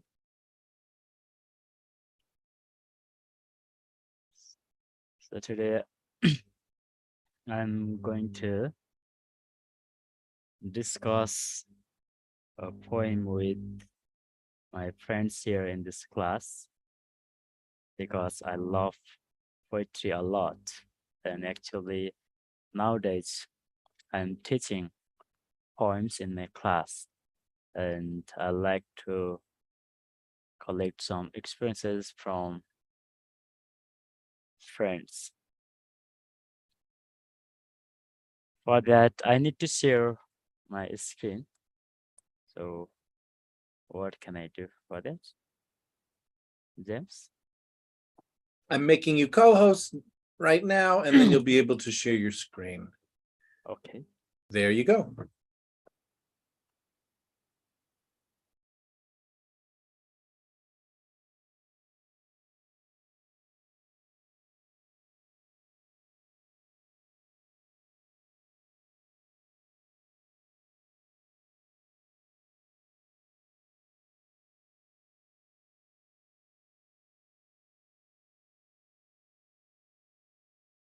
Hello, everyone.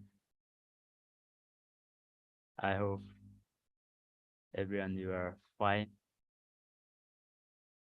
And today I'd like to discuss this poem with you.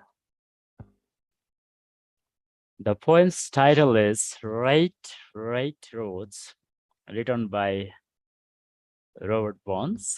And I'd like to give you a very short introduction about the poet Robert Burns.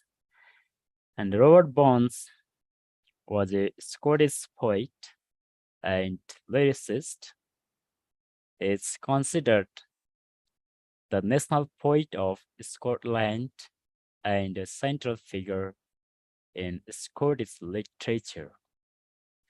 His father was a tenant farmer, and Burns worked as a ploughboy.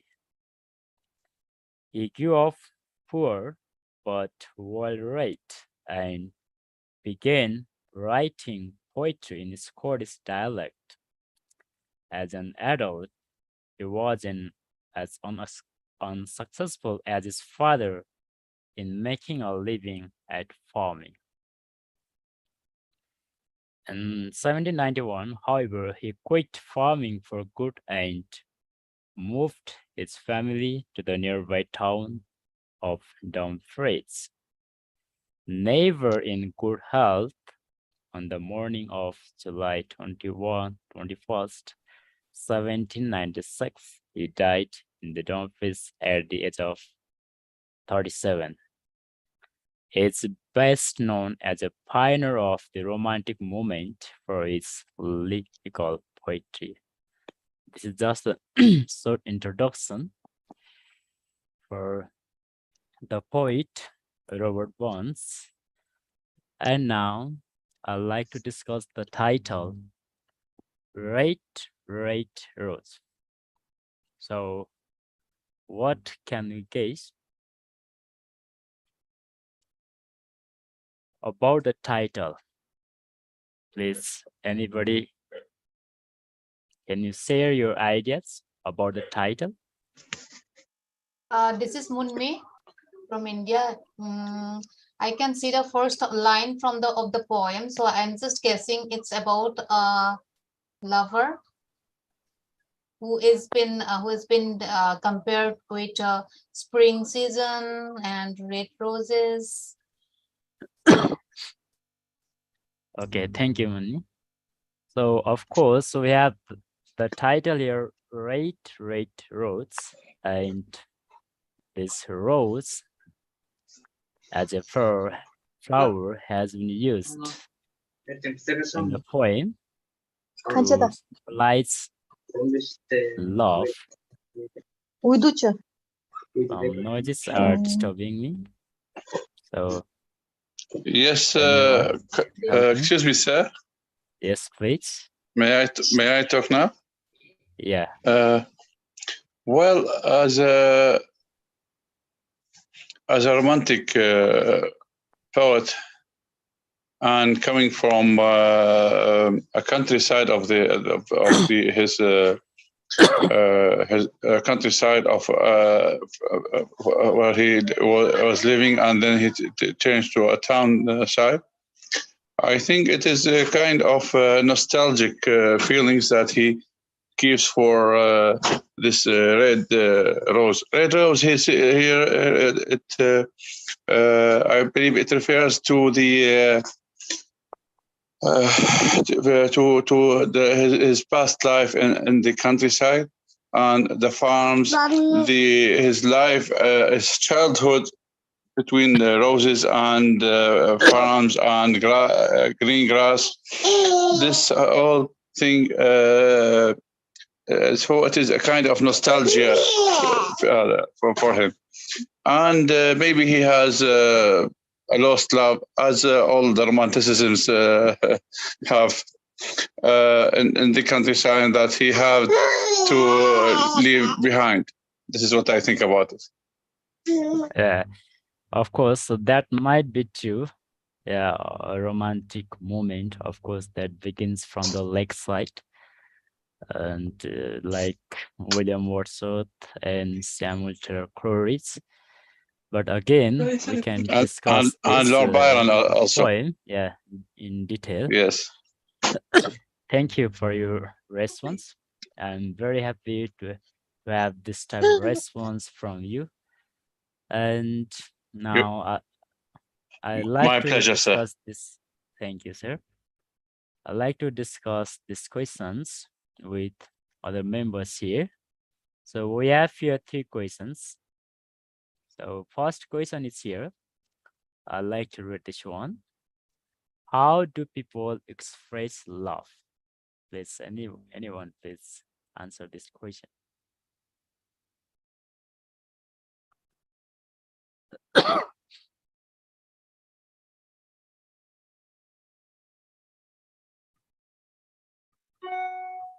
Please, I hope answer from you. This is Munmi. By Okay, words, Mani.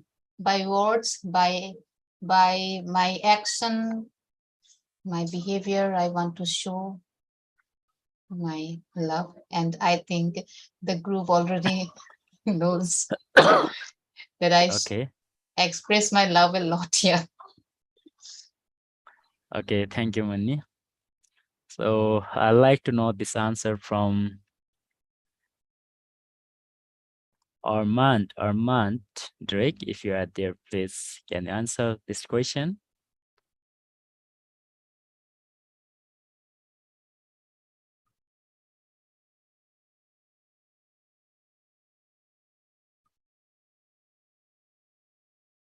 Okay. So Uzma, are you there? Yeah, sure. Please can you answer the first question so that I Okay. can collect your opinions, Sure, different sure, opinions? sure. Okay, this poem is written by a red rose. This poem is written by Robert Burns, and I think he wants to express his love with his lover, with her lover. And how do people express love? I think by giving a red rose, people can express their love, and with expressions, or maybe can in candlelight dinner, Oh, people can express their love. okay. Thank you. So still, I like to have unique ideas from the participants. That's why again the same question goes to another member. So I This like is to. Lily Okay. from Indonesia. Should I just know it from movie or book? Some people express their love with flower, gifts, poetry, sweet words, because it's a common in Valentine. But I'm not celebrate Valentine, but I saw it. So gifts also, some presents for everyone. Thank you. Welcome. Oh, I got new idea from you. That's gift or present. Thank you. So I'd like to move to second question. What is the symbolic meaning of rose? Please, who can answer this question?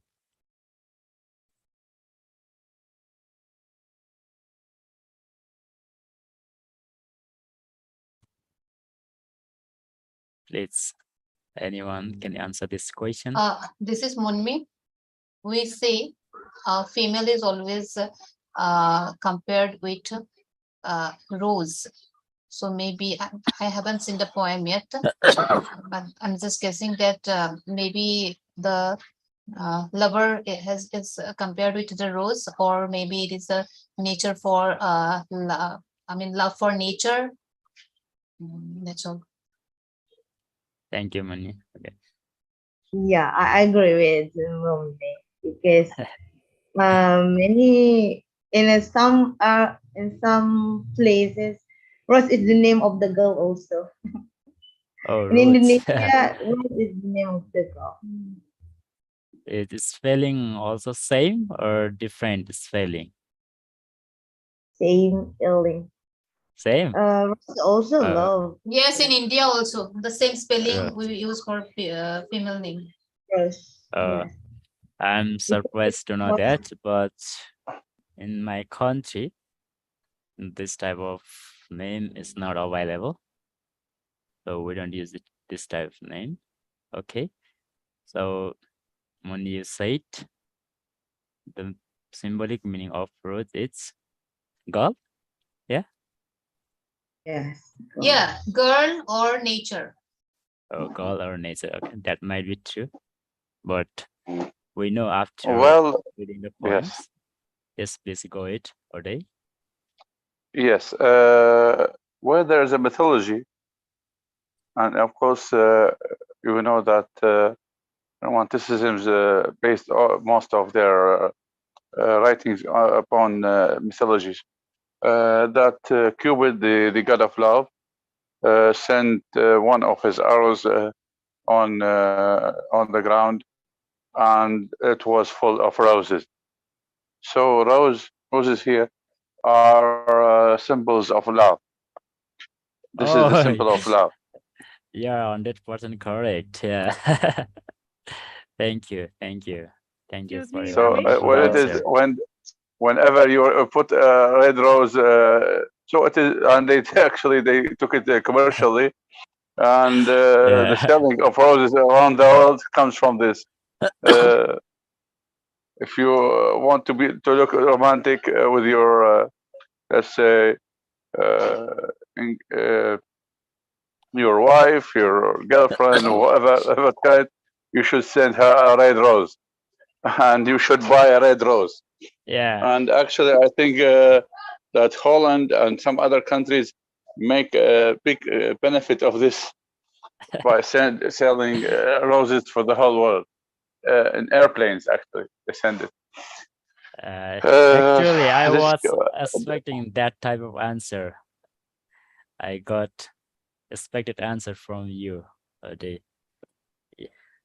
yes. Why is that? Thank you, This is Oday. Uzma from What? Pakistan. Yes, please go ahead. Yes. Yeah. The red roses, I think, symbolize love and romance, Oh, and perfect for the yeah, Valentine's Day also.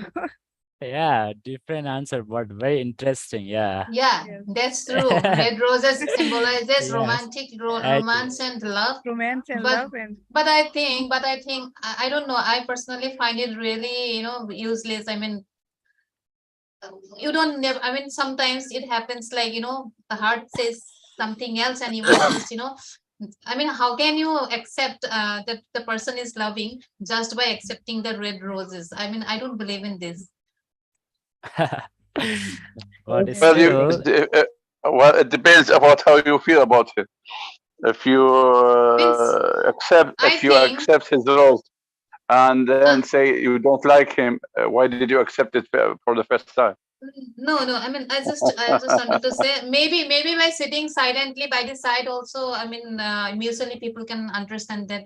I mean, they love each other without offering rose and all.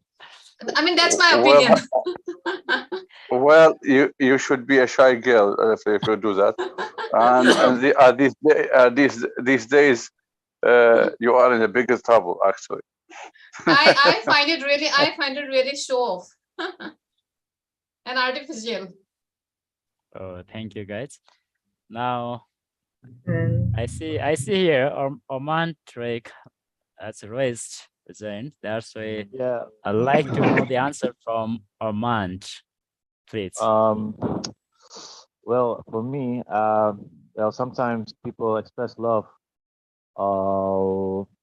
by using a rose as an example, how they love that person, as how he loved roses, because roses look beautiful, right? So he was trying to express that the feeling that he has, as if he has the feeling of loving watching seeing a roses in front of him.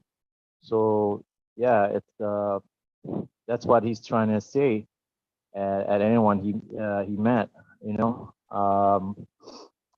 Yeah, the symbolic meaning of rose, that's for him. You can take anything, you know, in your life, like example, I love you, like seeing the blue sky every day.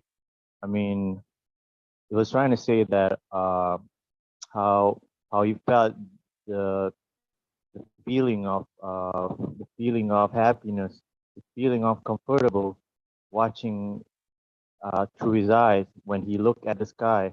He is trying to say that when I look at you, when I love you, I have the feeling like how I felt happy, comfortable looking at the blue sky, you know. So yeah, that's how he wanted to say, you know, express his love towards someone that he loved. And for me, yeah, there's a lot of image in nature that you could use to express your love. Like I said, blue sky, blue cloud, glowing clouds, you know, and green grass. How you felt looking at those kind of things, and when you met the person in your life, you felt like you see those kind of things. So yeah, that's how it is. That's how people try to relate the feeling when they met someone they meet in real life. You know, yeah. Example, when I see someone who have example dark skin, and yeah, she's short. I felt like the attractiveness, like as if I also attract to looking at the blue sky, you know. And yeah, that's how I express my love. It's not that I'm trying to say that you're an object. I mean, I'm trying to say that I feel happy as if I'm looking at the sky when I look at your face. It's a pure feeling, you know, I have. Thank you. for Thank you, Armand. Thank you very Yeah, much that's all. for your expressions and opinions. So I got a very interesting word adjective from you. That is, you compared it with word that is beautiful. Actually, I wanted to have this word beautiful with roads. And I'd like to move to third question. We have your third question. What images in nature would you use to express love? Okay, now question goes to the floor. It's anyone, you can answer this question.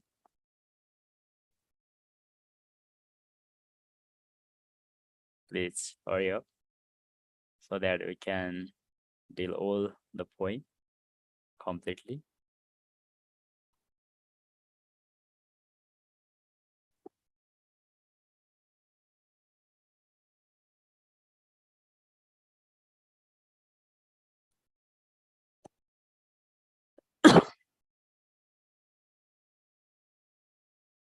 Anyone, please?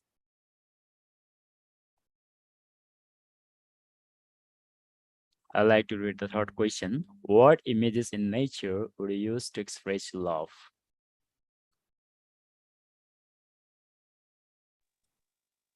Well, I think roses are one of them. Of course, images in nature like the sunset and the sunrise also. It mostly goes with roses and with the flowers actually, mostly. Sometimes when write even, but it is not in nature, writing a poem for your beloved, but it is not it is a human nature, not in nature. So yeah, say the flower and even sunset and sunrise. Yes. The Sunset, moon. sunrise. The moon, the night, the soft wind. Oh, soft wind, yeah. The shooting stars and the stars in the sky. Oh. Well, I'm a poet, so I know what I'm talking about. Thank you. I got so many things from you. And also, I believe. Well, that's most of them. Yes. Okay. Thank you very much.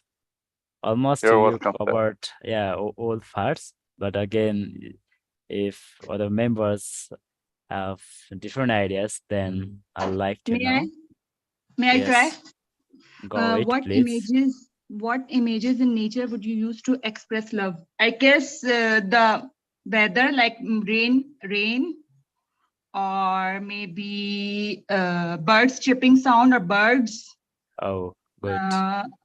trees, Trees, like of course. trees, Yeah.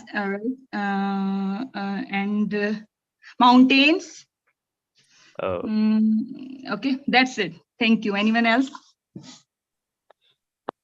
thank you very much. Also got new ideas from you, like trees, yeah, birds, and mountains. Actually, they're very Howdy, effective. folks. Okay, go it, please. Howdy, folks. Oscar to everyone. Well, just I'm trying to answer the question number 3. What image in nature would you use to express love? Well, there is different, kind of image nature you can use to express your feeling in love. For example, you can use landscape. This is a much image people use to express their love, how they are feeling about somebody. So as for me, I will use like the rose and also landscape. Oh, Yeah, landscape. this Yeah, is what I good idea. Yeah. Yeah, landscape.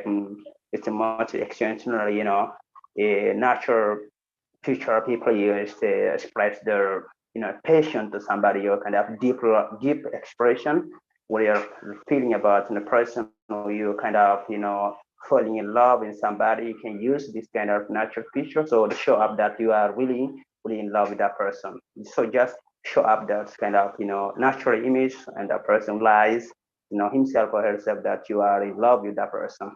Yeah, about you. Thank you very much. Thank you very much, Oscar. So now we answered 3 questions, and now I'd like to summarize answers from different members. So how do people express love? And most of the members talk about gifts, flowers, and roses, and some members said words, of course. And second one question is here, what is the symbolic meaning of roots? And again, most of the members said love, and some members said romance also, of course, love. And third question, what images in nature would you use to express love?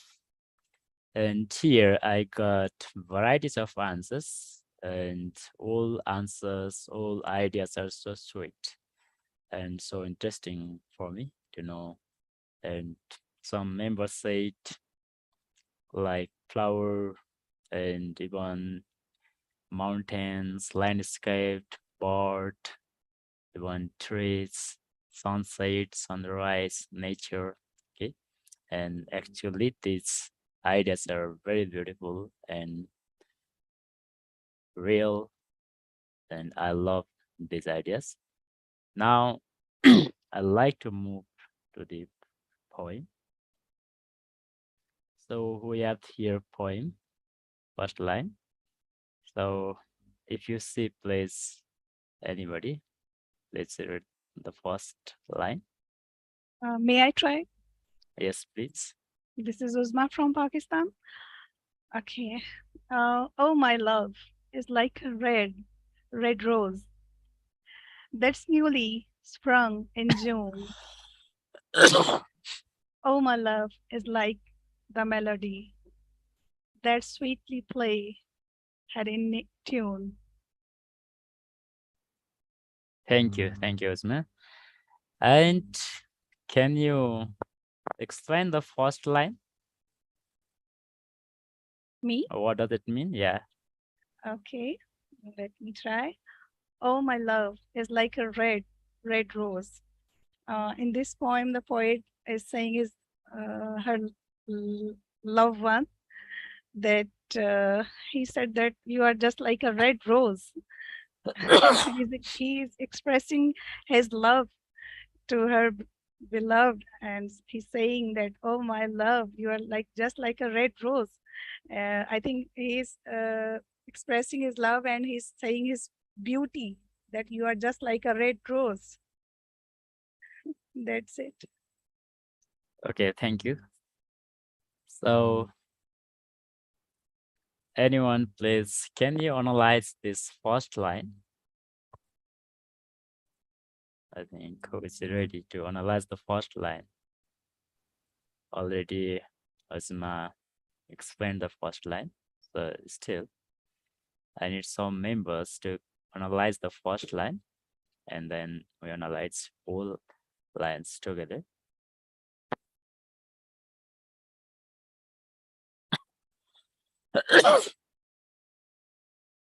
Please, anyone? Sorry, to analyze what? Yeah, here Ozma had just explained the meaning of the first line here. She explained, "Oh, my love is like a red rose," and she said here, the love has been compared with red rose.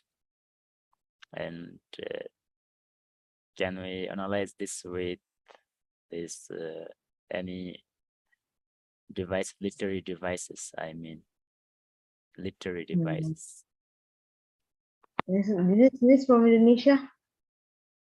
Okay, go ahead, please.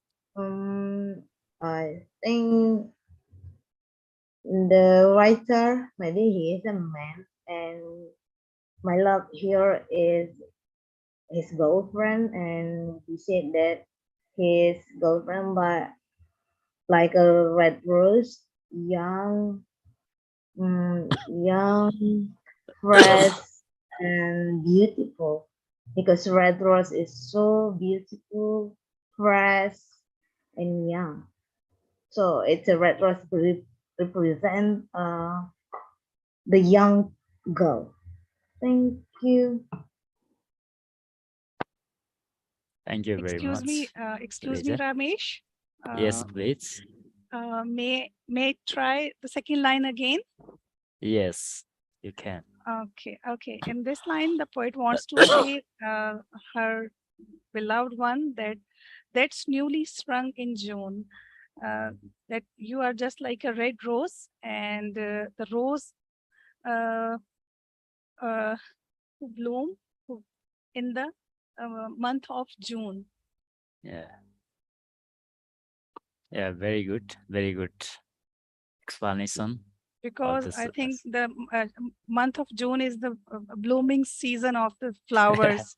Yeah, 100% correct. Yeah.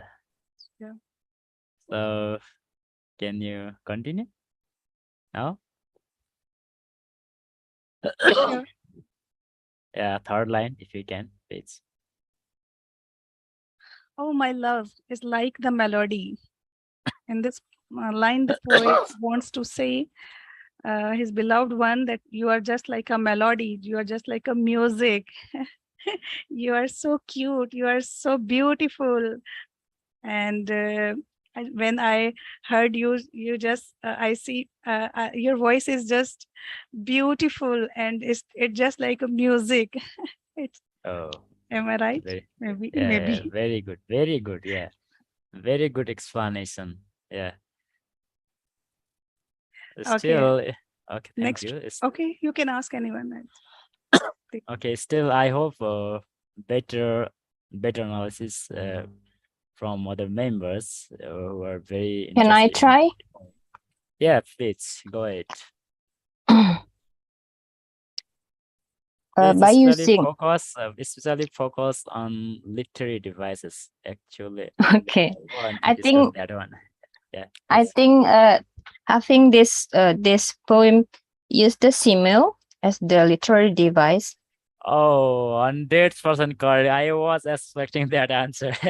Thank you Yeah, very because much. the poet used the word like there, and I have a different opinion about the symbolism of the red rose. Yes, please. Yeah. Well, mostly, yes, it represents the love, but also sometimes poet use plants or part of the plants as symbolism of time.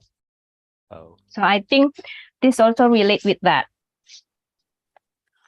Because red rose or rose compared to some others flowers has lower, I mean not lower, less time living, you know. So I think it's not just saying that love is beautiful, it is also changing. It can also die, just like rose. Thank you. Thank you very much, sorry. And I love your explanation and analysis that you got. Here in this first stanza, I like to add some explanations. So my love is like a red rose. And here, like already said, we have here literary devices called simile. Simile here. And simile is a weak comparison. It is a device which is a very weak comparison. Okay, and we use this device to compare two different things, and we assume they have similar qualities, and they have almost similar features. That's here the poet, the speaker, is comparing his beloved with red rose. Probably his beloved is here very beautiful. And I heard this word beautiful from Ammons, and before I say it, the symbolic meaning of roots, he used this word beautiful, and of course his beloved is very beautiful here. And next in second line, someone explained this, that's newly sprung in June. And sprung means here, we need to understand this as bloomed, and of course rose.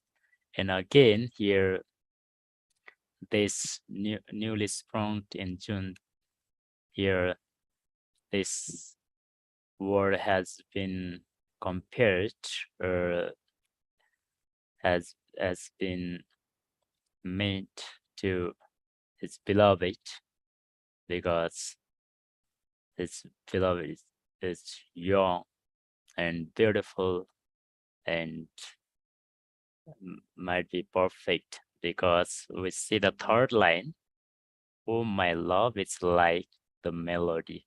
So melody, of course, song. So song is always sweet, and most of the people like to listen beautiful song. They like the melody, they like the beat, and we of course love the song. And the last line is they're sweetly played in tune. And I heard this word, a tune, from our teacher James, just in our previous meeting. He used this word tuned, and actually this tuned, it's used here with melody song. So in communication, also he was using this tuned. Communication should be tuned, and it means we need to understand each other.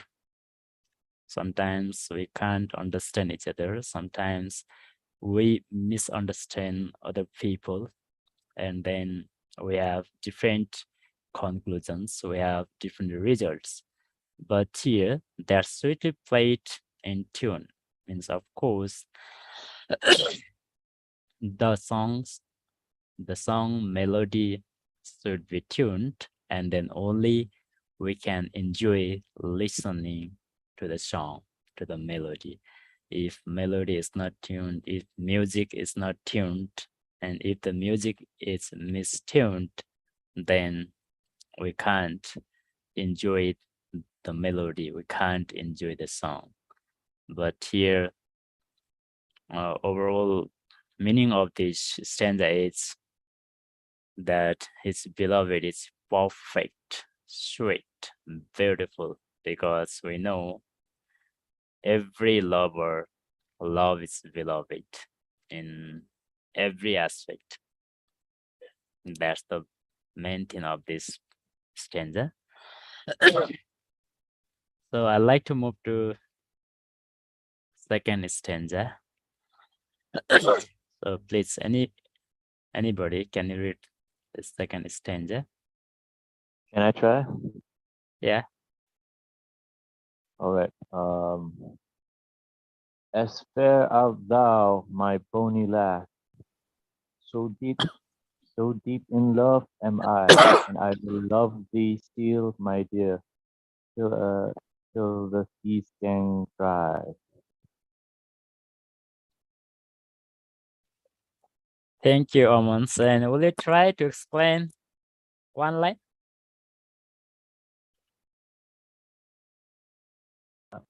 Well, I don't understand. This is a Shakespeare language. This is a Shakespeare language. I don't understand, but I do understand the second line. Second So line. deep, yeah. This so the under the first as far as that one under there. I understand that. So deep in love am I. I think I know. It meant so deep he is in love. So deep he is in love, something like that. He's feeling that love, deeply in his heart. And I will love thee still, my dear. And the third line is saying that he always will be love thee, love her still forever. Yeah, she will love her how do you call it? Consistently, like forever loving her. And the fourth line, I only have some a little bit of understanding. I think it says you till the seas getting dry, something like the seas will dry. So if I put everything together, it means something like he loves I love you deeply, and I will love you forever, my dear, until the sea will be dry. Which means he will sacrifice some seeing the sea dry. Until the sea dry, he will forever love her, something like that. That's my opinion. Anybody else? Thank you, Amons. And I love your explanation. And you explained some lines very well, and you have very different ideas to explain the lines. Still, I hope some explanations from other members. Please, you can go it. It's anyone, you can go it.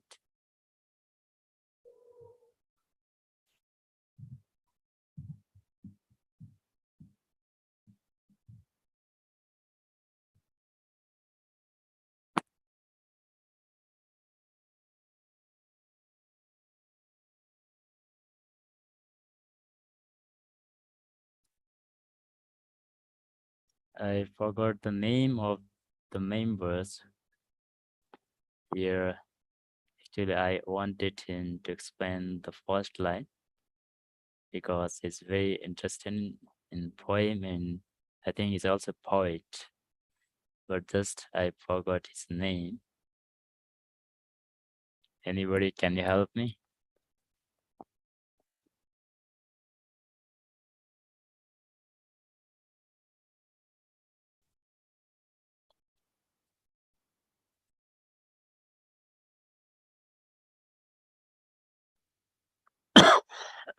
So I'd like to know the explanations from Oscar, please, if you can.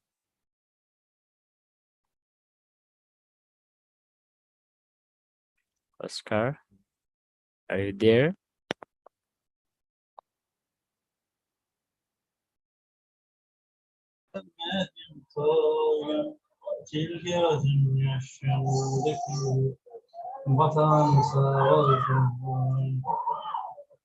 Gözü yaşlı yarim, kalmadı mı halim, sil gözün yaş. Ibrahim, this is not your singing room. It's singing now. I think it's praying or singing.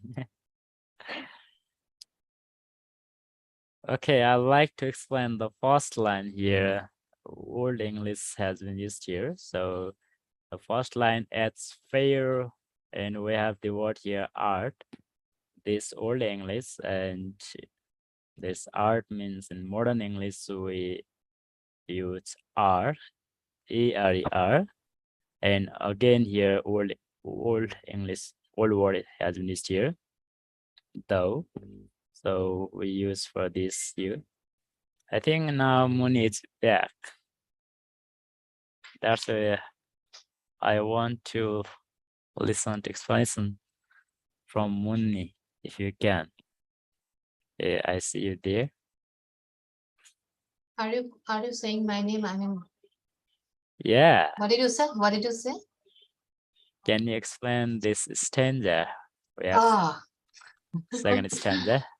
We finished first What? stanza. As fair art thou, my bonny lass, so deep in love am I, and I will love thee still, my dear, till a day seas gang dry. Okay. A fair are you, my bonny lass. So the poet is saying about his lover. Bonny lass means beautiful lady, isn't it? Yeah, beautiful, So attractive, deep, yeah. so deep in love I am. So the poet is in deep love with his lover. And I will love thee still, my dear, till a day says gang dry. The last part I didn't get. Last Ramesh, line? may I try? The last line I didn't get. Yes, go because ahead, please. Okay, You this can. is Uzma from Pakistan. I want to explain 2 lines. Yeah. Can I? Yeah, Okay. please.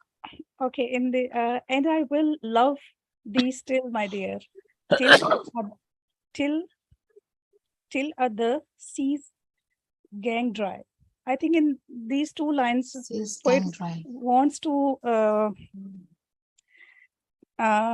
tell her lover that I will love you till when the seas or ocean will dry, and till then I will love you. I will love till my last breath.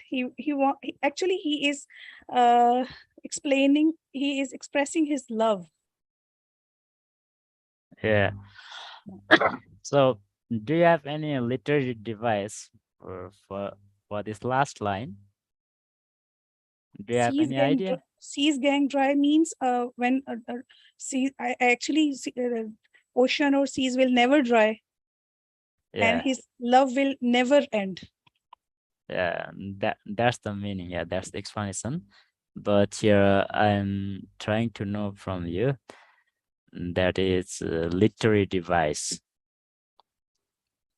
Do you see any literary device there? Actually, in the last line, the second Is it stanza. hyperbole?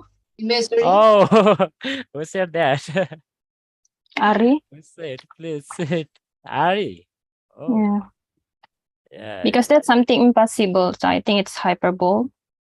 Yeah, you are so perfect. Yeah, you are correct. I was expecting that answer from other members too. Okay, you got it. Yeah, and Muni also explained this stanza.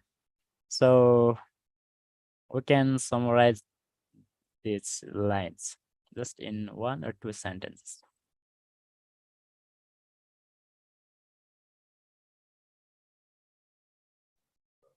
This is from Indonesia. Yes, please. I want to make it. So deep in love AI. And the writer want to say that even he himself don't know how big his love, how deep his love for the girl, because he is using MI, not IM. It means he don't know how big his love for the girl.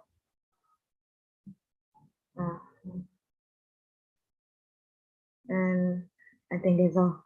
And then my bunny was maybe his love is very strong because Oh, he using my bunny was strong. Yeah.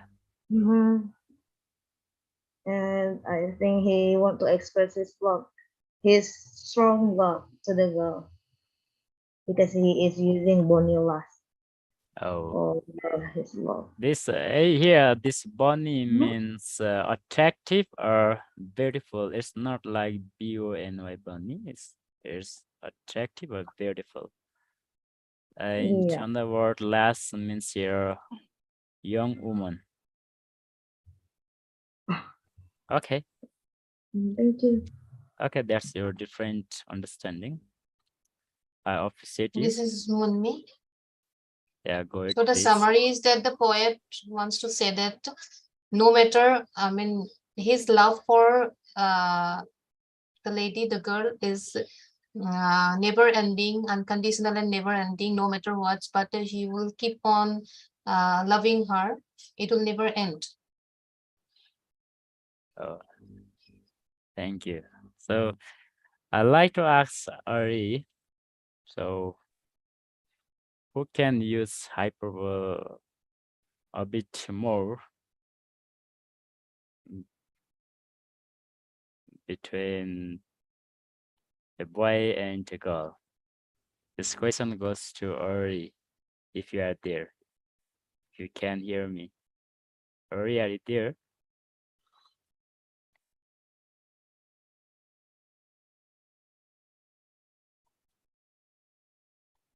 Ari? Yes, I am. What would you like me to do? Yeah. Make You a said, sentence? yeah. No, not a sentence. My question is for you. Who uses hyperbole a lot in general? Oh. Yeah. Well, I think that depends. I mean, not well. If people say girls or women use hyperbole most than men, I think that's also relate to who's to the one who's telling that. As we know that the men's and the male and female brain are different, but some female may have male brain and vice versa. So I think that depends. Okay, I don't Thank you for your response. And I'd like to share my ideas with you. In my country, especially guys, boys, okay, boys use hyperbole a lot, and because they want to convince and pursue their girlfriends. That's why they can promise anything. Like here, they speak also promises till all the seas gang dry. But here, I like to summarize this stanza. When here the speaker describes the beauty of his beloved and the promise. This last one is the promise, and of course this one is exaggeration, hyperbole. So let's move to third stanza. Still we have 2 more stanzas. If time allows me, then we can finish. If not, then we can leave it. Now let's go to third stanza. Please, anyone, can you read the third stanza?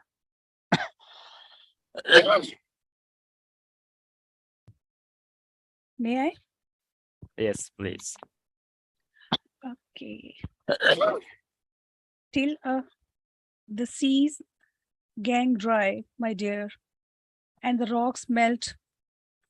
Why, the sun, and I and I will love thee still, my dear, while the sands, oh, life shall run. Oh, can you explain a little bit? Will you try? Okay. Till other seas gang dry, my dear, and the rocks melt by the sun. And I will love thee still, my dear, while the sands of life shall run. Again,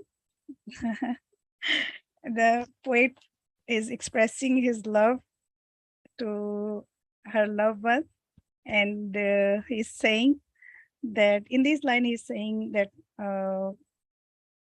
if the sea will dry and the rocks, as you know, rocks can never melt, and he's Yeah. expressing his he's expressing his love and saying that rocks melt and the sun, I don't know what is the meaning is what he wants to say, and I will love you till this thing will never happen, and I will love you till the end.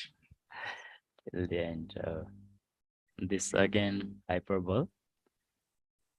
So here we have A apostrophe, it means all. And then another word here we have W-I with apostrophe, and its full form is wait.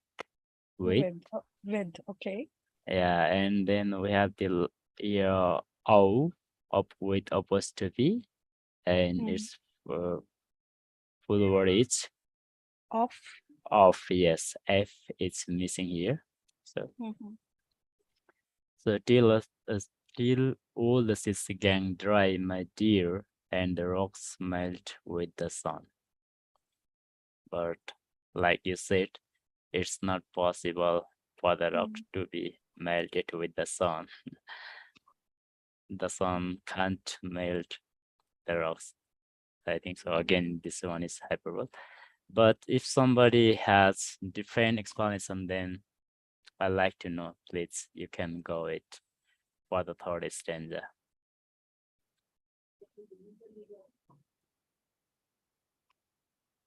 Anyone, please?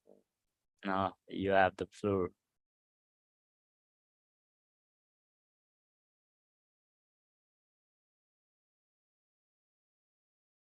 Come on, slowly try. Or are you talking to someone? I see you talking. No, this is Aman. Yeah, I'm just talking alone about the the poem I see at my screen that you're showing there. Yeah, there's a lot of a lot of romantic romantic lines there. Yeah, I mean it is beautiful. I mean, yeah, if you speak to someone from the late 1500, people go from there. She will understand, I think. For me, I think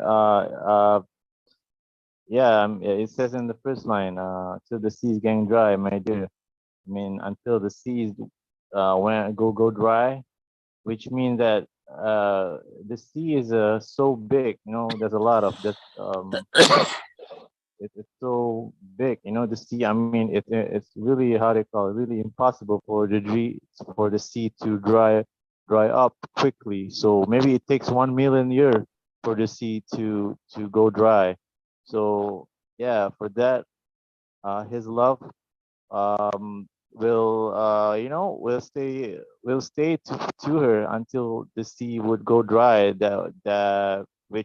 Which means the sea would just go dry in 1 million years. It takes so long, so it means it's forever, right? And the rocks melt with the sun, and also like that, the rocks melt with the sun. It takes longer for the rocks, the rocky thing, to melt under the sun. It's impossible to wait 1 day for the rock to melt. It must have to. You must have to wait for 1 million Thank years you. also.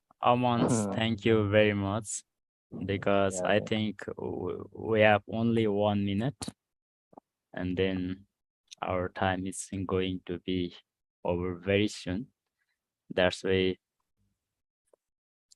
I like to summarize this third stanza, and then I like to end my class because we are lacking of time here. I think we have only 1 minute. So in the third stanza again, the speaker uses here a literary device that is hyperbole, and it's not possible to happen. But again, the speaker imagines and tries to convince its beloved, promising impossible things. Actually, that never happens. And last stanza is left, but I don't like to continue because our time is over, and now it's over to James. Thank you. Thank you so much, Ramesh. Thank Thanks, you, everyone. Ramesh. Nice session.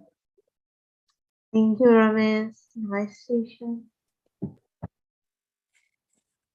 Thank you, Ramesh, for stepping up. Thank you. And doing what you like, poetry. Okay, I like to stop my screen. Yeah, sure. Okay. So we have a board of directors meeting now, and I'm going to just change my name to indicate that I am on the board. Chair and head teacher. And so the first thing I'd like to do is just remind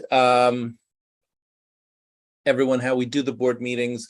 It is a 90-minute meeting. The first 60 minutes just between board members, and then the final 30 minutes is open.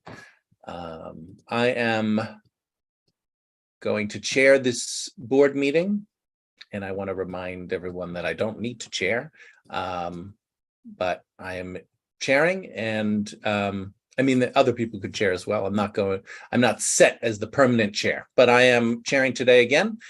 And so as chair, I'd like to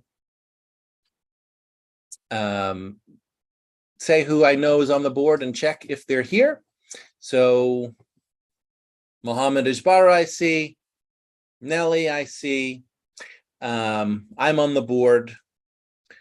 Mukhtar, I believe, has left. Claudette has let me know that she won't be here. She's got some issues with flooding and rain that she's dealing with, and she has some construction workers at her house. Ahmed also informed us he will not be here. He has some family medical issues to attend to. And Fatima, I have not heard from. So next, I'd like to raise the agenda. And Mohammed, are you available to take notes in the agenda channel? Yes, sure. Great. So I added 2 agenda items. 1, who is on the board? 2, what are board members doing? Does anyone else have any agenda items they'd like to add? Nelly, I'd like to add that I'd like to be the chair of the board of directors meeting for next week. Okay. And I'd like to talk about hosting a text space for, well, for the whole group or for the board of directors. Okay. And the last thing I'd like to talk about whether the group wants to schedule spontaneous meetings like just happened with Ramesh, and whether, and also last Sunday with the teacher meeting, which was extended spontaneously longer than 1 hour, as had been scheduled a week in advance. Yeah, I'm curious if the group, if the board wants that. I know what I want, but I don't see it in others. You don't want to do it. You don't want to do spontaneous meetings. Yeah. Just confirming that those were taken down. Looks like it. Great. And hi, Fatima. And so any other agenda items? Hello. Hi. We're taking agenda items.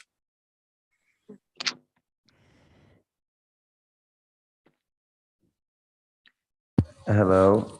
My agenda item is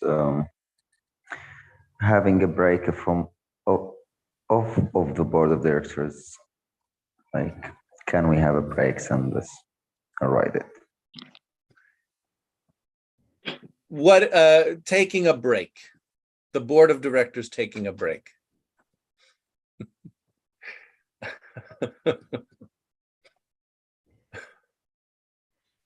I'm laughing. It's hard to explain why I'm laughing, but I don't want it. I don't want to leave it mysterious. It's just a joke I remember of a guy who took a vacation from his job. He took a 7-year vacation from his job, and he came back to his job. He said, "All right, I feel relaxed. I'm ready to work again." And they were like, "Who are you?" So yeah, I don't mean to single you out, Mohammed, but let's talk about it. Taking a break. So any other agenda items, or shall we get started on what we've got? It sounds like we've got plenty. Yeah. Oh, go. According to Nargis, ask the group, ask the board of directors about participating in other groups out of this group or teaching out of this group, or what's the instruction or rules? Is there any written rule or not? Or I like to talk about it. Great. I have actually another. One second. Let me just, Yeah, hold on sure. a second. Let me just rephrase the one that Fatima brought in. So our policy for, I'm not trying to rephrase it. I'm just trying to get it. Our policy for teaching outside of this group, for members here to participate as students or teachers in other groups, what are our policies? Do we have any restrictions around that? Great. Yeah, Nelly? Yeah. The question whether we want to have something like a written constitution for the group. Okay. All right, I'm going to call it, and I'd like to go to our discussions. So, first agenda item, who is on the board?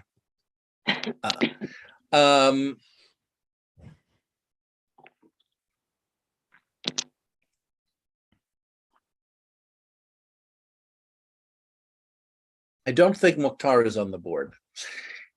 And that may seem obvious, but I don't want to treat it as obvious, because there may be instances where people have issues come up and they kind of duck in and duck out. And I don't, and I just want to be clear. So when we have a situation like this where somebody just vanishes, maybe they didn't vanish, but they left without really saying goodbye, and I'm not in communication with them, I want to kind of go through my due diligence and make it official in a meeting and say, okay, Mukhtar is not on the board. Are we all on the same page about that? So that's what I'm doing now.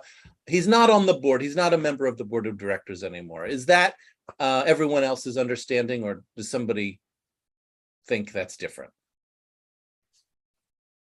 I think Mukhtar is done some kind of self-excluded for himself without talking, without discussing. I still consider him a board, but as he himself excludes himself from the group and board.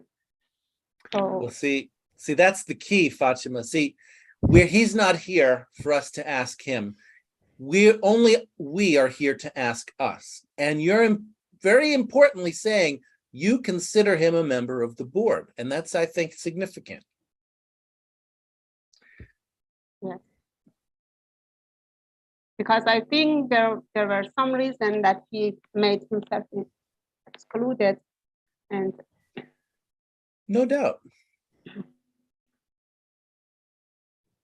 Maybe there were some poor solution, but right. So then the question is, if we're kind of holding out, maybe wondering if he's going to reappear just as suddenly as he disappeared.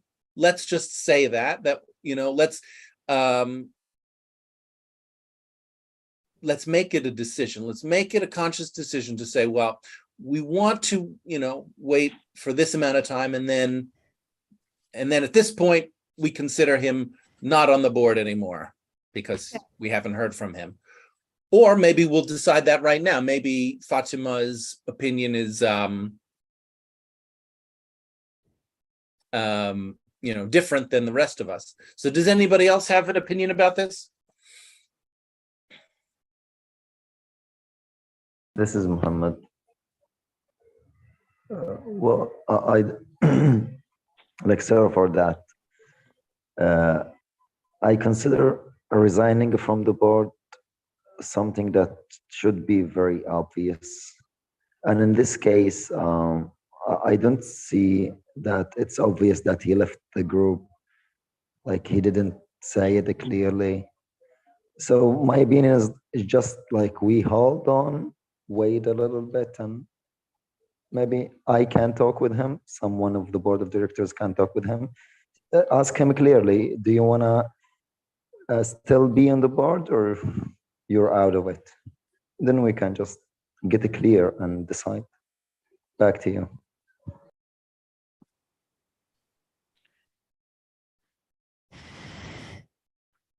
So,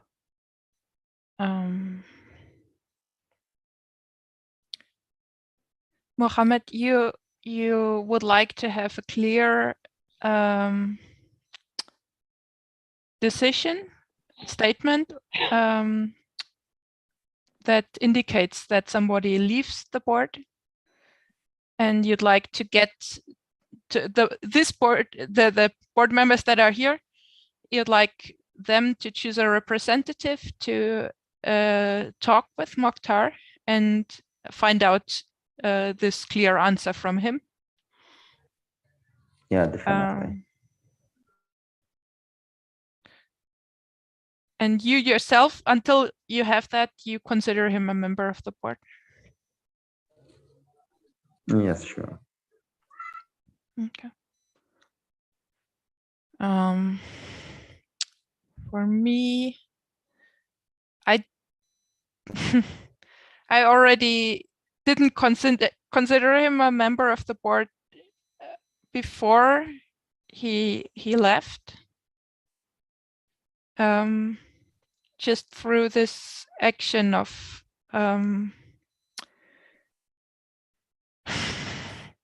wanting to teach a class in this group, building some frustration about that, then teaching the group outside, the class outside of the group, and also inviting people from this group to join him there. That made me feel like he left being his duty of being a member on the board of this group, because he has some fundamental difference from what I consider is the group, and the board member must represent. So I would have, even if he would be here, I would probably vote for removing him as a board member if he doesn't say, well, I realize what I did was not really in the best interest of this group, and I regret that to some point, and I don't want to do it again, something like that. So at this point, I'm ready to welcome him back to the board. But unless this happens, I don't see him as a member of the board. You done? I'm done. So with hearing that, and based on who is present today, it sounds like there is more of a desire to hold out and to get in contact with Mukhtar and get a clear answer from him. So I'm okay. Mohammed, if you want to do that, if you want to reach out to him and get that clear answer, I'm okay with that. And other than that, if I don't get an answer from him and he's not here for 4 meetings in a row, then I would automatically consider him gone for sure. How does that sound? Okay. Yeah, that's really convincing. Okay, great. Yeah. That's good. We give another chance to him and we talk to him for last time. Great. Because I see value in not rushing it and not saying, well, you know, you did this thing, so you're out of here. I mean, I think that's what we'd like to try to overcome. And so, great. Thank you, Mohammed. All right, next item. So, one thing, can I? I'm happy. Thank you, Mohammed, that you volunteered to be the ambassador for the conversation with Mokhtar. And I wonder if it could be public, this conversation in some way. So if you would ask Mokhtar if he's okay to publish a part of your conversation with him. So we can get some information about what you said, what he said, what happened in this conversation. I would care for that. So what do others think about that idea? Well, Yes, Lily, you said I think public conversation and negotiation sounds better and good. And I can also be volunteer with Muhammad together in a public session, talk to Mukhtar if he agrees. And Mohammed? Yes. Yeah, I'll ask him if we can publish the conversation by screenshots or any tool. Okay, great. Thank you. Okay. I'm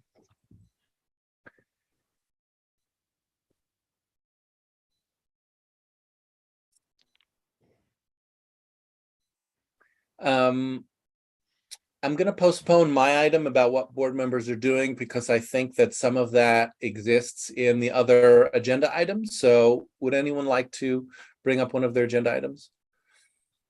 This is Mohammed. I'd like to bring in the item of taking a break of the board of directors. I mean, first we have to agree, like, if there must be a notice before declaring the break. And the reason I'm raising this agenda item because I myself need a break. I have a new job and my job is really crowded.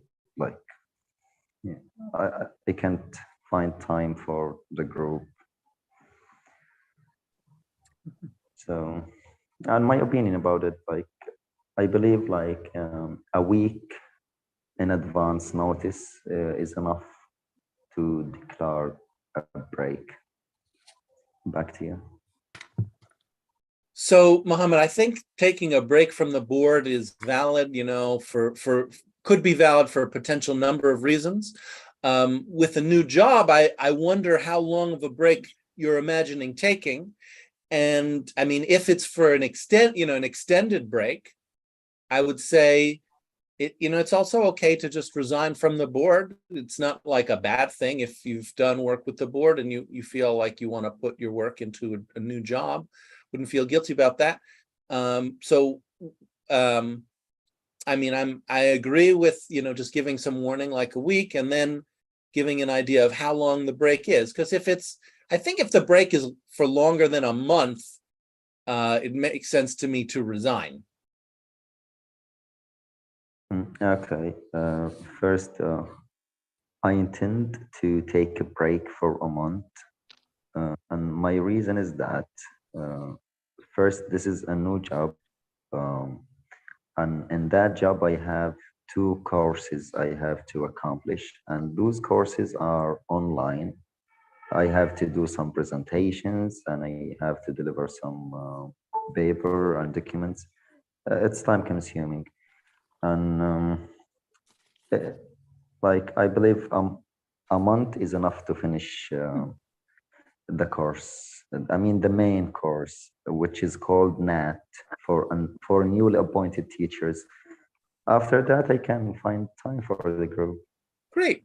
And So, I'd love to continue. I'd love to continue as a board member, if it's okay, after a month. Yeah, so in my opinion, that's you know, that I think that could work out. When would you like to start the break from today? If it's okay, of course, I'd like to start from today after this meeting. Or you were saying a week's notice, and since you're saying, I don't know if it matters, but I'm sorry for interruption. No, continue. We're working out policy. We're just working out how to create policy. Yeah, it makes sense to me to start from next week. You know why? Because we've just said a week in advance.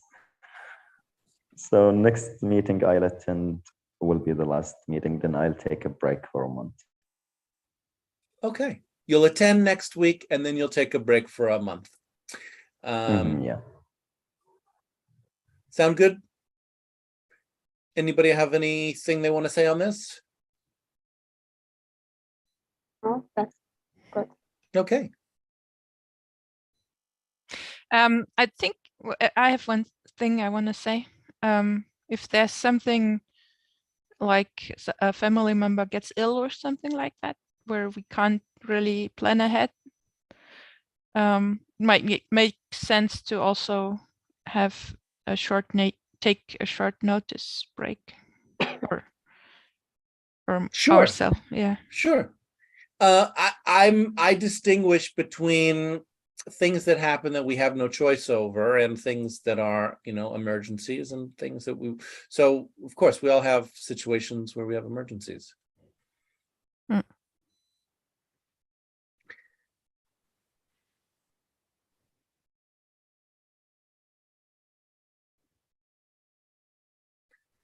You can have an emergency. Is that what you want to say? It's okay to have an emergency. Yeah.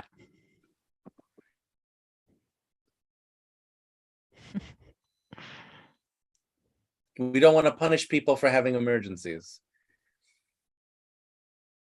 And maybe just to add, not like while you're in the hospital bleeding to death, but when it's possible, let us know what's going on.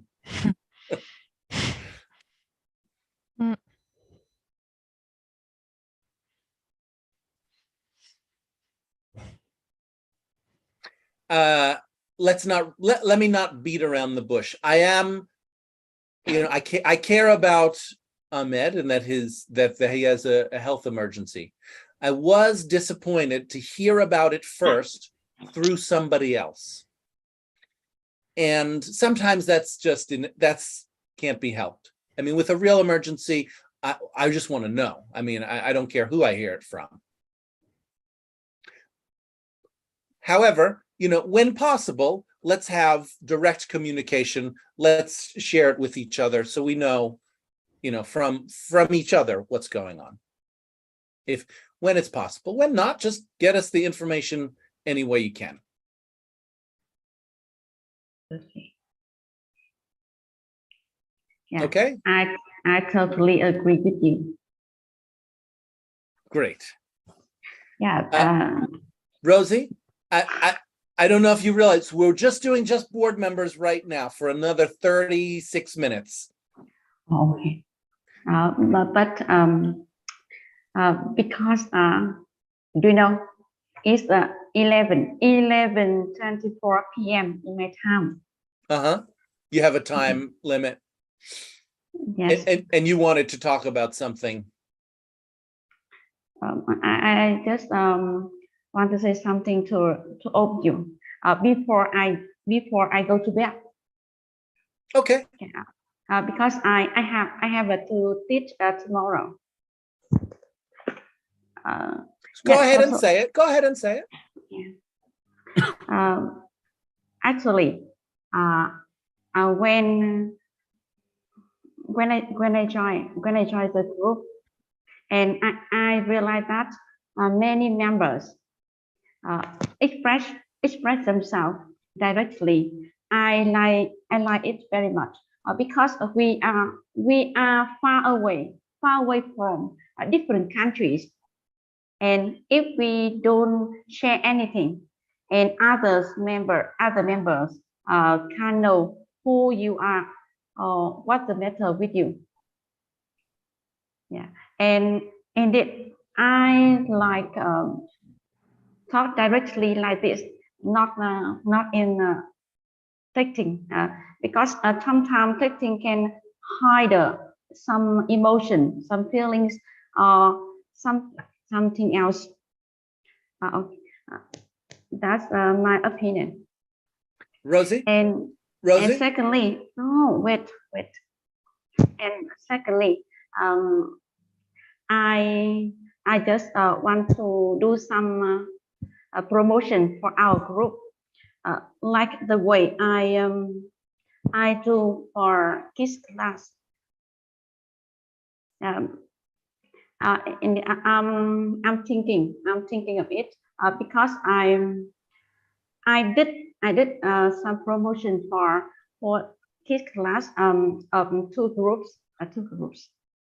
Okay, and Rosie, I'm so sorry. I'm gonna cut in here. I know you're, we all have kind of time limits and restrictions, and I want to really encourage you to come in and bring in to talk more about this at a time that's convenient for both the hosts of the call and for you. And so that's what we're learning is how to synchronize our time, how to coordinate our time so that it's good for everybody. All right. So thanks for bringing in your issues, and we'll try to take those on in the future when we can. Okay. Now I think we can do it.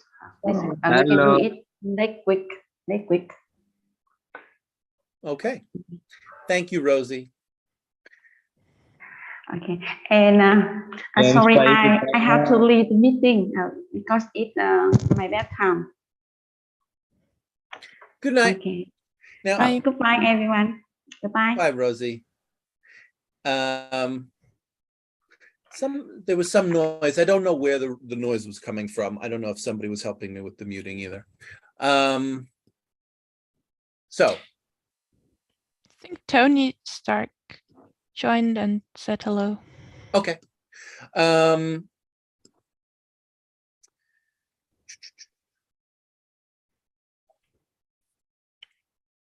Okay.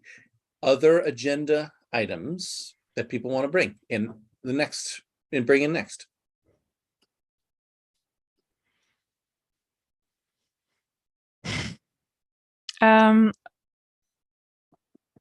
About next week's board meeting, I'd like to chair a board meeting again. And I also see that James has canceled all his classes for next week. So I think it would make sense if I would be chair for the board meeting as well. So he has a full week of holiday from Zoom calls, hosting Zoom calls. Almost. I will still teach my philosophy class. But yeah, thanks. So sounds good to me. That you'll chair next week's board meeting. Sounds good to me. That's great. That sounds good.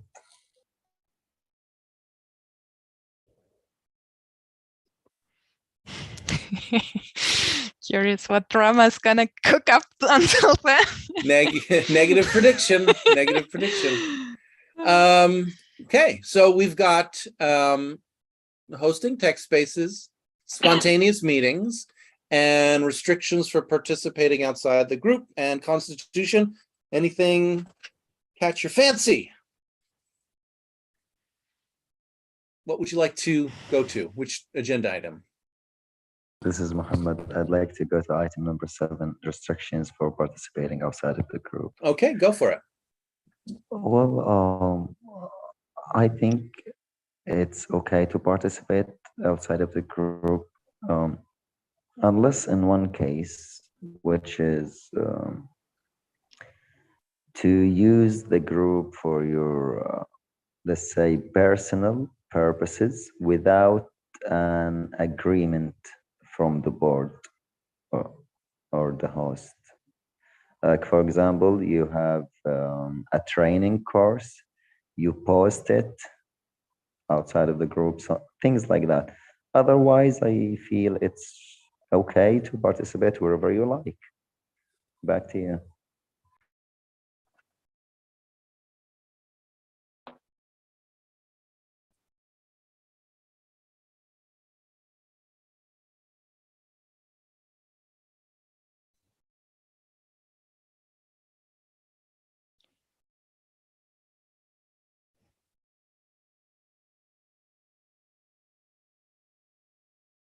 I also okay with that. I believe that we can't force people to stay here.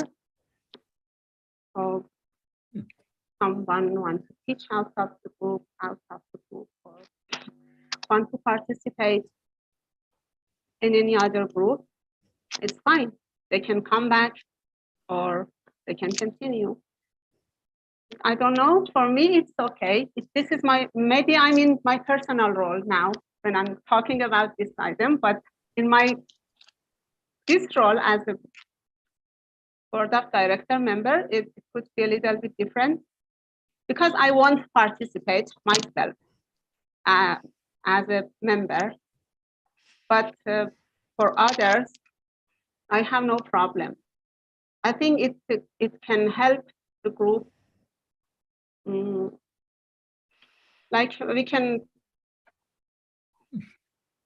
I don't know how to say, to improvement. It helps for a better improvement in an open space. They will come back and without any condition. I don't like to put any condition. So if you do this, you can do that. Kind of freedom I like to give to everyone. But I'm not sure about in which role I am. I think this is my personal role. What gives you the impression that it's your personal role? My idea, my personal idea,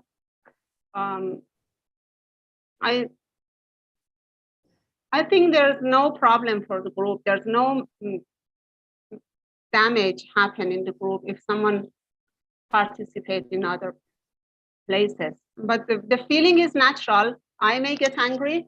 I may get upset when I'm seeing it. It's different things. The negative feeling is natural for me as a head teacher or as a board of member to see a teacher started teaching out of the group. And at the same time, inside the group, not the teacher that left the group, it's different. But if a teacher teaching in this group and outside the group and in the other space like Facebook, if they invite their friends to come to their class, it's okay. But if in this space they invite the people, the member to come their class, no, it's not allowed. But out of this space, it must be okay.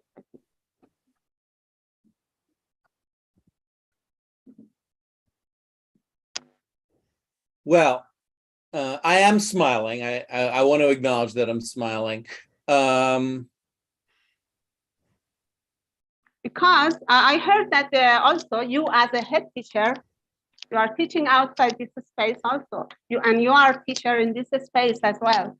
So you have this right to teach wherever you want. And I think it's the same for all learners and teachers here to teach. But don't use this space for their teaching. Yes, I agree with Mohammed.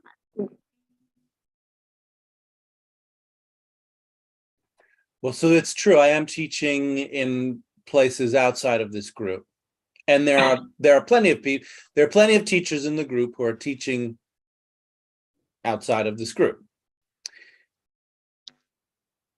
Yes, it's not a problem. Is it a problem? I don't see it as a problem. For example, if Mukhtar, for example, as a teacher want to come back to this group, I don't know, after 1 month, you want to come back again here, or any other teacher. So what's the policy of the board of directors? Do the board accept them again or not? Because you teach another in out of this group, and you use, for example, the members, invited the members of this group, so you are not allowed to be here again, or it's okay, they can come back again and start teaching here. I like to know about this policy as well.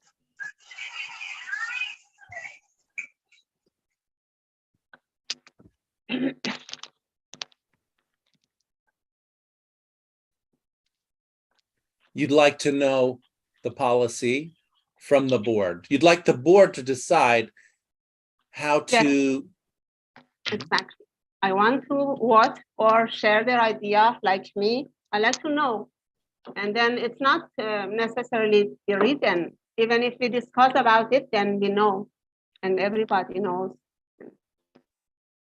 Better to discuss about this topic instead of just hidden instruction happen in the group, invisible and not clear. No need to write, but even spoken, by spoken, it would be clear for me as a board and for other people. And Fatima, I think you're speaking it, right? Your policy is that people can do as they like outside of the group. Yes. And not inside the group. They can't advertise their spaces inside the group. Not inside the group. Out of the group, yes, they can do. No problem. But they can join our group, make lists of everybody who's here, go into Facebook, friend them all, and then outside of the group, invite them into their classes. Yeah, because it's open world. We cannot restrict people. Well, in this group, we can restrict people. I don't like this idea to restrict people. But yes, if the board decided to restrict people, I will follow that. I'm okay with that. But my personal idea is that I don't like to restrict like this, not any kind of restriction, but this kind of restrict for joining the group and teaching out of the group, I disagree.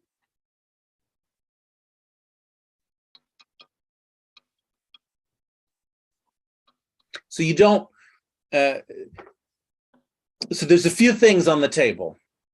There's a few things on the table and they're getting mixed together. So let's see if we can untangle them.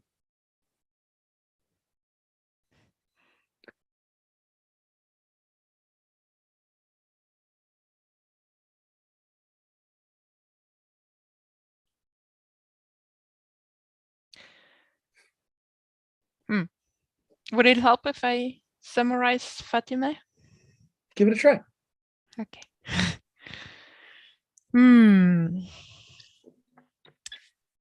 So Fatima, you don't like restrictions, keeping people from doing what they want to do.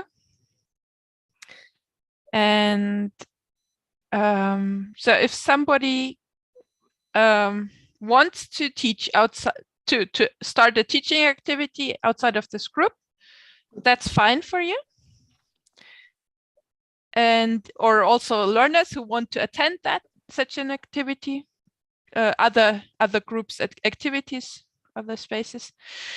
And what you don't want to happen without consent or talking with the board is that people advertise for their spaces in this group. Like using this group's platform, the calls or the text spaces to invite people to their space, to their classes. Is that right? Yes, especially that point that it's better to ask the board of director if the teacher is here that I have to give, I want to give another class out of this space. Is it okay for the board of director if I invite someone? It's better that the board can decide that yes or no, and then it's a policy and everybody must follow that. Even if I disagree with that, but as a general policy, I will follow that. So if somebody wants to advertise their class in this group, they can ask the board of director, and their decision will everyone needs to follow that decision. Yes, exactly like what's happening in the WhatsApp. We see some links that share in group, but they are allowed by head teacher that they can share the link. So here in this part, the same. They can ask for that first, and if they are allowed, they can. If not, then no. So the board can make or the head teacher can make an evaluation whether they think it's valuable to announce this class or outside this space, outside the group, inside our group. And if they see value, it's fine to talk about it in the group. And if not, then the person is not allowed. And if they do it anyway, they get removed. Yes, exactly. Especially discussed in the board of director, not just only head teacher, but all of the board members. You would like the board to decide by majority vote on this issue for each request separately.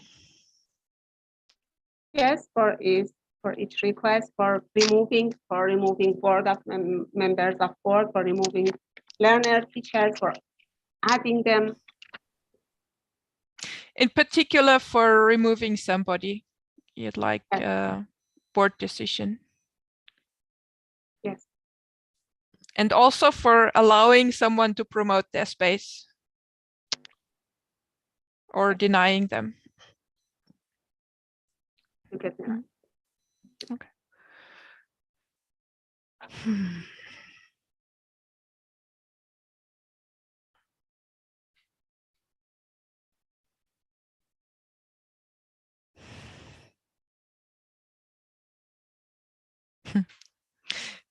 So, yeah, I see two separate issues. One is to join other groups, to study English, or to teach in other places.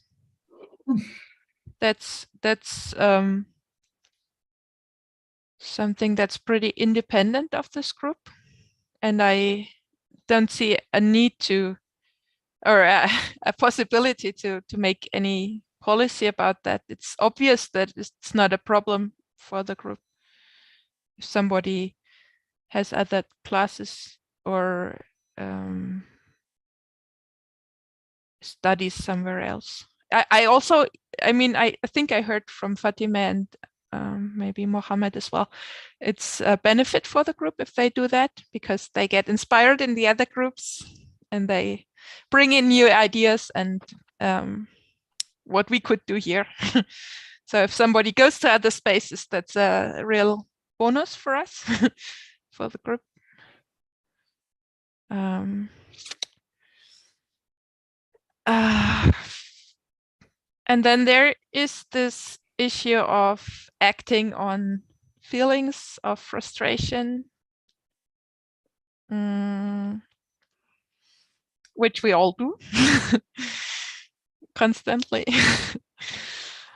And it's probably hard to draw a line. There was Shifani, who was having some strong experience about this group, or James as the leader, and then actively contacting members of this group to convince them to join her group, so they have a space to talk if something horrible happens in this group. Like that's I don't want such stuff to happen. And with Mokhtar, I see a similar, I get a similar vibe. It's less pronounced. He's much more solid. But still he had this enormous rage against the board, including himself, maybe. I don't know if he ever discovered that he's part of the board, for not letting him teach his class. And then he took that rage and used it to create this new class. And I don't, that's how I perceive it. And he also, he knew some people from this group who are IELTS teachers and or interested as students. And he specifically contacted those people and invited them to join his class. And I that doesn't really work for me. I don't want, I think it's harmful to this group. So that's my opinion on the issue. Okay, so you believe that the case of Mokhtar and Shifani are the same, and as much as Shifani can destroy this group by inviting members, Mokhtar is doing the same job, right? They are not the same, they're similar. And I don't think they can destroy the group, but they can harm the group. Sabotage, kind of sabotage activities that may happen in group by them, or chaos, or anything that it's not good for the group. I mean, you see the same. You see Mokhtar and Shifani the same, and what they did, right? Not the same, similar. Similar. And I don't see a real danger to this group, but I see some of the work. I mean, I'm giving energy to the group, and I don't want that energy to go wasted. So I don't want. I want to take care that my energy doesn't go down the drain. That it's conserved. So you give energy to the group, and you don't want to your energy vanished maybe by inviting members of this group to the other group. And it's because your energy is not seen, or it's no. No, so your work, not your energy, whatever you do here. No, it's not about my work not being seen. I just don't want to do something that's useless. I don't want to work something that I don't care if nobody sees it. I care if the work is damaged. If I carry a heavy water bucket up a hill. Nelly, Yeah. may I? Mm-hmm. So you're about to go into some poetry. And I wonder if you can go, instead of poetry, if you can actually get more concrete. Mhm. What is the damage that you are wanting to prevent to the group?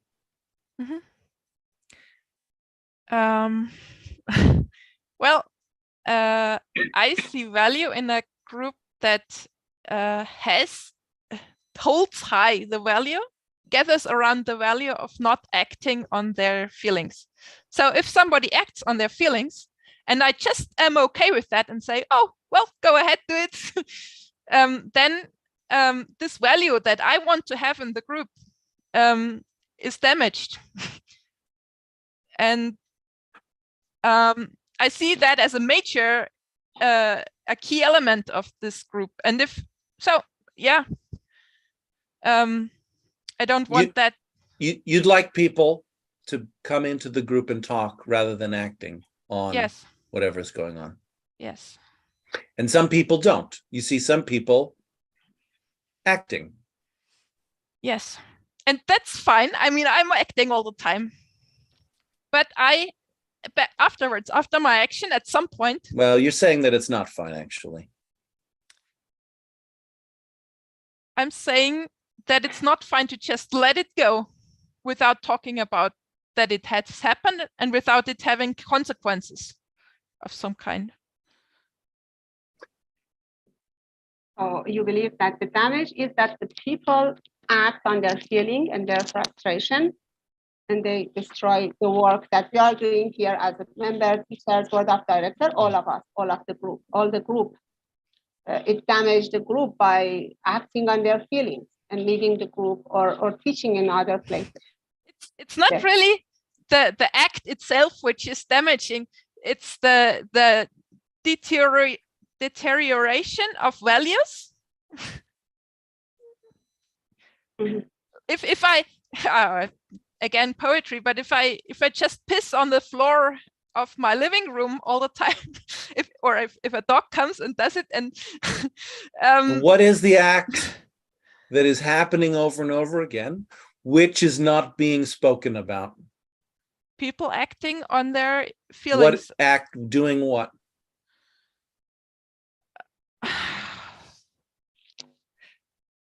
Me writing on Discord while it's closed. Great. Let's Doctor. look at that. Let's look at that. You're writing in Discord while it's closed. Yeah.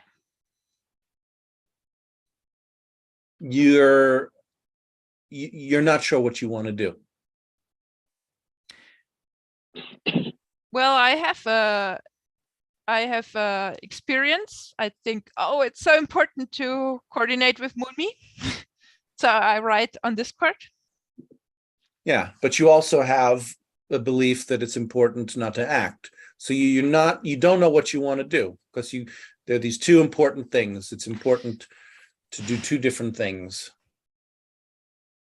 You don't know what you want to do. Yes, I do know what I want to do, and still I'm acting against. You don't know what you want to do. You could tell me that you want to know. You could tell me you know what you want to do. You're acting against what you want to do. Yeah, that's right. So you don't know what you want to do.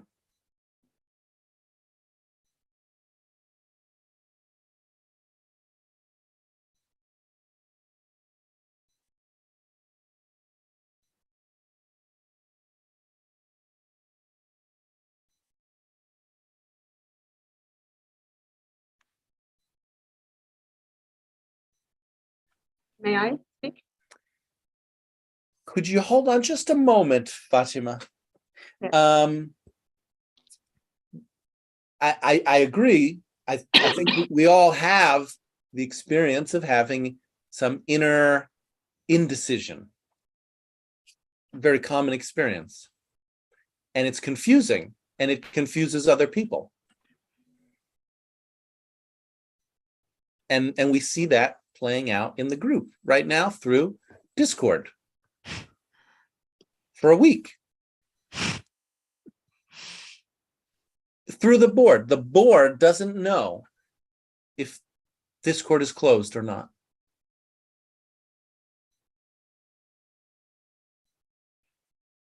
The board doesn't know if it wants to close Discord or not.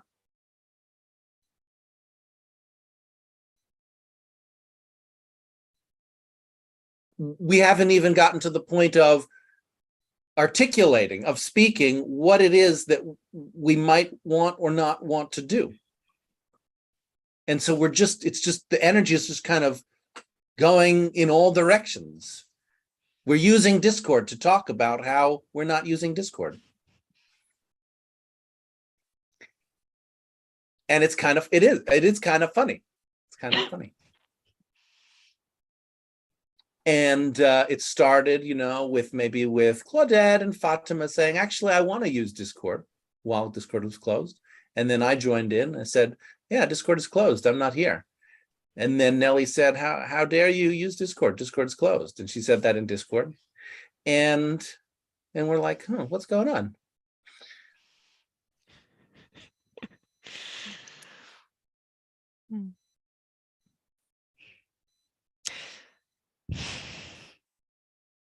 Discord is closed, but by the head teacher, not by board of directors. Great. Thank you for saying that. Where does the head teacher get its ability to do things?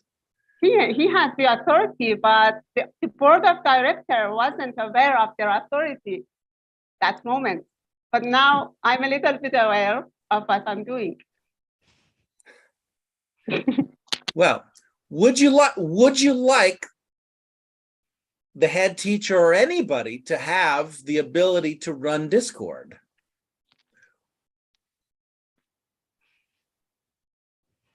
Yes, but first it must be discussed in board of directors, and then that's okay. It could be by chair, by head teacher or any of the board of directors, or even maybe other members, if the board accept that by the learners or other teachers for 1 week, if they want. This could be a new policy for being a chair in Discord. But we didn't do that before. You said, I want to close the Discord, and all of us were silent. And then we see the problem raise up a lot of problem. We want to connect to each other. There's no place. It's locked, and it wasn't physically locked and closed. But I felt that it was a mistake that I didn't talk that moment and I didn't say anything, because we need to have Discord open, but the chair could be different. Anyone could be volunteer, and we can bring it in on the table in board of director and talk about it and make a decision about the chair. But closing the Discord for 1 week is not the solution. It makes lots of problems.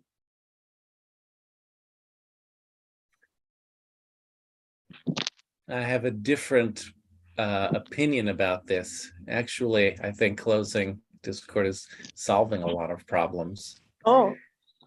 And so we're not on the same page about what would be useful, and we're not on the same page even about what is happening. And that's maybe, we can see if we can work to get some common understanding about what's happening and what would be useful.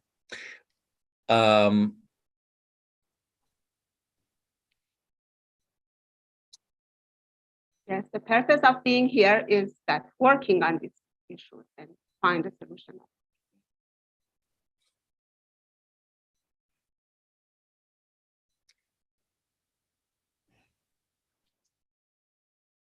I'd like, or do you want to speak? Hold on a second, Melly. Hold on a second.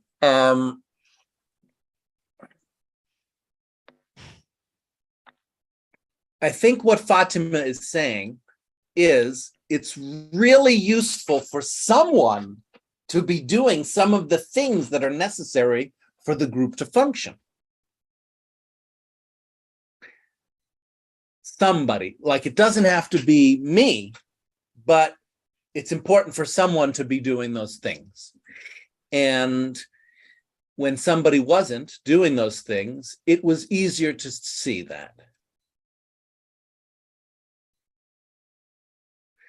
However, I do want to separate out seeing that and then immediate versus immediately opposing it and just doing whatever we want.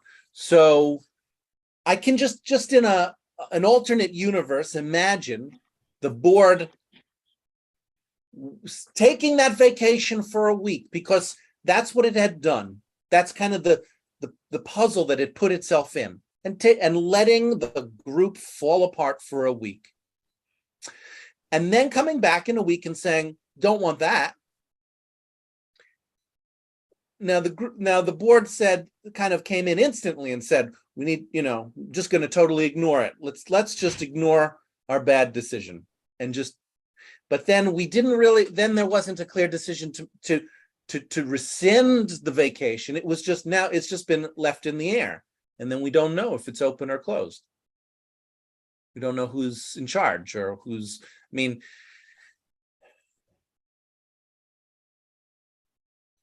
yes, this is what happened for the Discord this week. yeah, so it's been a learning experience. Go ahead, Nelly. I'd just like to start with summarizing someone. James, you're... And let me just say, so it's 60 minutes, so meeting is open to anyone now. Including you, Nelly. Okay. Just waiting for anyone else who wants to speak. But... James, hello. Hi, Ainur. Can I ask a question? Sure. That question that I asked you. So I have a friend. He speaks English very well and he wants to teach. But the problem is he is only 19 and Let me answer your question. You want to know if he can teach, how he can teach. I'm not scheduling new teachers right now. And it's not because he's not 19. It's not because he's young. It's just because there's I want to some other things are taking higher priority now, organizing the group, organizing some of the decision making for the board. And so I don't want to take in new teachers. We don't have board members working to coordinate. And the work is falling all on me. And so I'm stopping my work, my teacher coordination work. So the board as a group is stopping, it's not coordinating with teachers.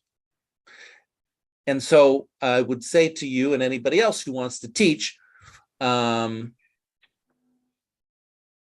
keep bringing it up if you want to, but we're not taking in new teachers, and I don't know when we will take in new teachers and schedule other teachers. Which relates to the agenda item. What are board members doing? Maybe, okay. Yeah. Thank you. I got it. Thank you.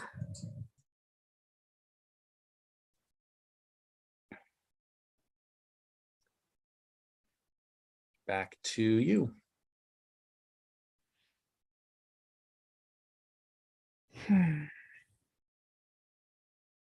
So I'd like to summarize. Ainur asked about the new class, a new teacher who is interested, and James, you said that you're stopping all scheduling of new teachers working with teachers until the board is organized themselves such that the workload is distributed in a sustainable way. Until there's somebody who wants to do that work. Yeah, I don't want to do it, and other board members don't want to do it. We don't want to do, so we don't want to do it. And that might change, but I don't know. I don't have any plans about it. Yeah, so in order to have a new teacher teach in the group, there's some organization, some work organizing work to do. And currently, and it would be the purpose of the board to do that work. And currently, nobody is on the board, including yourself, who wants to do that work. Yeah. That's it. That's right. And about the situation with closing Discord, you said you don't want to host Discord text spaces for the group for 1 week. And the board, during that 1 week advance notice, the board didn't speak up or make any plans for what would happen in that time. And then the time came and the board just realized, oh, we don't like not having a possibility to talk, and they just continue talking in your text spaces. And you think it's valuable, the experience is valuable to see that du musst jetzt wieder zur Oma gehen. Bitte geh nochmal zur Oma. Sorry, I can't. And then you done, Nelly? Or you're done here or you're done there? I had a babysitter for 1.5 hours, but now I don't. It seems maybe I can stay. He left. So I want to say I can well,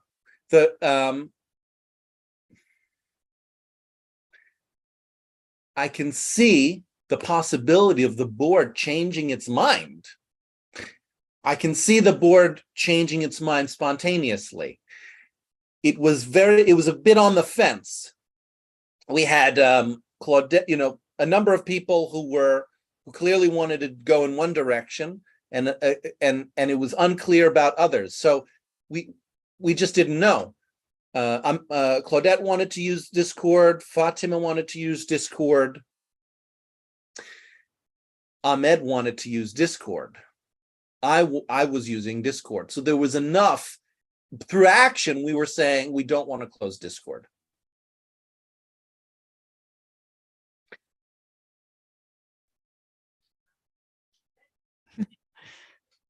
It took me about 5 days to realize that I could just step away and let the chips fall where they may.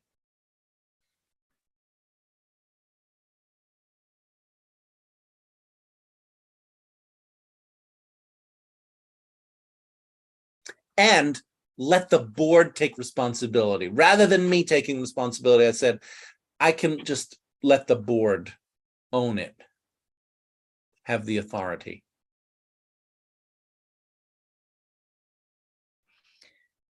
Can I try to get that? Yeah. So you, at first, or several members of the board didn't immediately decided that they don't want to close Discord, including you, Fatime, Ahmed, me. We changed our mind. We changed our mind and did something different. Through our actions, it was obvious that we are not following through with the plan. With some people, it was through their words, but yeah, through actions and words, we decided to change our mind. Okay, some people just spoke about it, and other people just acted. Okay. And for you, it took 5 days before you realized that it's not just your decision to close the text spaces, but actually it's the board's responsibility to make such a decision. And they didn't act immediately, but they can act later on and make a spontaneous decision about it. Is that right? I'm not recognizing what you're saying in my own words. So do you want to help me? No, because you keep going on and on. You're kind of like picking at me.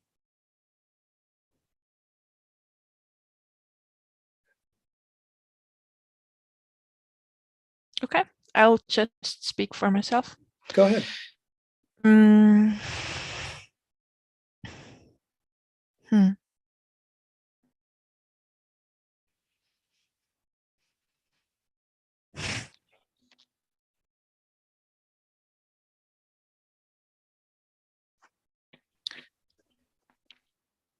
I see a problem with the board. I see some, the board can't just say, we continue using those text spaces because James is the owner of the text spaces, and in some way he's it's his responsibility more than ours. He has more work with them than we. So if the board wants somebody else to be the space holder for the group of a text space, actually they would have to create their own space, in my opinion. And so, yeah. Nelly, may I? Yeah. How do you feel right now?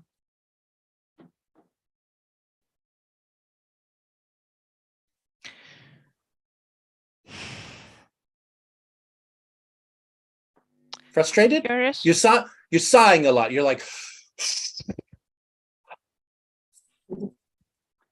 are you frustrated?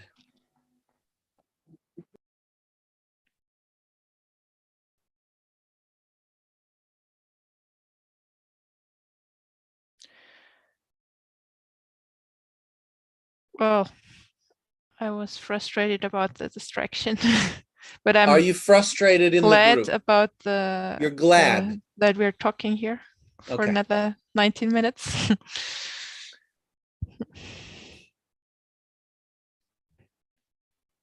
Another 90 minutes? 19 minutes. 19.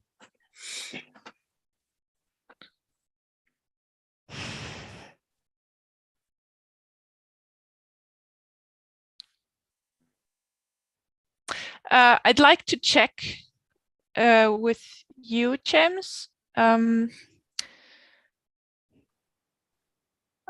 think you're okay if the group uses your the text spaces you have created and own. If somebody is signing up to be hosting the space. I didn't catch the if. If somebody is what?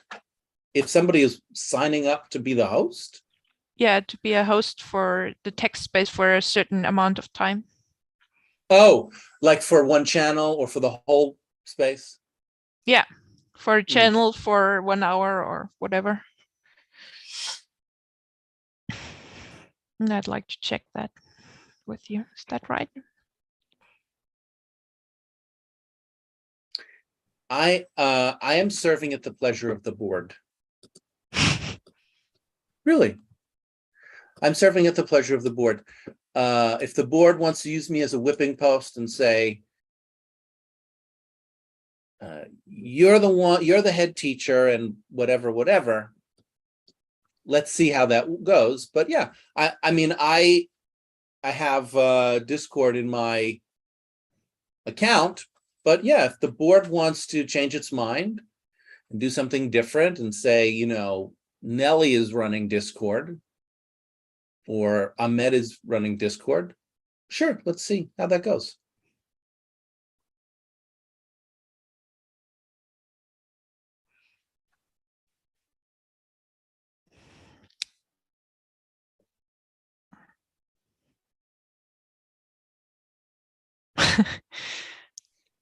that doesn't Maybe I didn't- answer my mind rechecking. maybe I didn't understand the question. Could you check it with me again? Mhm.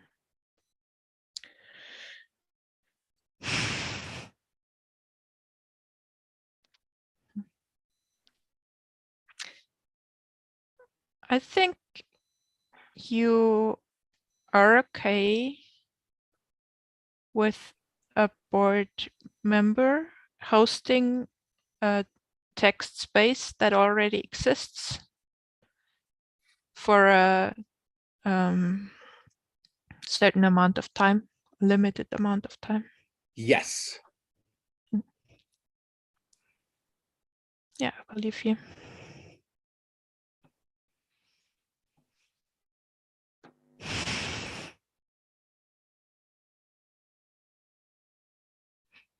And I'm surprised.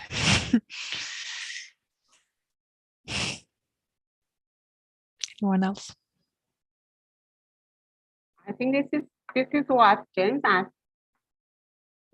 practically by stepping back, that I want to close this course. So it means that someone else step up and step in and take the chair for running this course.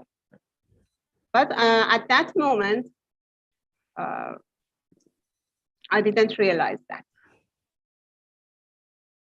By saying I want to take Fred, I think I was thinking that because he didn't close technically, so new member or members who are not active every day, they don't know what's happening, so they're still writing there. So I think it's better if it's going to be closed. It's closed technically, all the channels. Otherwise, the result that we observed this week was not good without any chair. Everyone talks, and there's no one to conduct the directions, especially in joining game in board of directors. So it's so necessary to have a chair.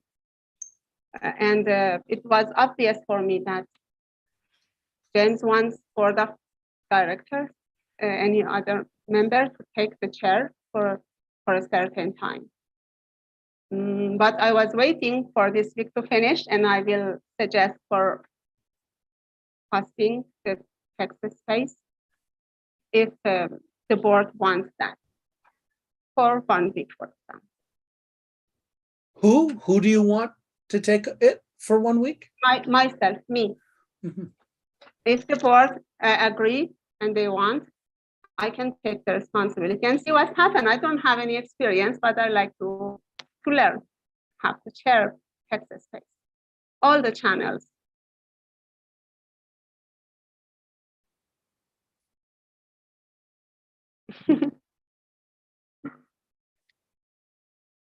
I'm not doing, I want to do something, but I don't know what should I do.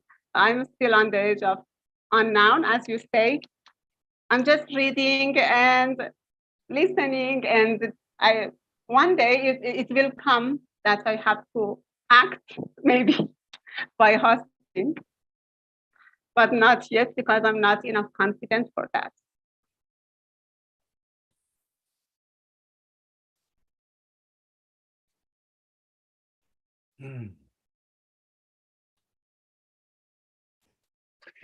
Ria, what's going on here is we're having a board of directors meeting.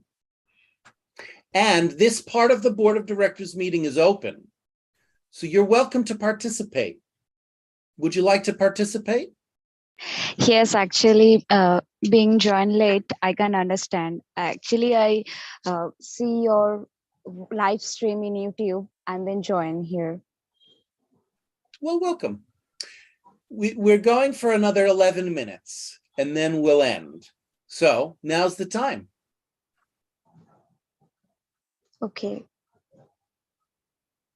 You're coming in, you might not know what's going on. That's okay. There's space for that now. There's space for your way of entering now.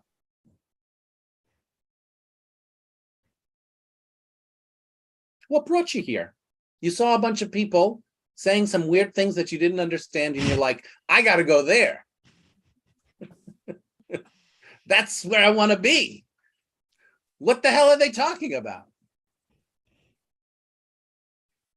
No, actually, Mr. James, I can understand in what is going on and which type of discussion is going in this meeting. But at first, when I joined here, I can understand. So that's why I message what's going on in here. So what is your piece that you would like to add to our meeting? Anything. And I'm afraid Actually, I'm afraid I don't know if I know you or not. There's another Ria, but I don't know if you're that Ria, and the other Ria I don't know well either. So can you orient me? Who are you? I'm from India, Ria. I got that. Anything else you can tell me? In which topic? About Today's topic. who are you? Who are you? What are you doing here? Are you a Okay, student? okay. Have you been coming to classes? Have you been watching our videos? What are you doing here? Actually, I'm a student, and I said you previously, I just joined here to learn and make many friends because here many experienced person. When did you join? Few days ago, I have been joined here. Got it. You're brand new. Got it. Thank you. You're a different Ria than I was imagining. And you're here to learn it. You're here to learn English, and you see that there's experienced people here and you want to learn from them. Very clear. Thank you. Okay, thank you. I'd like to talk about the process for determining who is the host of whatever text space. Currently, we don't have one. And then coming Saturday, 11 UTC, I think, the week is gone. James is back. And then we could try to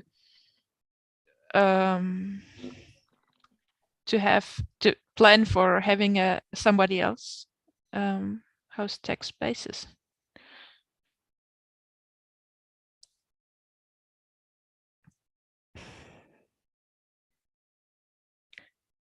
And I'd like that.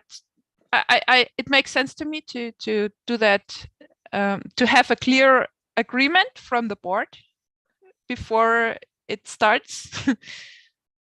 Like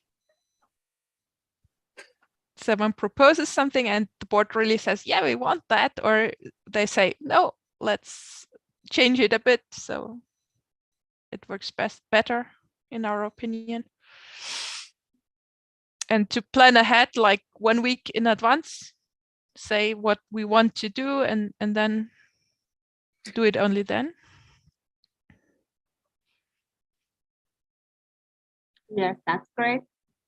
It's good. This is what I mean, that James didn't ask on the board of director about closing the text space, and we didn't talk about it. So I also didn't ask you to be born, but here I am. I came to this space inviting you in, and as you learn about what I'm doing, then I can ask you. If I ask you before you understand what I'm doing, you stare at me blankly. It's true. I have been the space master for Discord, and I've been making decisions about how we run Discord, and we didn't talk about that. That's true. That's all true. As you realize what I'm doing, now we can begin to talk about it. If you just realize what I'm doing and say, you didn't even ask me, well, and then run away in anger, then I don't know what to tell you. The next person might do the same thing. I am the space master in Discord. It's like I've got my roots in there. If you want a different space master, if the board wants a different space master, we can create one. If the board wants me to be the space master, but people to be running Discord, we can do that. People don't understand how Discord works, so it's a little bit, we have to navigate a few things. and it's limited, you know, the speed in which people understand Discord and the availability that people have to talk about that is limited. I can't do it through like, you know, I can't just pass my brain over and you now know what I'm doing in Discord. So there's a little bit of a conflict because there seems to be some dissatisfaction in the board about what the board has been implicitly letting me do. And as the board discovers it, they're a little incensed. You're a little like, well, I want to talk about that. Great, I'm happy to talk about that. Finish? Did you finish? No? Okay. You want me to finish? No, I just want to add something if you finish, but But I'm I waiting. haven't, so you're waiting patiently. I'm waiting. I'm always waiting. Don't wait. Nothing. There's no good that I comes don't from want to waiting. interrupt you. That's why I'm waiting, because I don't want to interrupt you. Okay, then you finish, let me know, please. I'll be sure to let you know, Fatima, when I'm finished.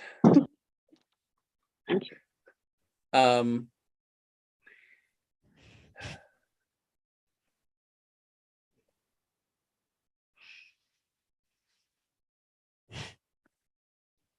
My policy for having a different space master is that the space master creates their own Discord.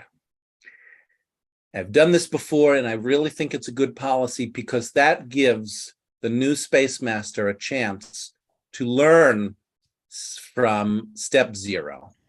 If you take over my Discord, it's like trying to fly a 747 jet plane out of nowhere. It's better to learn one thing at a time, to have one channel, to, you know, and I think that would be great. I don't care if the whole group is up in arms and like, we're going to lose the old Discord. Too bad. We start with a new space master and we go step by step. Now, if the board of directors likes that, we can do that. If the board of directors says, no, then we'll lose the old Discord. We really won't lose it. We'll just put it on freeze and we have access to the information, but we're talking in a different place that's live. But if you don't want to do that, that's okay too. You can like be the,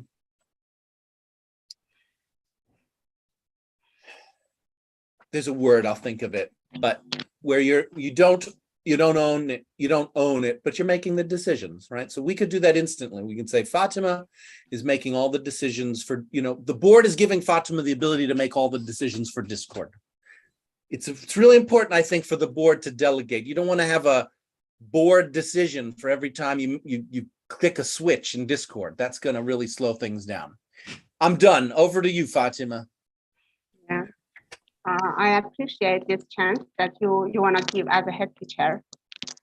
You want to give the board of directors to have this kind of experience by being chair in different channels, starting from one channel to channel, and then they can improve this ability. I like that and I agree with that. And the other point that I'm not dissatisfied that you didn't tell us about it or we didn't discuss about closing the Discord. I didn't mean that. Just when you say that the board of directors changed their mind and start writing in Discord for members, me, Claudia, Ahmed, you.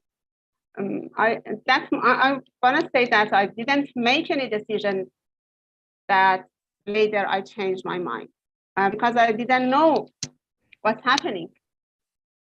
And it's you, I think. Maybe I don't know about others, but I wasn't aware of that. And it's you know the decision. You change your mind and you start writing. And I don't know about Ahmed, Khaled, and other members.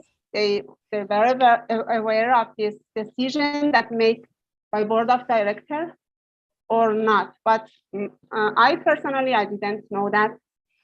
And suddenly I found myself in your order that the Discord is closed for 1 week. So it wasn't my decision, I mean, that later I changed it. I didn't change my mind because I didn't agree with that from the first, but we didn't talk. It was my fault that I wasn't aware of my authority to write at least in the Board of Directors channel that at least we wanna have opened this channel for Board of Directors to communicate to each other. And I'm gonna jump in. I'm gonna jump in, Fatima. I'm gonna jump in.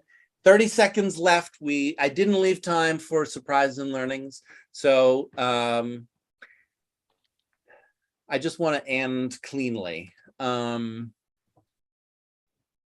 you, everybody, for participating, for coming together to talk and do our best to organize the group to the best of our ability with what we have. And I'm glad we do this. I think we improve little by little, and sometimes we run into challenges. So we'll continue doing that. I don't remember, Nelly, maybe you remember the time that I agreed to open Discord again tomorrow, sometime tomorrow morning, something like 11 UTC on Saturday. We'll go back to normal Discord use, and we'll expect to have another board meeting with Nelly as chair next week. All right. Thank you, everyone. Thank you. Thank you, Nelly. Thank you, James, Muhammad, and everyone. Thank you. Goodbye. Goodbye.